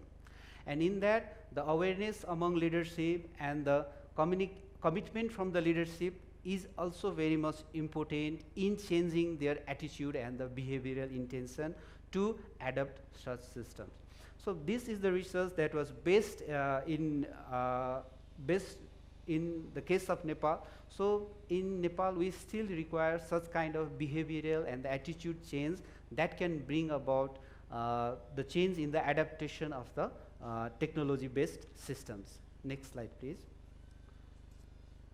So what do we lack is we lack consciousness, capacity, co-creation, and the courage. As Christian Bashan has expressed in his book, we need this kind of thing from the top leader to the people who are in the operational level, as well as there is a lack of system thinking approach while designing the system, so that later on there won't be any problem in integrating such kind of system. In Nepal, what we see is there is a lack of strong digital database. We have a database, but that has not been strong and consolidated. So we need to work on that. There is a lack of trust in using the system, both from the government side as well as from the side of the citizens. So there has to be something that builds the trust between the citizen and the government. As well as there is, this is a common problem that has been already pointed out by many speakers ahead also, like communication, coordination, and cooperation between the people or between the government agencies. And COVID-19 has to be taken as a wake-up call, because there is no other way than the technology that can assist us to that has assisted us to work in such a scenario also. So whenever such kind of pandemic or such kind of epidemic again comes, it is only the technology that is going to help us to move ahead or to bring the government in touch with the citizens. Next slide, please. So Dr. you have 1 minute, please. Okay, thank you. I'll wrap up in a certain time. So what are the possibilities for digital transformation in Nepal? We can go ahead. We can see the mobile penetration rate which has increased in a decade of time. Next slide, please.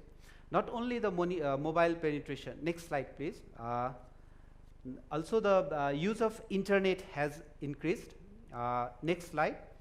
Also, the use of internet has increased in Nepal, which is a bright part for us, so that through this, the government can remain connected with the citizens. Next slide, please. So, why digital transformation? It is to bring improvement in the governments by providing quick service delivery, where we have to define the quickness. So the standard of quickness has to be defined there, to connect with the citizens, so that the citizen will always feel owned by the government. There has to be transparency in the government process, which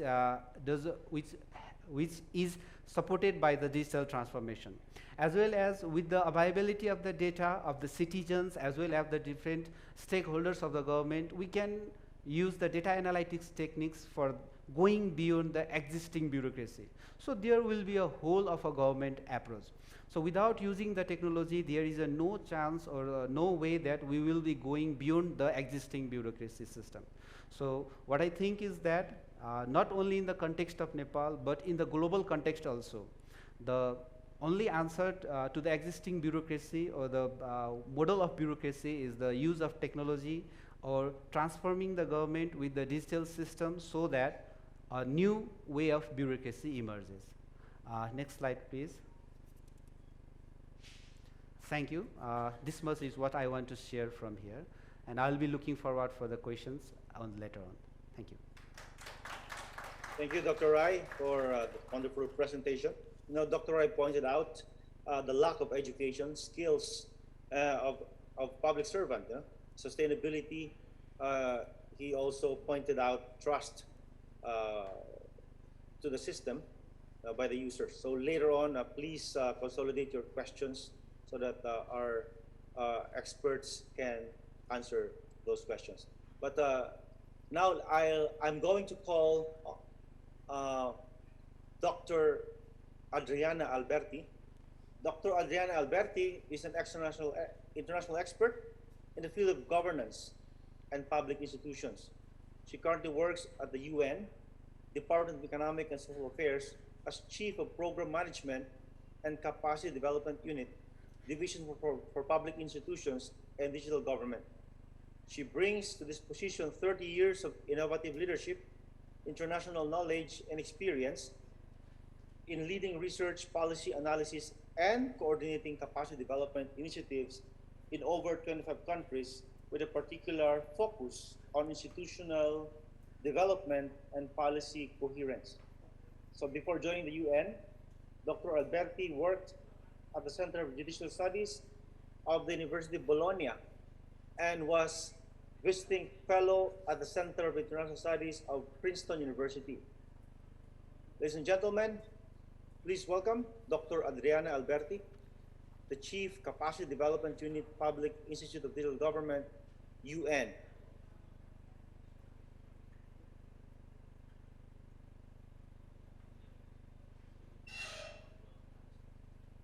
Excellencies, distinguished speakers, ladies and gentlemen, it is a great pleasure for me to address all of you taking part in the annual EROPA's conference at a time of multiple global challenges that require fast-step change and innovation. I congratulate the organizers for this very timely event. In particular, I am deeply grateful to Dr. Alex Brillantes, Secretary General of the Eastern Regional Organization for Public Administration, for his kind invitation to be part of this important event.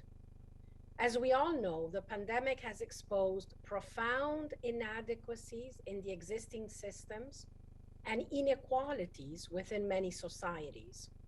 The pandemic has also reversed development gains, and it has exacerbated the situation of vulnerable groups.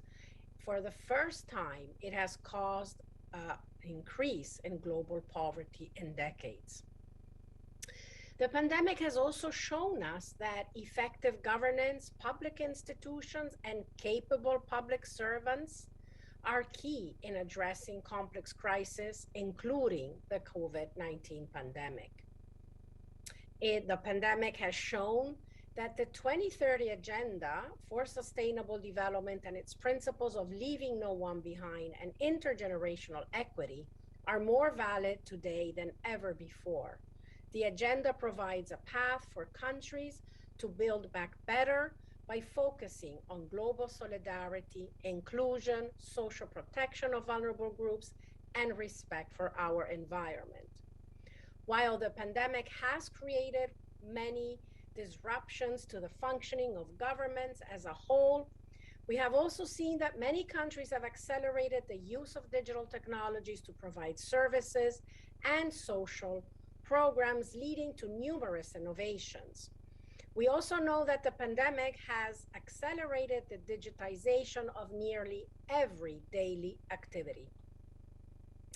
Indeed, the COVID-19 pandemic has shown a spotlight on both opportunities and challenges presented by digital transformation. Digital innovations have allowed people to remain connected, schools open virtually, businesses moving online, and governments providing essential public services through their portals and e-tools. But the pandemic has also exacerbated the challenges of digital divides, leaving hundreds of millions of people offline without access to basic services. In his report on our common future, the United Nations Secretary General called for further investing in innovation and digital transformation to reshape our way of working, helping us to reach more people in need and better serve them. The UN Secretary General also noted that digital technology does not exist in a vacuum. It has enormous potential for positive change, but can also reinforce and magnify existing fault lines and worsen economic and other inequalities. He emphasized that digital transformation is, along with the climate crisis, one of the two seismic shifts that will shape the 21st century. Indeed, a more agile, tech-savvy, data-driven, and human-centric public service is needed to build future readiness, strategic foresight, inclusive policies, and responsive services to reduce inequality. I would like to share 8 key lessons learned that have emerged on digital government and governance. First, digital transformation has become essential to sustainable development. It is no longer an add-on policy objective. Second, a human-centric digital government transformation needs to focus on a deep reflection of what type of communities we wish to live in and how to govern societies based on the values of inclusion, solidarity, social protection, and respect for our environment. So digital transformation is not about technology alone, but about creating public value, and I would say about creating shared public value. Third, when designing and implementing digital transformation processes, people-centered approaches are essential to ensuring the respect of the principle of not leaving anyone behind. So addressing the growing digital divides, whether it's between the urban and the rural areas, whether it's between older persons and the youth, or women and girls who are many times marginalized, it is imperative for all the countries to bridge those digital divides if they wish to promote equality of opportunities, since leaving no one behind also means leaving no one offline. Fourth, digital transformation requires a holistic approach and long-term vision as it entails a paradigm shift for inclusive governance reform. Flexibility in government processes and procedures, agile practices in governments, and willingness to accept failures and the opportunity to learn from them are key aspects of this new paradigm. It requires a new approach to governance, breaking the government silo mentality and emphasizing multi-level cooperation and collaboration between all levels of government, national to local. Fifth, promoting and developing a culture of innovation and digitalization where data-driven decision-making plays a fundamental role requires a change in mindsets, not only in the public sector, but in society as well. So in this regard, the development and support for capacity building through training and upskilling, so building the digital workforce is essential to the success of the digitalization process. Six, involving all stakeholders in the process of digital transformation cannot be overlooked. Collaboration and cooperation with the private sector, civil society, academia, and others is fundamental for successful digital transformation. Public-private partnerships and co-creation with the input and involvement of citizens is key.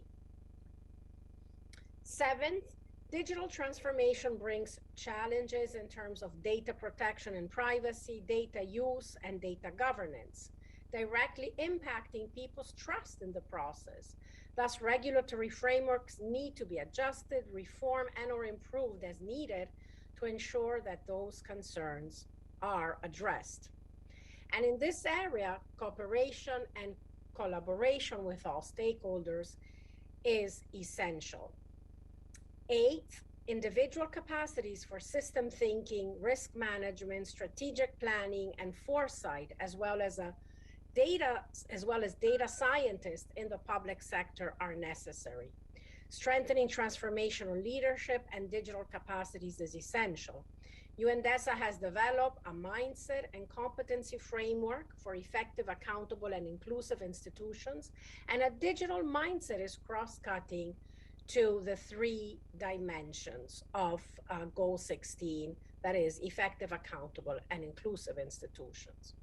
Finally, I would like to highlight what it takes to build individual capacities for digital government transformation, and this is based on research of a number of countries from around the world. There are 9 key elements. The first is ensuring leadership commitment to digital government transformation. The second one is enhancing digital literacy of senior and middle level government officials. Third, instilling new mindsets and competencies through ongoing training programs. Fourth, creating multidisciplinary and multi-sector teams in government. Fifth, attracting the best digital talent in the country through incentives and other programs. Sixth, developing clear career development paths and ensuring proper succession planning. Seventh, designing entry-level programs to attract young talents. Eight, ensuring a high ratio of ICT experts vis-a-vis other experts in government. 9, ensuring safe spaces for innovation and experimentation, such as GovTech for startups. So to promote digital inclusion and ensure that more people can benefit from digital government, many governments focus on providing opportunities for digital literacy training and quality education to improve access. UNDESA has developed a curriculum on governance for the SDGs in collaboration with public administration schools, which contains ready-to-use training material for the implementation of the SDGs, including on innovation and digital government. As you know, UNDESA also publishes every 2 years the UN Government Survey, which can help as a reference on how to promote digital government transformation and develop capacities. I invite all of you to attend the virtual launch of the 2022 UN Government Survey, which will take place on 28 September. UNDESA stands ready to support countries in addressing the COVID-19 recovery and other challenges, with a particular focus on the governance dimensions of Goal 16 of the 2030 Agenda and digital government transformation. Thank you for your kind attention, and I wish you successful deliberations.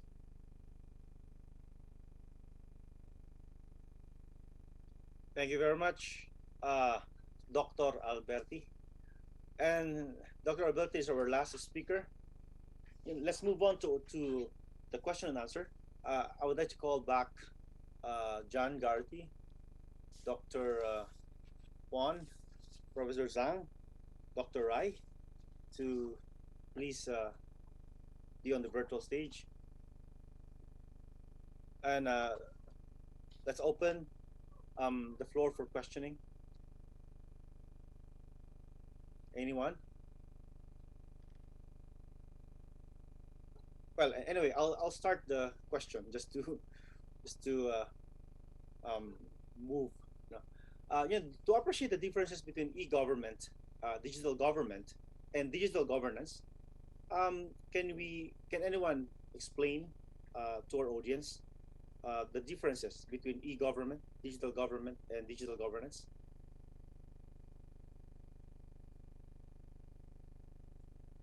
Can I try? Yeah, please, Dr. Kwan. Okay. Okay. As far as I know, e-government and digital government is similar and almost the same. But the one thing different is that when you say about government, it's a single entity of the government. But when you say about governance, it is a horizontal relationship between the government and civil society and the business sector. So governance is a little bit different, but e-government or digital government or knowledge government is more or less similar. That's my opinion. Thank you, Dr. Kwan. Anyone? Yes, and according to the UN, the e-government has been considered as the use of ICT for improving the efficiency of government agencies and providing government services online. So yes, and we to achieve digital governance, at least we need to have connectivity. We need to have online applications or to serve the public. Yes, the Mr. Nabin Bataray, the floor is yours.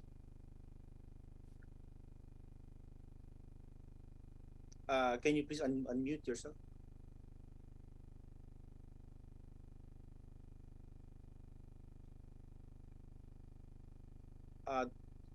Mr. Bataray, we cannot hear you.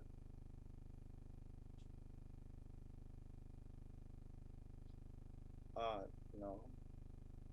Anyways, we'll go back to you. I just there's a question in the chat box.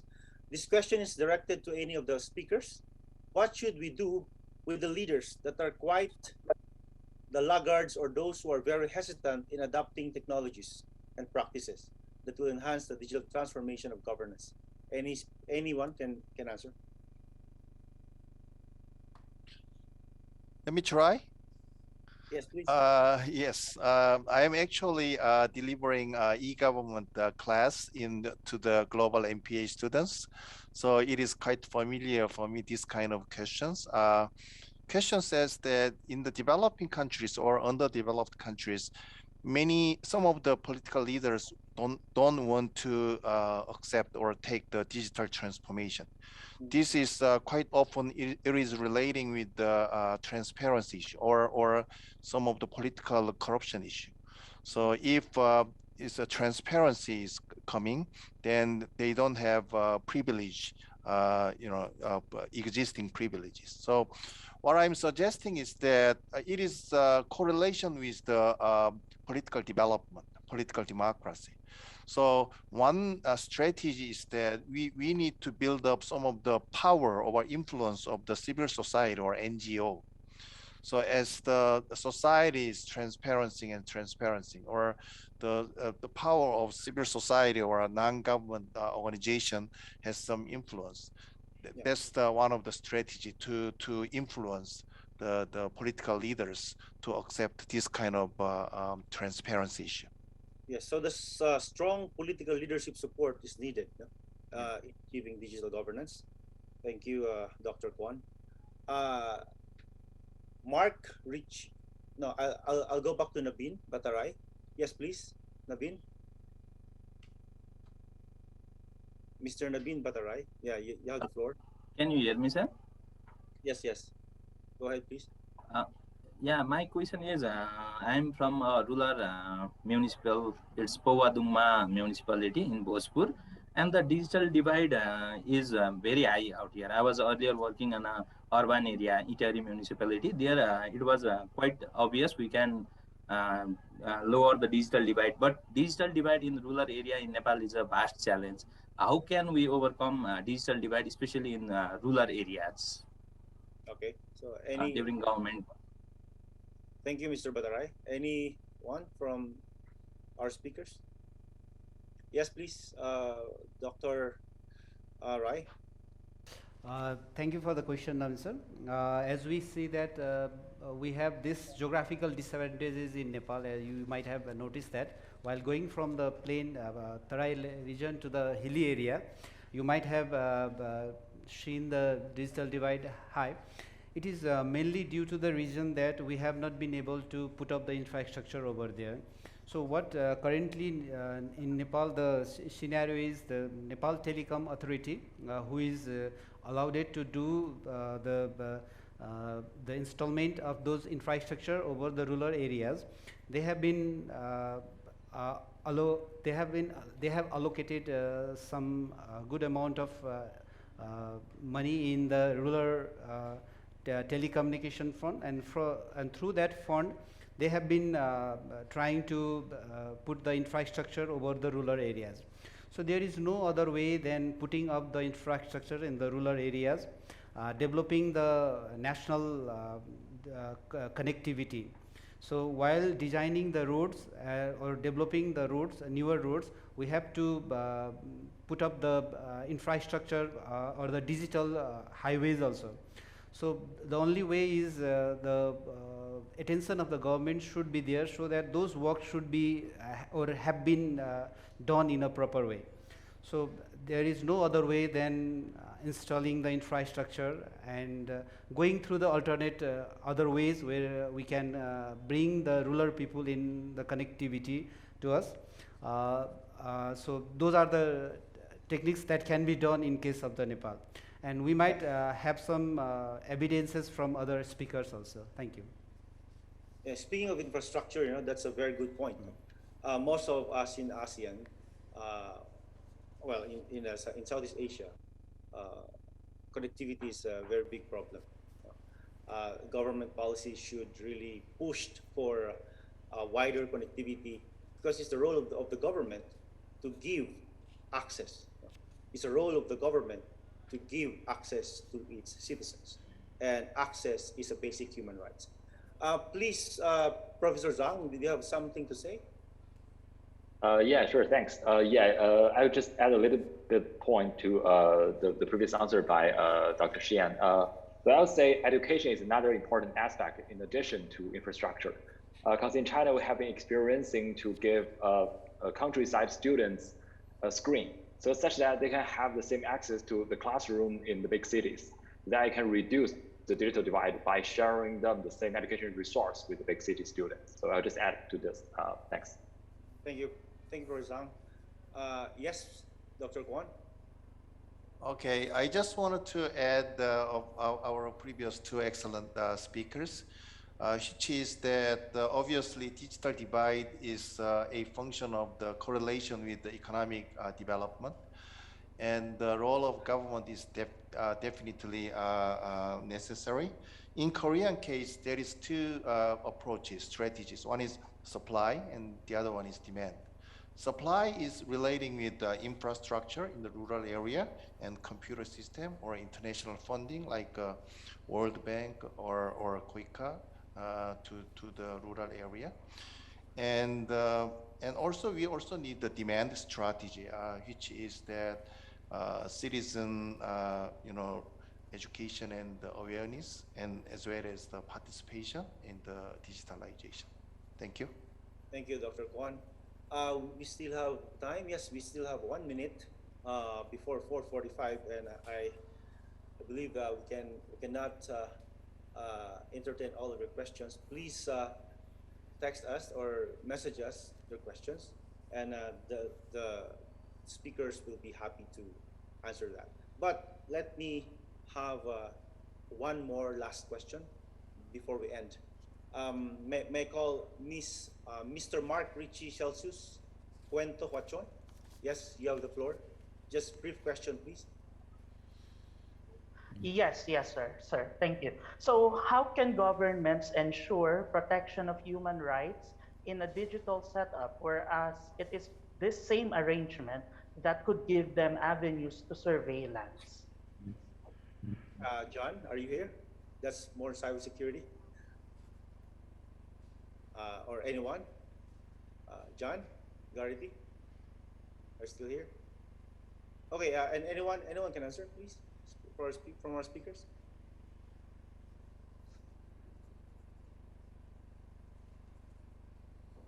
Okay, Mark, can you repeat your question for the speakers? Mark?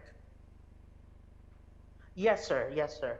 Again, how can governments ensure protection of human rights in a digital setup, whereas it is this same arrangement that could give them avenues to surveillance? Yeah, anyone?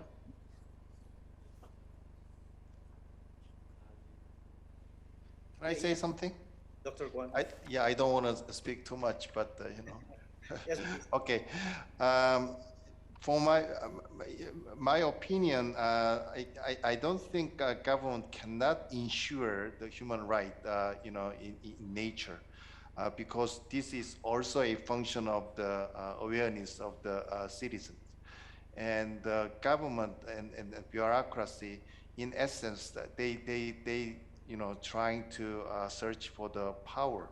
So that's why we need to awaken the civil society and awaken citizens to watching out the surveillance and human rights. And obviously, normatively, government or bureaucracy also should make sure that even though we need digitalization, but the CCTV, but we have to, government also make effort to ensure the human right. But what I'm saying is that civil society or NGO and other international group also should have a role to watching out this kind of issue. Thank you. Thank you, Dr. Kwan. Any remarks from other speakers? Yes, Dr. Rai. So what I think is that besides the external force to empower this thing, government itself should be aware on developing the rules and regulation that will help it to regulate itself, like how the data of the people that has been collected by the government is being used. There should be certain rules and regulation, and there should be a ethical way of handling those things. So if that is missing, then it is very difficult to ensure the human rights. So to ensure the human rights, government should come up with the ethical way of handling such data. So at that instance only, there will be trust between the citizens and the government in using such kind of systems. Thank you. Thank you, Dr. Rai. Thank you, Mark. Before we end, I'd like to add some remarks. Yes, in the Philippines, we have the Department of ICT that is in charge of policy development and technology implementation in the Philippines. Since Mark is from the Philippines, and access is a basic human rights. So the government has a responsibility to provide access.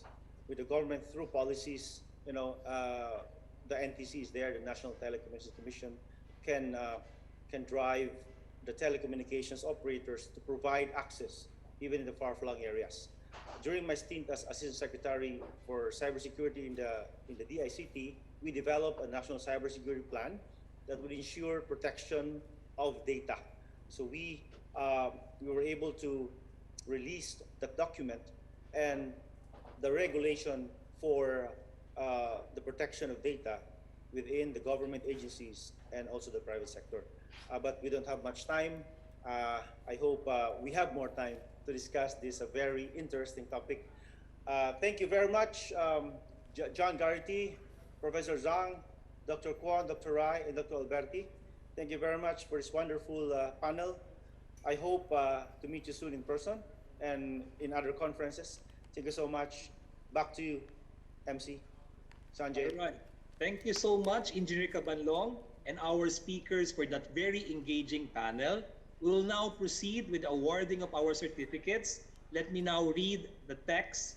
This certificate of appreciation is awarded to our panelist for his or her invaluable contribution as plenary speaker at the 2022 EROPA conference with this year's theme, Governance and Public Administration in COVID-19 Pandemic, Learning, Innovations, and Reforms in Managing Global Changes, held on September 14 to 15, 2022, 9 a.m. to 5 p.m. local Nepal time via Zoom Communications Incorporated. Signed, Dr. Alex Brillantes Jr., Secretary General of the Eastern Regional Organization for Public Administration, and also Mr. Arjun Prasad Pokarel, Secretary, Ministry of Federal Affairs and General Administration, Federal Republic of Nepal.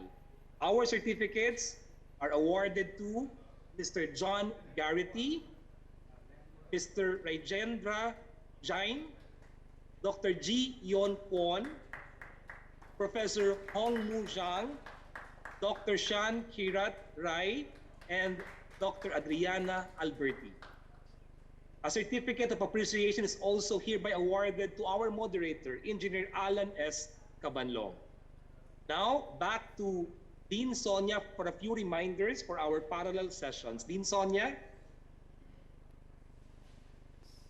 Thank you, Dr. Sanjay. Okay, so we will move to the parallel sessions. And as we do that, please take note that all participants will be able to choose their panel of interest. We have another 13 panels today that you may choose from. The breakout rooms will be opened and a guide on how to join, as well as the topics of each parallel session, will be flashed on screen for your reference. And then please don't forget to rejoin the conference, the main room, at 4 p.m. Nepali time. That is 6:15 p.m. Manila time for the closing ceremonies. We do have some very exciting news for you about the 2023 EROPA conference and the awarding of the best paper for the conference. Thank you very much.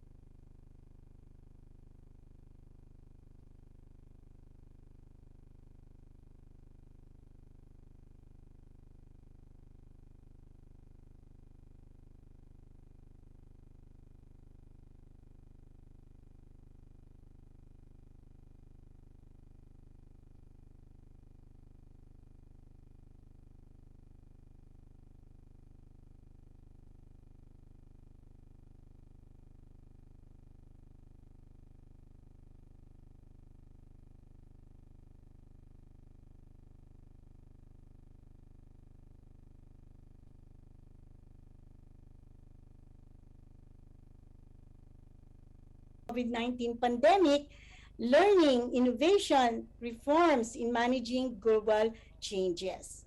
So let's see what we have done so far for the 2 days. It's quite a lot. I have here a little bit of a diagram to illustrate the message that has been conveyed for nearly 2 days, that COVID-19 has really affected the country worldwide, not only the Philippines, but other countries.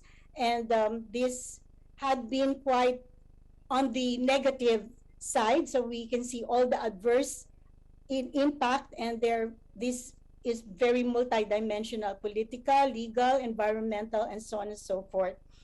So here, in this little bit of a diagram, the pandemic has challenged the governance and public administrative system of countries worldwide. And we are also saying that, in a way, governance and public administration also had an impact on COVID-19 by providing for solutions to the disruptions that have taken place. The messages across the papers emphasize that this COVID-19 has really posed the problem opportunity nexus for innovation, reform, and change for better governance and public administration. So we were really challenged to improve the way we do our administrative system. And we also take a look at the knowledge that we have gained in terms of the approaches used, the lessons learned, the innovation, the reform, and all of these experiences are contributory to enriching the discipline and the practice of public administration by all the countries involved. So for our metrics, as has been mentioned initially, we have for our plenary sessions, I think my PowerPoint jumped there. For plenary sessions, how many did we have? I'm sorry, my cursor is a little bit sensitive. I think it's jumping. Ayun. Number of plenary sessions, we have 7 that I mentioned here, but I think our Dr. Sanjay mentioned 9. The panel of the speakers, we have 28 in the plenary sessions. Our thematic panels total 26. The number of speakers 25. Number of paper presentations accepted 107. Number of countries 15. Number of participants 500. Number of participants on site in Kathmandu numbered 100. So let me just focus on what I call the big picture, and this is the pattern that we have seen in the different presentations. First, our colleagues, excuse me, I think I have to take care of not pressing my mouse. The presentations focused on COVID-19 pandemic and the country-specific nuances, effects. So each of the countries, each of the presentations showed the different ways that COVID-19 had an impact on their own country, and then the perspective that these are not really problems, but they are opportunities. And because of the opportunities that were perceived, the reform, the innovation, and the change were introduced, and the changes produced lessons, and now we are in this conference for sharing knowledge, and all of these contribute to enhancing governance and public administration in both practice and theory. As far as the major themes and the sub-themes, we take note that the first major theme is really the emphasis on the environmental context of COVID-19, but they also mentioned scenarios like climate change and other disruptions in respective countries. A very important theme that became the first plenary session really yesterday was focused on the civil service, and we take note of 3 sub-themes there: workforce transformation, redesigning of human resources management, and imagining the civil servant.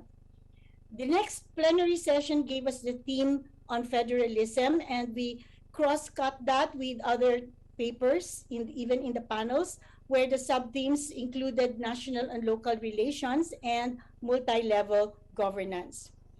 The fourth theme is redesigning bureaucracy, governance, and public administration, where we notice that there has been advocacies for changes in the theory and practice of public administration and reconceptualization of the meaning of governance. The fifth theme is about local governance and leadership, and we had many cases and examples on how COVID-19 was confronted by local political leaders. So may I just go one by one on the different themes that I mentioned. On theme number one, the onset of COVID-19, initially a health crisis, it became multi-dimensional. The scenarios, the varying responses, the capacities, the varying across countries, the different issues, but basically all of these pose a burden to government. In theme number two, we talk about the civil service and workforce transformation. The papers were very insightful and very critical in identifying the many factors that have already brought about changes during the COVID-19 onset in 2020, but this is expected to be continuing in the next years, and we need to be able to confront the changes in the civil service configuration and the changes in the workforce. Number one, in this scenario is the use of digital technology, and the civil service has been more inclined towards producing results rather than coming face to face and looking at time and tasks. There has been a diverse talent pool in many organizations, and some of those in the respective institutions also resigned from their work, so that there was this phenomenon that has been called the great resignation. And for some reason, employees quit, not only for reasons of low pay, but for other factors related to mental health and other issues during COVID. But because of this situation, there has been on-site redesign, mainly for remote workforce performance, and the workforce needed to be agile and resilient in confronting the day-to-day transactions of government, particularly with lockdowns such as in the Philippines. A very important part of the presentations on the civil service theme in the conference is the idea of imagining the civil servant of the future, such that we may know how we can configure our bureaucracy and our administrative system if we can imagine what kind of civil servants we will have in the next years. So the description is laid down here. Civil servants now are expected to be mobile. They're anywhere, everywhere. They can be called upon for remote performance of duties. They're data-centric. They're also focused on data analytics, big data. They're highly educated. They are continuous learners. They have high degree of autonomy. They're opportunity seekers. And there's a word that was mentioned in one of the papers and presentations, the GIG worker or the G worker, which means that there is no inclination to stay in an organization and work up the ladder, but there is this tendency to rotate and go through different experiences and different work locations. We imagine our civil servant in the future to be flexible. They are problem solvers. They are very much motivated. So given this imagination of what a civil servant has become during the pandemic and likely to become in the future, the redesign of the workforce and new directions for human resources management provided these factors that need to be attended to. Number one is the inclination for hybrid modality. And perhaps there's no turning back to the usual face-to-face, but a combination, a blended way of performing our administrative work by online as well as occasional reporting to offices. Hours are already flexible such that people are reporting for work even during weekends, and the 8 to 5 routine seems to have been set aside. So there's remote work, but the management of human resources for the future should learn from the experiences in the COVID period that the workers in our public administrative system would like to have many opportunities for leadership and for learning. They want to have enhanced ability to use any device and still to continue to be connected with colleagues, even on remote modalities. They want to increase their competence in big data management, data analytics, and digital transformation. They want job rotation. They want to be able to cultivate diverse talents. And of course, they want to have better compensation and incentives. Given this picture and this scenario of the civil service during the pandemic and what is expected to be ongoing, perhaps in the next 5 years or so, the future of the civil service will really have to recognize two important things. One is digital transformation, and number two, the new orientation, the new mindset of people in the civil service workforce. The third theme that we noticed in the presentation is the factor of federalism as to whether a federal structure is a better way to do services. Are we going to be better off if we're federal rather than unitary? And if we are federal in structure, what kind of design can bring better reform, and what kinds of changes will be necessary to be much more effective? Given the federal structure in the cases presented, it seems that the history of federal countries, their geography, the geopolitics, and transactions at national, regional, provincial, and the grassroots level continue to impede on the effectiveness of federalism. The politics at the different tiers of government pervade such that these hinder the efficiency and the effectiveness of service delivery. And there are different kinds of modalities that have been experimented. One is the central command with responsibilities at the central level, but the local units have some degree of autonomy that raise issues for fragmentation and issues for coordination that hinder the efficiency and the effectiveness of service delivery. So there are issues in a federal setup of coordination, accountability, financing, and national and local relations where cooperation is not necessarily adequate to be able to do a better job. We also find cases in the UK, Germany, Switzerland that have been presented, particularly in the case of the UK, where multi-level governance seems to be invisible or can hardly be seen because of the nature of the setup of the United Kingdom, Wales, Scotland, Ireland. So this kind of multi-level interaction is not necessarily a big factor for them, but should be enhanced. We also find in the cases of the UK, Germany, Switzerland, that there are varying capacities. And it's not only in these countries, but in the panel discussions that the idea of varying capacities in the federal system and in the tiers that are problematic. Other things that hinder efficiency in a federal setup include citizen trust and citizen participation, which is not really that desirable yet. Services, including continuing mortality and morbidity, and the regulation of hospitals is very difficult at this point in time. Civil society participation, business sector participation had been harnessed in some places, but in some other areas, this is still very much, this is very weak. And local government autonomy has been quite an issue with regards to how subsidiarity and solidarity is practiced among the constituent units.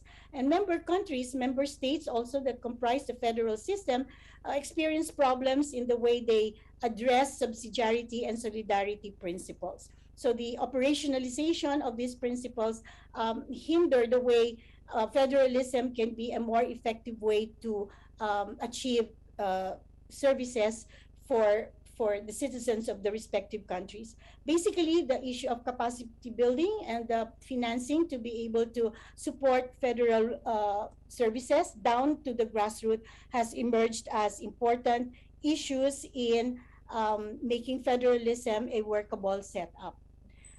In theme number 4, we see the redesigning of bureaucracy, governance, and public administration as geared towards the idea of a virtual bureaucracy, that perhaps in the future it will be a digital bureaucracy so that devolved and decentralized systems of government can be better done by way of using all these smartphones, smart applications that were introduced during the COVID period and may be continued in the next years. To redesign bureaucracy and make it effective, the issues of right sizing was raised. So what is really the right size for a bureaucracy? At the same time, health protocols still continue to be in the agenda for redesigning bureaucracy, considering that perhaps in the future, the health crisis may come up in different forms and not just COVID, and there might be other disasters that will require a more agile and resilient system of service delivery. Still, in redesigning bureaucracy, there must be a way by which citizens and bureaucratic officials are integrated, are interactive, such that public trust is developed to make the institutions more credible to the citizenry. Transparency and accountability in some countries have good indications, but in some other countries, these are still very weak.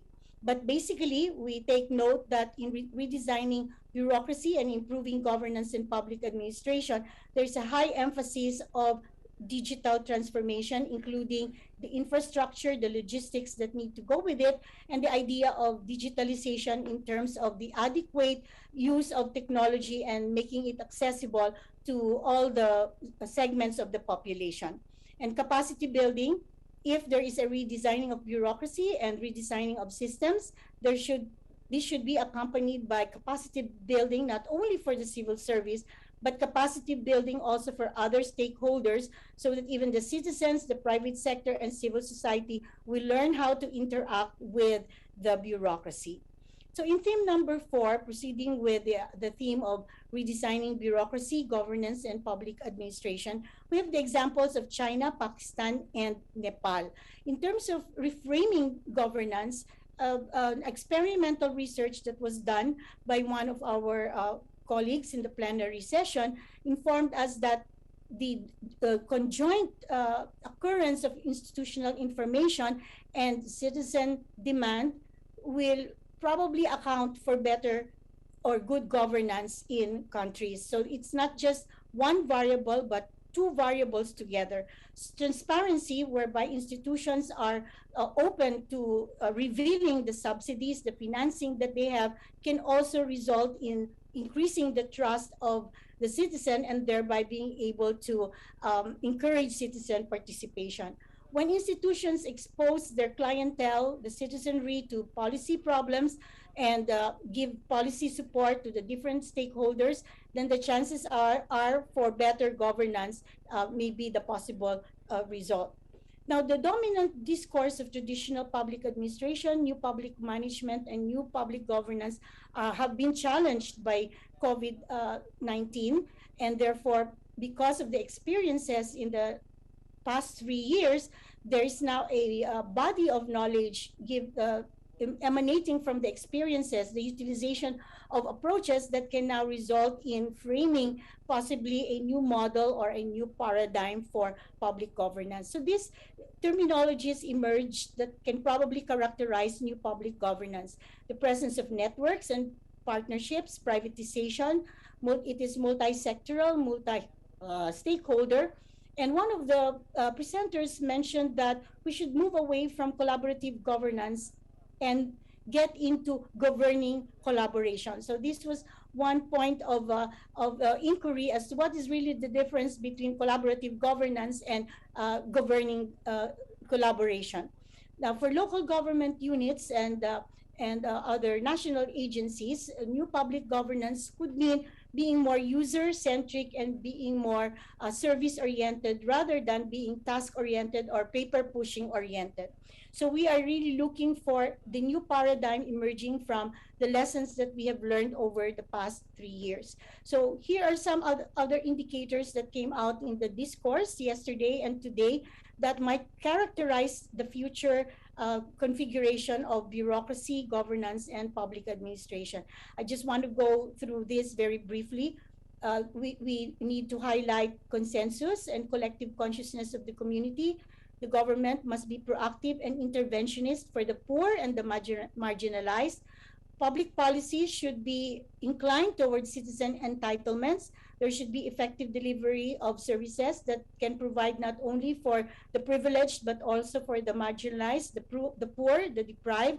Capacity building for government citizen trust for public and political institutions. It has also been mentioned that if we want to reform governance, this must be based on scientific solutions and the use of science to be able to provide verifiable and credible solutions and be able to test the approaches. So the theory and practice and the research component of the new type of governance must come hand in hand. So new governance must be testable, scientific, and evidence-based. And many of the speakers mentioned that we should revisit the philosophy of public administration and the dominant methodologies that came down to many countries coming from a Western orientation. So the experiences must be able to build a localized and an indigenous perspective of governance and public administration. In theme number 5, we take note of the countries, Thailand, Indonesia, Malaysia, and Nepal. And we see that the historical background of centralization and decentralization in each country continue to hover around the present endeavors to improve the way they do their service delivery at the local government. So we take note that if the governance at the local level is to be enhanced, these are the points that must be taken into account.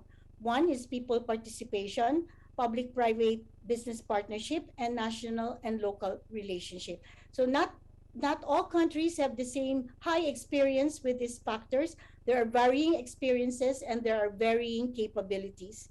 So in terms of the national-local relations, what is the role of central government that can enhance performance at the local level? So one of our speakers gave this role for the central government.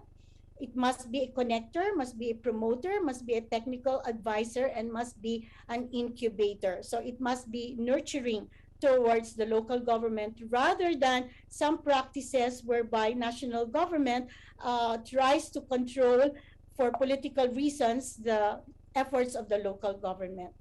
So we take note of 4 factors that were mentioned in local governance. That is the role of leadership. The presence of active and results-oriented leadership at the local government made a difference in performance. So there are non-performing local government units and performing local government units, and one factor there is really the presence of active, proactive, results-oriented, and dedicated leaders, some of whom emerged from the local government to become leaders at the national level. Now, it is important to consider democracy, participatory democracy, and representative democracy as an overarching and an over-encompassing perspective that will guide local governance and leadership. So the operative principle of subsidiarity, cooperative federalism, and multi-level governance are important sub-themes in improving local governance and public administration. So I will go very briefly to the 6th theme, which raised the question, is competition and regulation important to public administration? Yes, it is, because it is a factor for doing market efficiency, for controlling high prices, and therefore we will be able to serve the public better if there is regulation and regulation at the same time that there is competition. So workable solutions in different countries have already shown how abuses during the COVID-19 were regulated, and in that manner, competition enabled wide sectors of society, consumers, suppliers, and buyers to be able to move around different markets and enjoy the benefits of progress. So why would we why is competition important, and how do we go forward to be able to include this in the perspective of our governance and public administration? So the advice given to us is to promote competition policies and pursue innovative and inclusive governance such that we promote the competition authorities, the agencies of government that will look after rising prices, inflation, and abuse that makes the market equilibrium disruptive and inefficient. Now, the 7th theme is about innovation, innovative public administration, management, and governance in education and training. So we have different countries here: Philippines, Indonesia, Singapore and Malaysia doing assessments, scoping, future thinking, and the data there became the basis for designing and redesigning new approaches, including networking with international organizations and shifting to problem-based and practice-based education and training. So the issues in the future will have to be addressed. Why is there a decline? And why is there a growth of higher education institutions varying in different countries? The relevance of public sector institutions to the private sector, to many institutions, should be enhanced so that we are not, public administration is not ivory tower, but really grounded in the needs and the real time of sectors in society. So those that have been effective need to scale up and need to be able to achieve impact, such as the example in Singapore and in Malaysia. And some of the other countries, for example, our presenters from Nepal emphasize the need to investigate and revisit dominant paradigms and be able to bring out emerging new knowledge, pedagogy, and methodologies.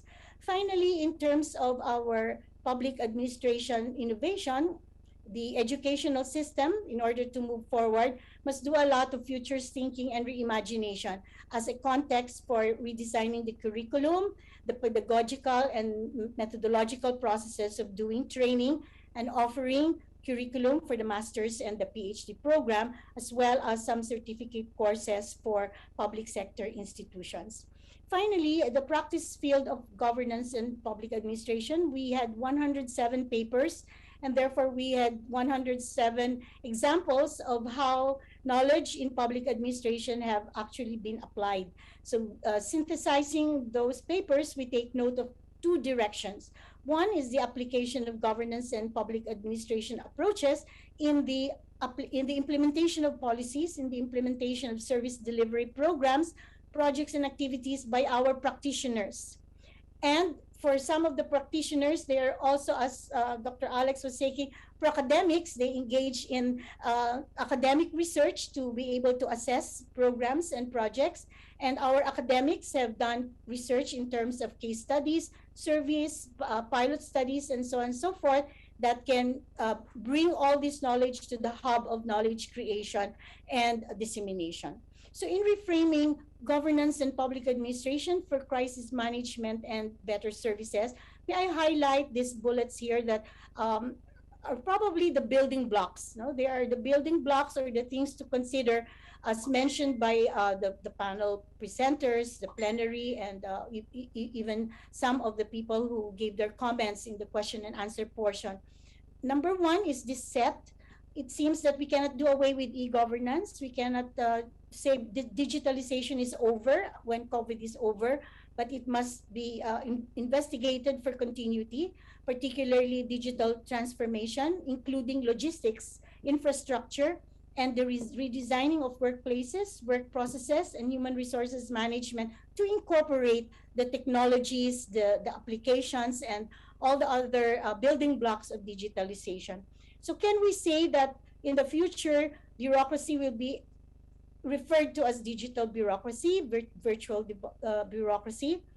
Would we be able to say that we have reframed public administration from the Western dominant orientation, and we have created new perspectives, defining governance from our new experiences, localized, and our education, training, and capacity building and research have become new, relevant, using inclusive approaches, being problem-based and practice-based.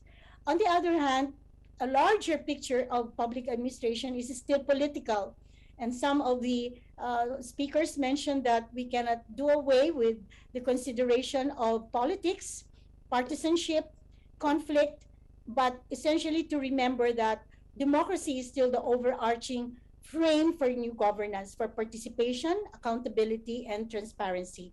Now, for federal or unitary and centralized or decentralized system of government, the way forward is to learn multi-level governance. And finally, if we talk about governance, it would be inevitable for us to include civil society, the business sector, and even the citizens for what we may refer to as inclusive governance. So it has been quite a loadful for the past 2 days.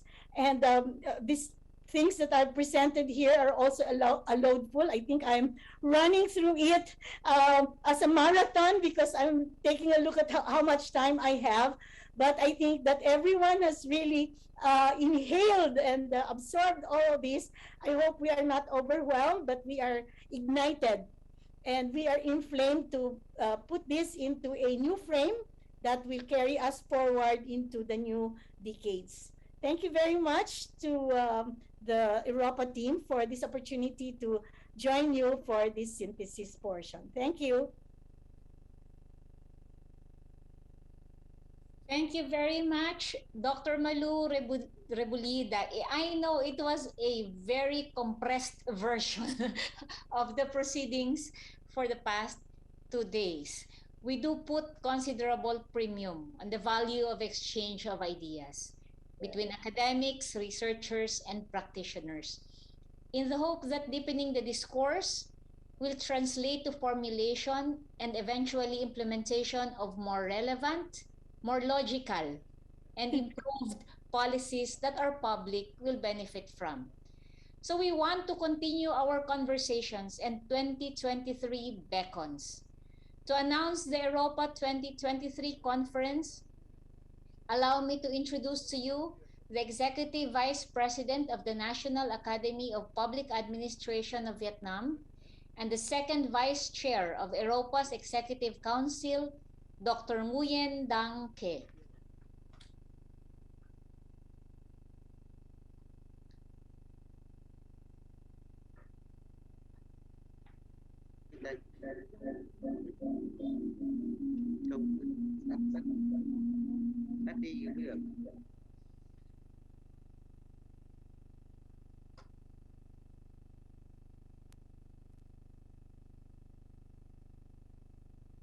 You are on mute, sir.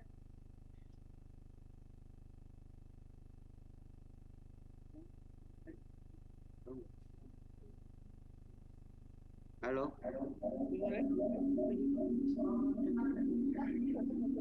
Tắt trong máy tính mà. Okay.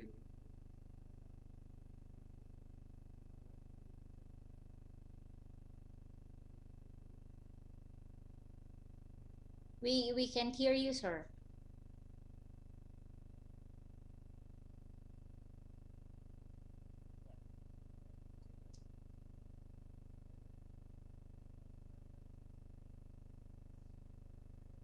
You are still on mute, sir.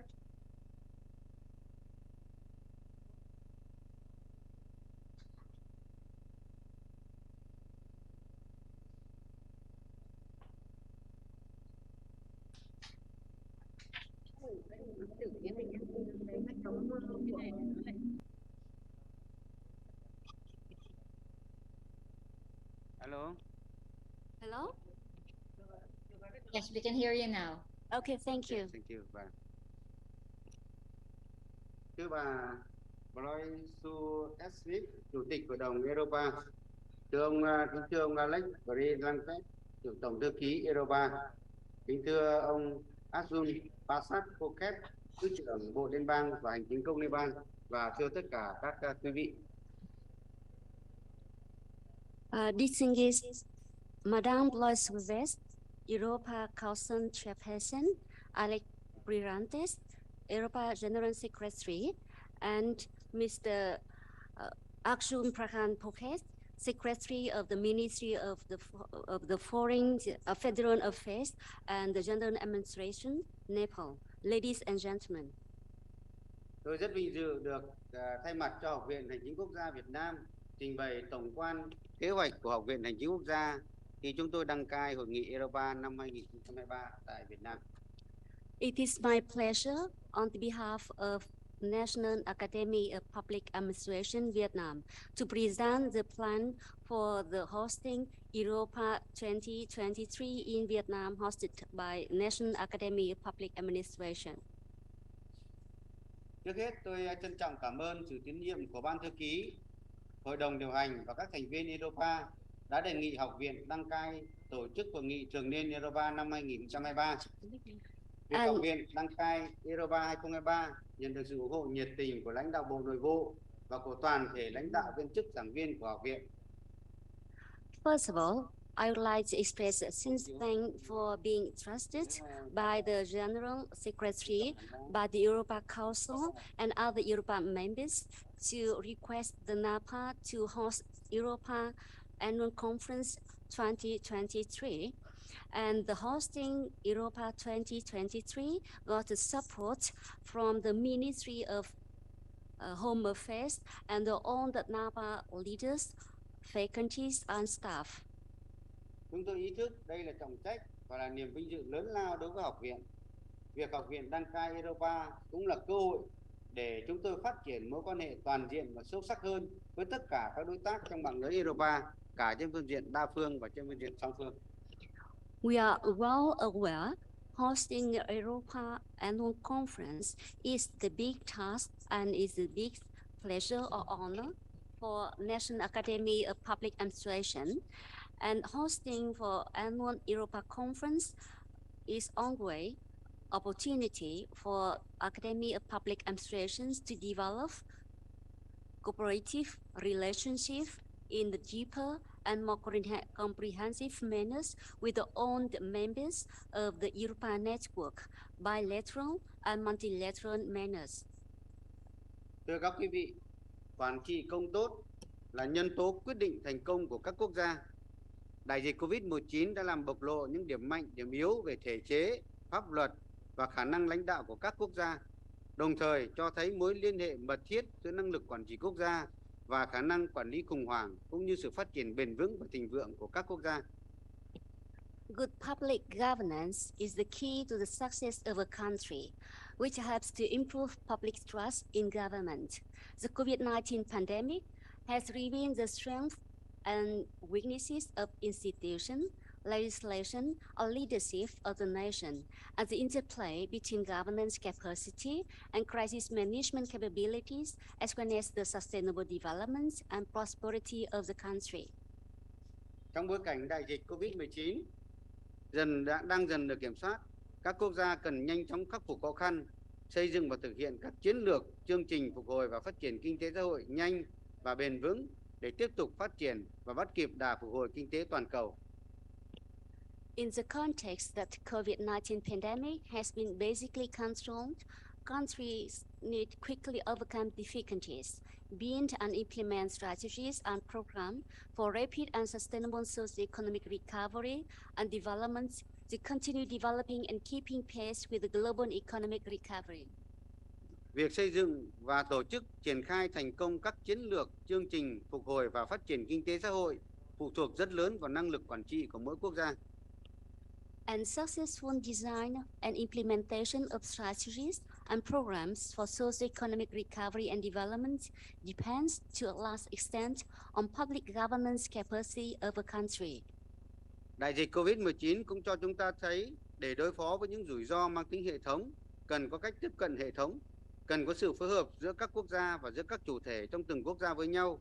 Vì vậy, sau khi đã trao đổi với Ban thư ký EROPA, chúng tôi đã lựa chọn chủ đề của hội nghị là vai trò của quản trị công trong phục hồi và phát triển kinh tế xã hội.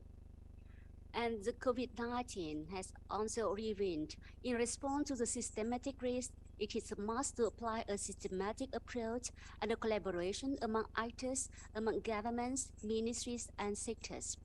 And so after discussion with the EROPA Secretariat, we selected the theme for the EROPA conference, which is the role of the public governance in socio-economic recovery and development.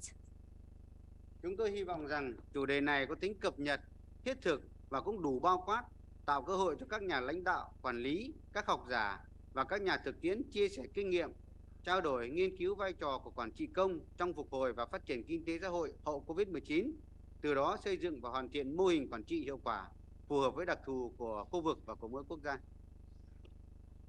We believe that this theme is updated, practical, and broad enough, and provide opportunities for leaders, managers, practitioners, and scholars to share experience and to study the role of the public governance in recovery and socio-economic development post-COVID-19.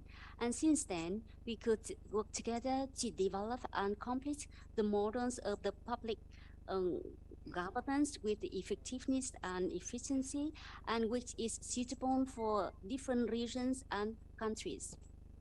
Với chủ đề này thì hội nghị chúng tôi dự kiến sẽ đề cập tới 3 cái tiểu chủ đề sau đây. Một là thực tiễn phục hồi và phát triển kinh tế xã hội, những vấn đề đặt ra và yêu cầu đổi mới quản trị công. Tiểu chủ đề thứ hai là đổi mới quản trị công nhằm thúc đẩy và phục hồi phát triển kinh tế xã hội.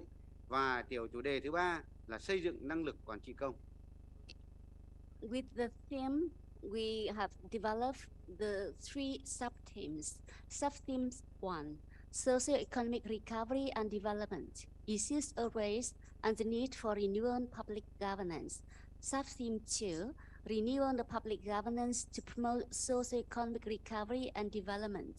And sub-theme 3, building public governance capacity. Chủ đề, các tiểu chủ đề và các nội dung chính dự kiến sẽ được đề cập đến trong hội nghị EROPA 2023 dự kiến tổ chức tại Việt Nam. Chúng tôi rất mong nhận được sự đóng góp của các quý vị để bổ sung, hoàn thiện cho cái dự kiến về nội dung cũng như các tiểu chủ đề sao cho hội nghị của chúng ta thành công. And we strongly expect from you to give your valuable comments and feedback to our theme and sub-themes to make the conference valuable to all of you and successful next year. Và huy động được sự tham gia của nhiều học giả, nhiều nhà thực tiễn để đảm bảo chất lượng khoa học và thực tiễn cho hội nghị của chúng ta. We also believe and expect the active contributions from the all policymakers, practitioners, researchers, and all of you to make the conference practical, meaningful, and effective. Chúng tôi cũng đã dự kiến thời điểm nhận bài viết, các quy định viết bài tham dự hội nghị và đã được ghi trong tài liệu gửi tới Ban thư ký EROPA và sẽ sớm đăng tải trên trang web của EROPA và thông báo tới các quý vị. And concerning the dates of all the milestones for the next year EROPA conference, so we have sent to the EROPA Secretariat, and the EROPA Secretariat will post on the website for important dates we should bear in mind for the next year conference. Hội nghị EROPA năm 2023 chúng tôi dự kiến sẽ diễn ra trong khoảng 4 đến 5 ngày, trong đó có 1 ngày đăng ký đại biểu, họp hội đồng điều hành và 2 đến 3 ngày hội nghị chính thức, và ngày cuối cùng là 1 ngày chúng ta dành để tham quan sau hội nghị. And for next year annual conference EROPA 2023, so we plan to make it for 4 to 5 days, 1 day for registration for the council meeting and the committee meeting, and 2 and 3 days for the EROPA conference section, and 1 day for the post-conference execution. Về công tác tổ chức, hội nghị dự kiến sẽ diễn ra tại Hà Nội của Việt Nam vào trung tuần tháng 10, khoảng từ ngày 16 đến ngày 20 của tháng 10 năm 2023. Đây cũng là thời điểm giữa mùa thu, có thể nói là mùa đẹp nhất của Hà Nội. Và vào tháng 10, với mùa thu thì Hà Nội trở nên xinh đẹp và thơ mộng hơn để nhiệt liệt chào đón các bạn. And the annual conference 20th planned to be conducted in Hanoi, the capital of Vietnam, in the mid of October, from the 16th to 20th of October. So this is the best season of the year, and in October, Hanoi is very beautiful with the different colors, and to welcome you in this very wonderful climate and weather in October. Thời tiết ở Việt Nam thì mùa thu cũng là cái mùa mà thuận tiện, dễ sinh hoạt nhất và phù hợp với con người, cho nên là chúng lựa chọn để chào đón các bạn. Và ban tổ chức chúng tôi cũng sẽ bố trí xe đưa đón đại biểu từ sân bay về khách sạn, đưa đón đại biểu hàng ngày trong thời gian diễn ra hội nghị, và những thông tin cụ thể thì chúng tôi sẽ gửi tới các quý vị. And also in Vietnam, the autumn is the best season with the nicest weather of the year to welcome all the tourists and all the foreign participants. And for the other information, factual information about the transportation and accommodation, we will send to you via EROPA Secretariat. Chúng tôi cũng đề nghị Bộ Nội vụ là cái bộ chủ quản của học viện sẽ là đơn vị chủ trì hoặc là chỉ đạo hội nghị, và Học viện Hành chính Quốc gia thì sẽ là đơn vị trực tiếp triển khai công tác tổ chức.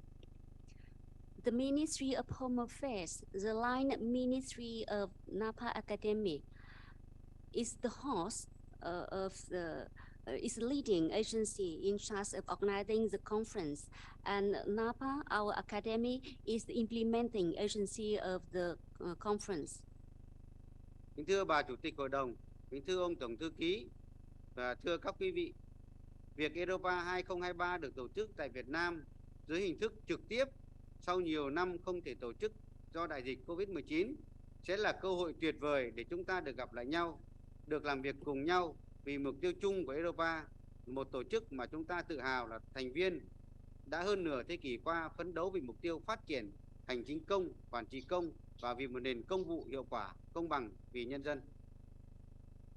Hosting annual EROPA conference 20th century in Vietnam in the hybrid mode, in the in-person mode after some years of the online mode is very good opportunity for all of us to meet each other, to work together for the shared goal of Europa, the organization we are very proud to be a member.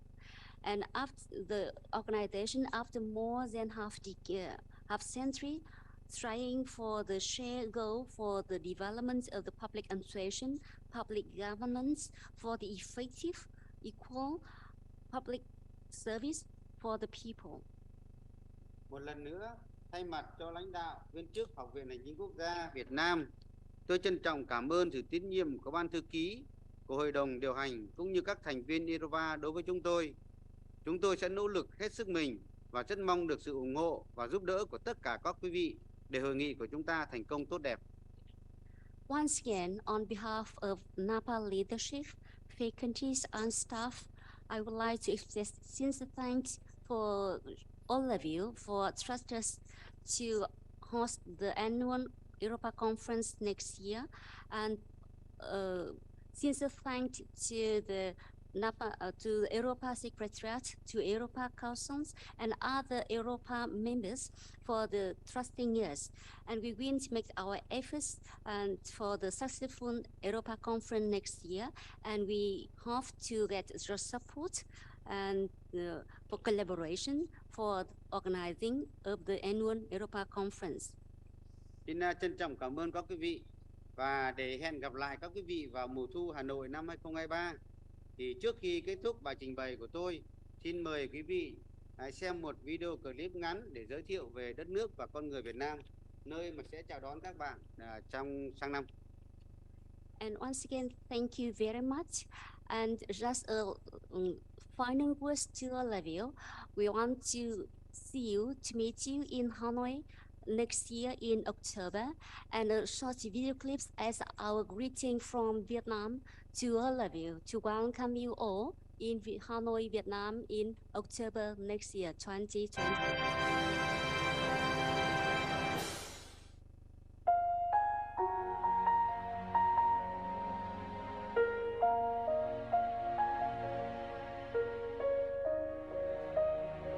Welcome to Vietnam, the land of miracles.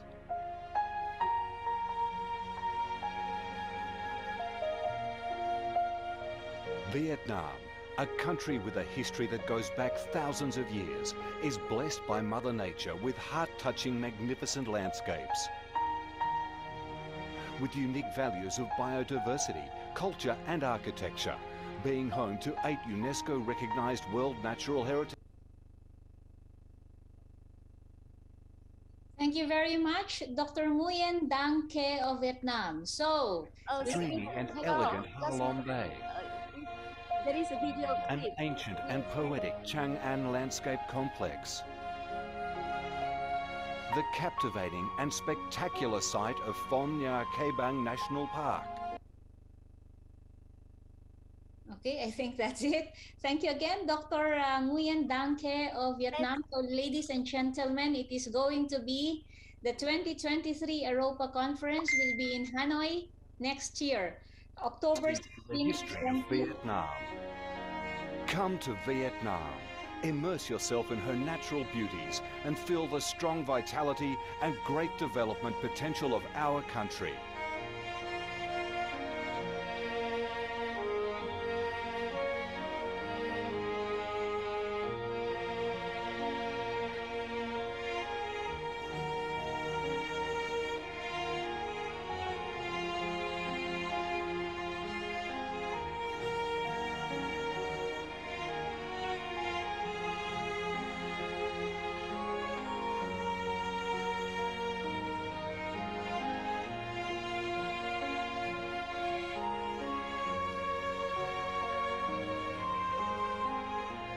Independence and freedom.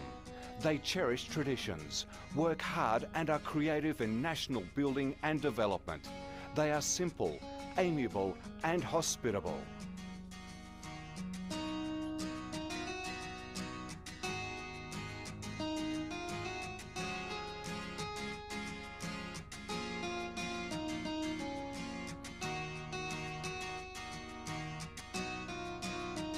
Vietnam is a multi-ethnic country with 54 ethnic groups living together in peace, each having distinctive customs, practices and festivals.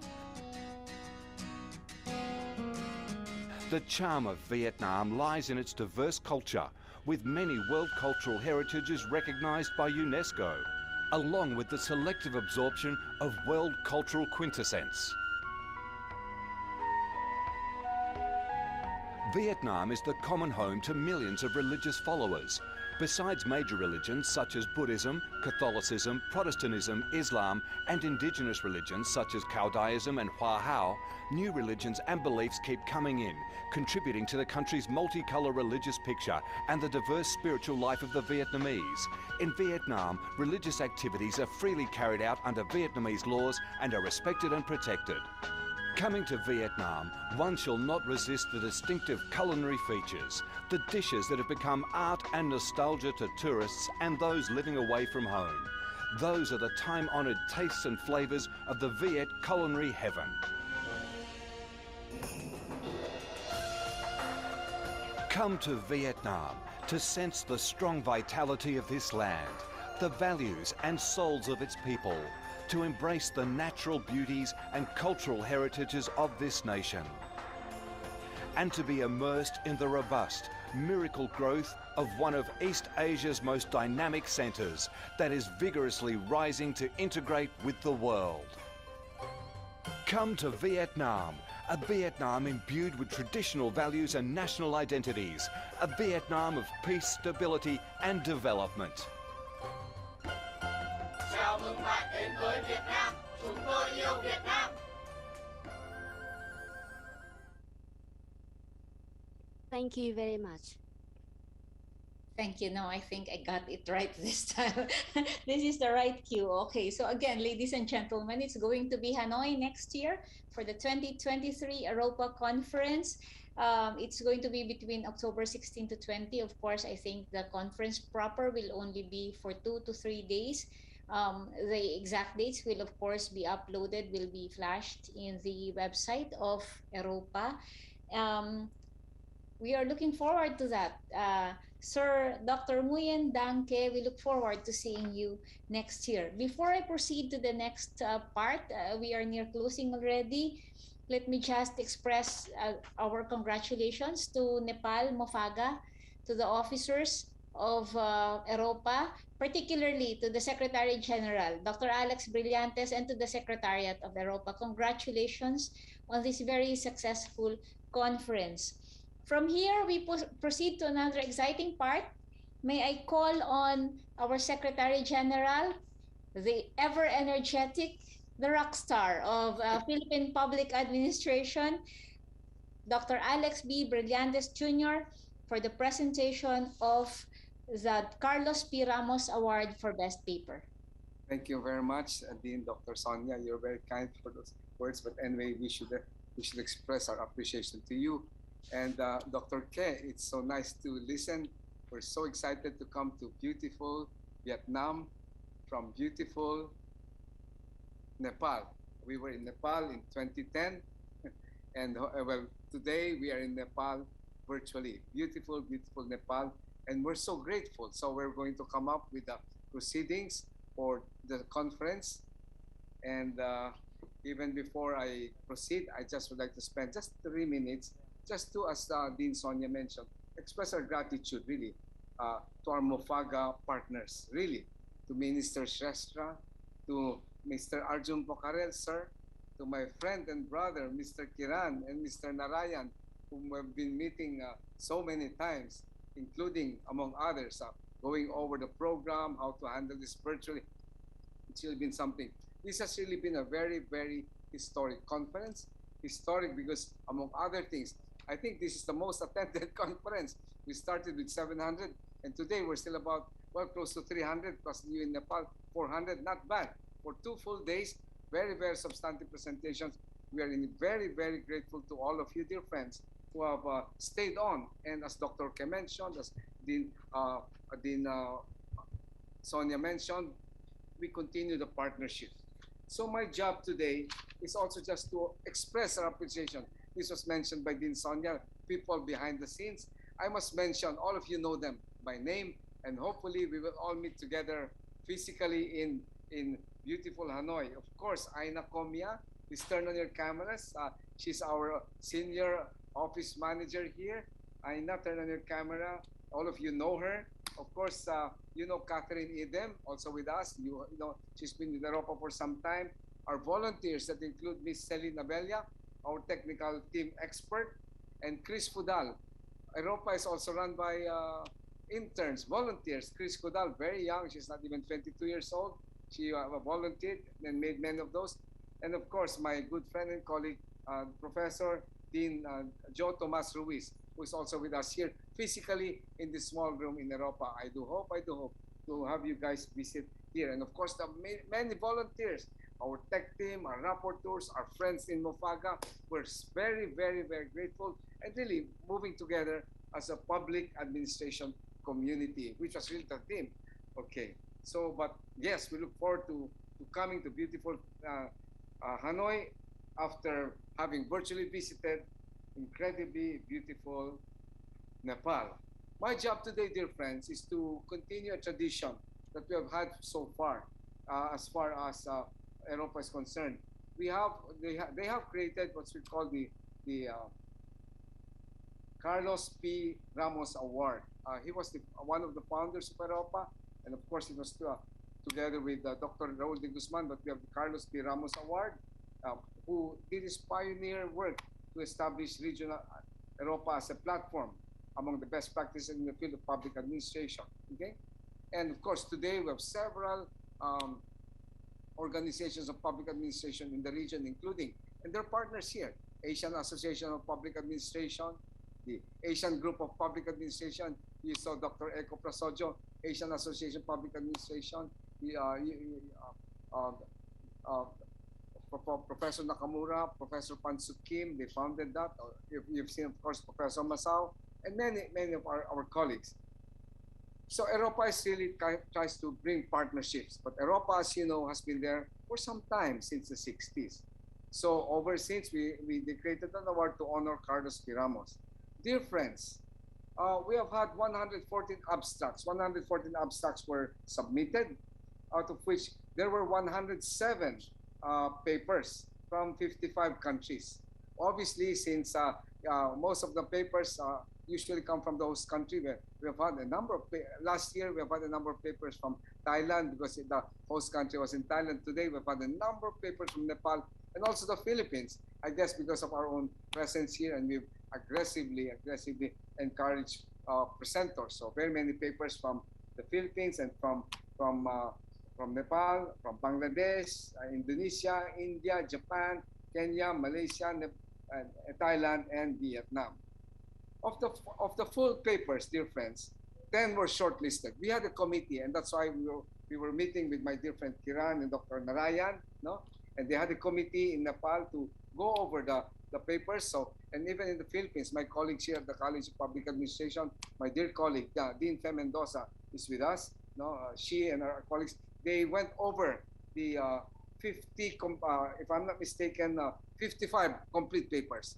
So 114 abstracts, 55 papers, and many of these were close to, I would not call blind, but yeah, we didn't know them, of course. And of the full 10 papers submitted, no, they were shortlisted. 55, 10 were 10 were shortlisted. 10. So out of those 10, a small committee from our host country in Nepal with my good friend Dr. Kiran, and of course here in the Philippines, ourselves and another professor here, we came up with the best paper.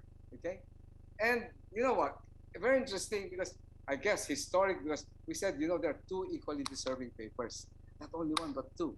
Okay, all were very good, the best papers. Unfortunately, we just have to choose two. So the one best paper award, no, it's the Carlos P. Ramos Award. So we have two, dear friends. And each of them will receive a certificate of recognition and a cash incentive of, instead of $1,000, $500. Okay, so that should be good. But you all know that it's not really the monetary. It's the recognition, which will, of course, hopefully find itself published in the ARPA, but no, we're not. But it will be published in the proceedings, which you will see, which will be done by our colleagues in Nepal. I better shut up now. The first winner, drum roll, is. Do you have a drum roll there? Okay, we don't have a drum roll, but I'll just drum roll myself. So there you are. Oh, we have a drum roll. Okay, the first winner is from Nepal. I hope you're in the room. He's the section officer of the government of Nepal, Kathmandu, PhD scholar from Nepal Open University. His paper, Issues in the Governance of Public Administration of Nepal. He talked about public administration theory, new public management. May I call on Mr. Baburam Bull, section officer. Are you here, Baburam? Okay. But okay, and then let's give him a round of applause. Baburam. Oh, there you are. Congratulations, Baburam. Congratulations. You have the honor of being a Carlos P. Ramos Award, and you are also, you have $500. Okay? And the next paper, because, dear friends, this was done by a committee, okay, by a committee. And these were full papers, okay? This was done by a committee, and the committee recommended. It was almost blind. The other paper is from the Philippines, no? One from Nepal, the other, because like I said, many papers from Nepal, it goes to, the topic is enhancing the bureaucracy's capacities for UN SDGs implementation, monitoring, and reporting. The Philippine context. I see she's very surprised. It goes to Dr. She has absolutely no idea. Dr. Maria Lourdes Rebolida and her co-author, Matthew Manuelita S. Miranda. Two very good papers. Congratulations to you guys. You are very surprised. Sure. So this is the first time that the Carlos P. Ramos Award is given to two papers. The committee decided. All very good papers, but obviously they had to make the committee. So congratulations, Sir Baburam Bull, and of course to Ma'am Dr. Maria Lourdes Rebolida. You had no idea, and of course, and they saw why, and of course to your colleague, Assistant Professor Matthew Manuelito Miranda. So let's take a picture, you guys. They're taking a picture. Congratulations, you are richer. You are richer by $500, but Malu, you're only richer by $250. Yes. But it's not the money; it's the award. Congratulations! Next year, we look forward to the next Carlos P. Ramos Award. And I must say, the committee is from Nepal and from the Philippines. Our colleagues did that. And Sir Kiran, I must acknowledge you for your incredible support, Sir Kiran. Maybe we should also spotlight Sir Kiran. He's physically there in Nepal. But anyway, and of course, Sir Narayan Arial, our partner whom we've been meeting many times, who brought in all these volunteers, academics to help. Oh, there you are, my dear friend Kiran. Namaste, my good friend. I must say publicly, I love you, my friend. We worked so hard together. Namaste. Okay? So thank you very much. And really, it has been a privilege to work with our dear Nepalese friends. And hopefully, we'll be able to see you someday. Inshallah, the Lord willing. But hey, this was last time. We will have a second volume, EROPA 2022, with, again, Kathmandu, Nepal. Okay? And the volume from Thailand will be coming up soon. And soon with Dr. Ke, we'll have it in Vietnam. Thank you very much, dear friends. Namaste. All right. Thank you so much, Dean Alex, and congratulations to our winners of the Carlos P. Ramos Award. We have Dr. Malu Rebulida and Matthew Miranda coming from the Philippines, and also Mr. Baburam coming from Nepal. Congratulations. Before we end, may we also recognize delegates from India, Bhutan, and Kenya. Thank you for your active participation in this year's EROPA conference. And now, finally, the closing remarks will be delivered by the Secretary of the Ministry of Federal Affairs and General Supervision or Administration of the Federal Republic of Nepal, which is the host of this year's EROPA conference. He has about 3 decades of experience in public service in diverse areas as internal affairs management, revenue management, as well as anti-money laundering investigation. Before joining the Ministry of Federal Affairs and General Administration, he led the Ministry of Industry, Commerce, and Supply as Secretary. Ladies and gentlemen, the first Vice President of EROPA Executive Council, for the conference closing message, Mr. Arjun Prasad Pokarel.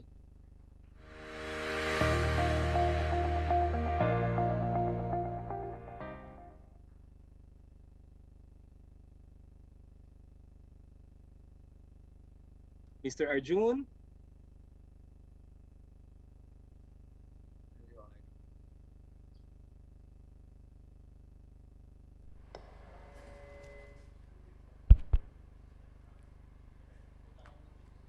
Sir.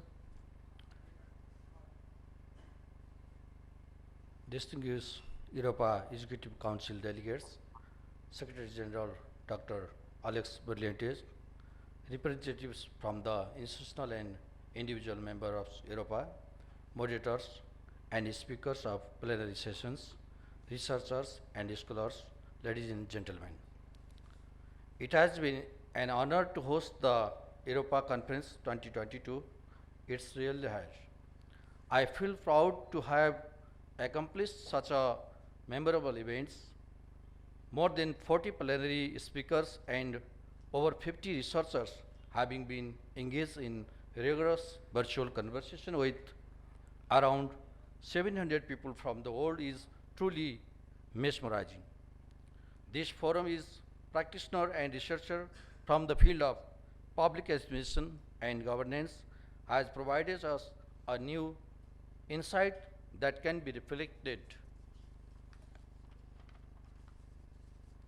in our workplace, students, research, as well as in dealing public affairs in our life. That's a great achievement. The tremendous number of participation in these 2 days has proven that EROPA is appropriate forum for researchers and practitioners to share their knowledge and experience so as to establish a new height of public administration in the region. I believe that as a global citizen, we need more global and regional collaboration to share our knowledge, skill, and experience with all the scholars and practitioners from the field. Such conversation would help policy practitioners like me to adopt and share the proven practices through the platform. I believe that this is one of the major objectives of EROPA. Even though COVID-19 pandemic is still around us and we all had a very unforgettable experience with it, we successfully established the theme of the conference. This conference is the first step toward our ideal future endeavor. At this moment, I would like to reiterate that Nepal has been enthusiastically contributing to this forum for more than 2 decades. Finally, I would like to congratulate all of you and appreciate your unwavering patience and rigorous participation throughout the program. Before concluding my remarks, I would like to congratulate all of us for making this Europa conference a huge success. And I would like to congratulate to those who win the Carlos Ramos P. Ramos Award.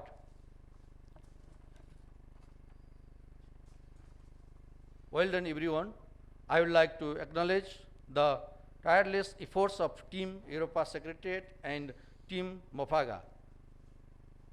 Please allow me thank to Alex Berlient, Mrs. Aina, Mrs. Kath, and other staff from Europa Secretariat. Thank you. Also, I am thankful to the technical volunteers from NCPAG. Thank you. Thank you all distinguished moderators, plenary speakers, paper presentators, paper reviewer, and all participants. Thank you. Thank you, Professor Sonia, the Master of Ceremony, wonderful MC. Thank you, the conference preparation team of Mofaga. Thank you all for your exemplary collaboration and hard work. Thank you to so many helping hands. I wish to see you all in-person Europa Conference 2023 in Vietnam. See you there. Namaste.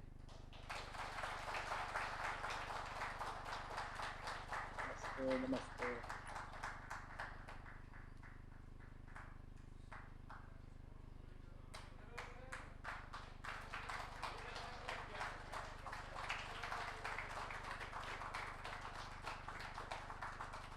Celine, are we now ready for the picture taking? Let's now have the virtual picture taking. Kindly open your videos. All right. Oh, you're all smiles. Even if it is already night here in the Philippines, I think that you had a very productive day there in Nepal and wherever you are. Thank you for joining our EROPA conference. All right, Celine, are we now ready?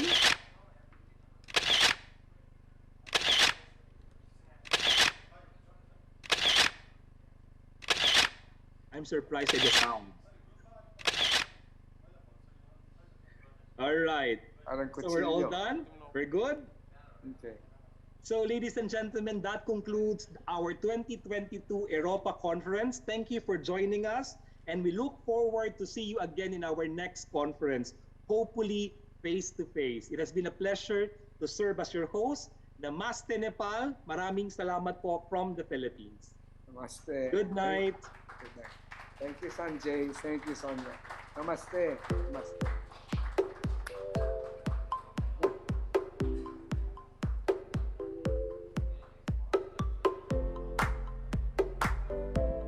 Hello hello श्रीमान सचिवसँग श्रीमान सचिव र श्रीमान सचिवहरूसँग एउटा फोटोको कार्यक्रम छ कृपया फोटोको लागि अगाडि आइदिनु होला पहिला टिम मोफागा त्यस पछाडि अरू सहभागीहरू Sanjay, thank you.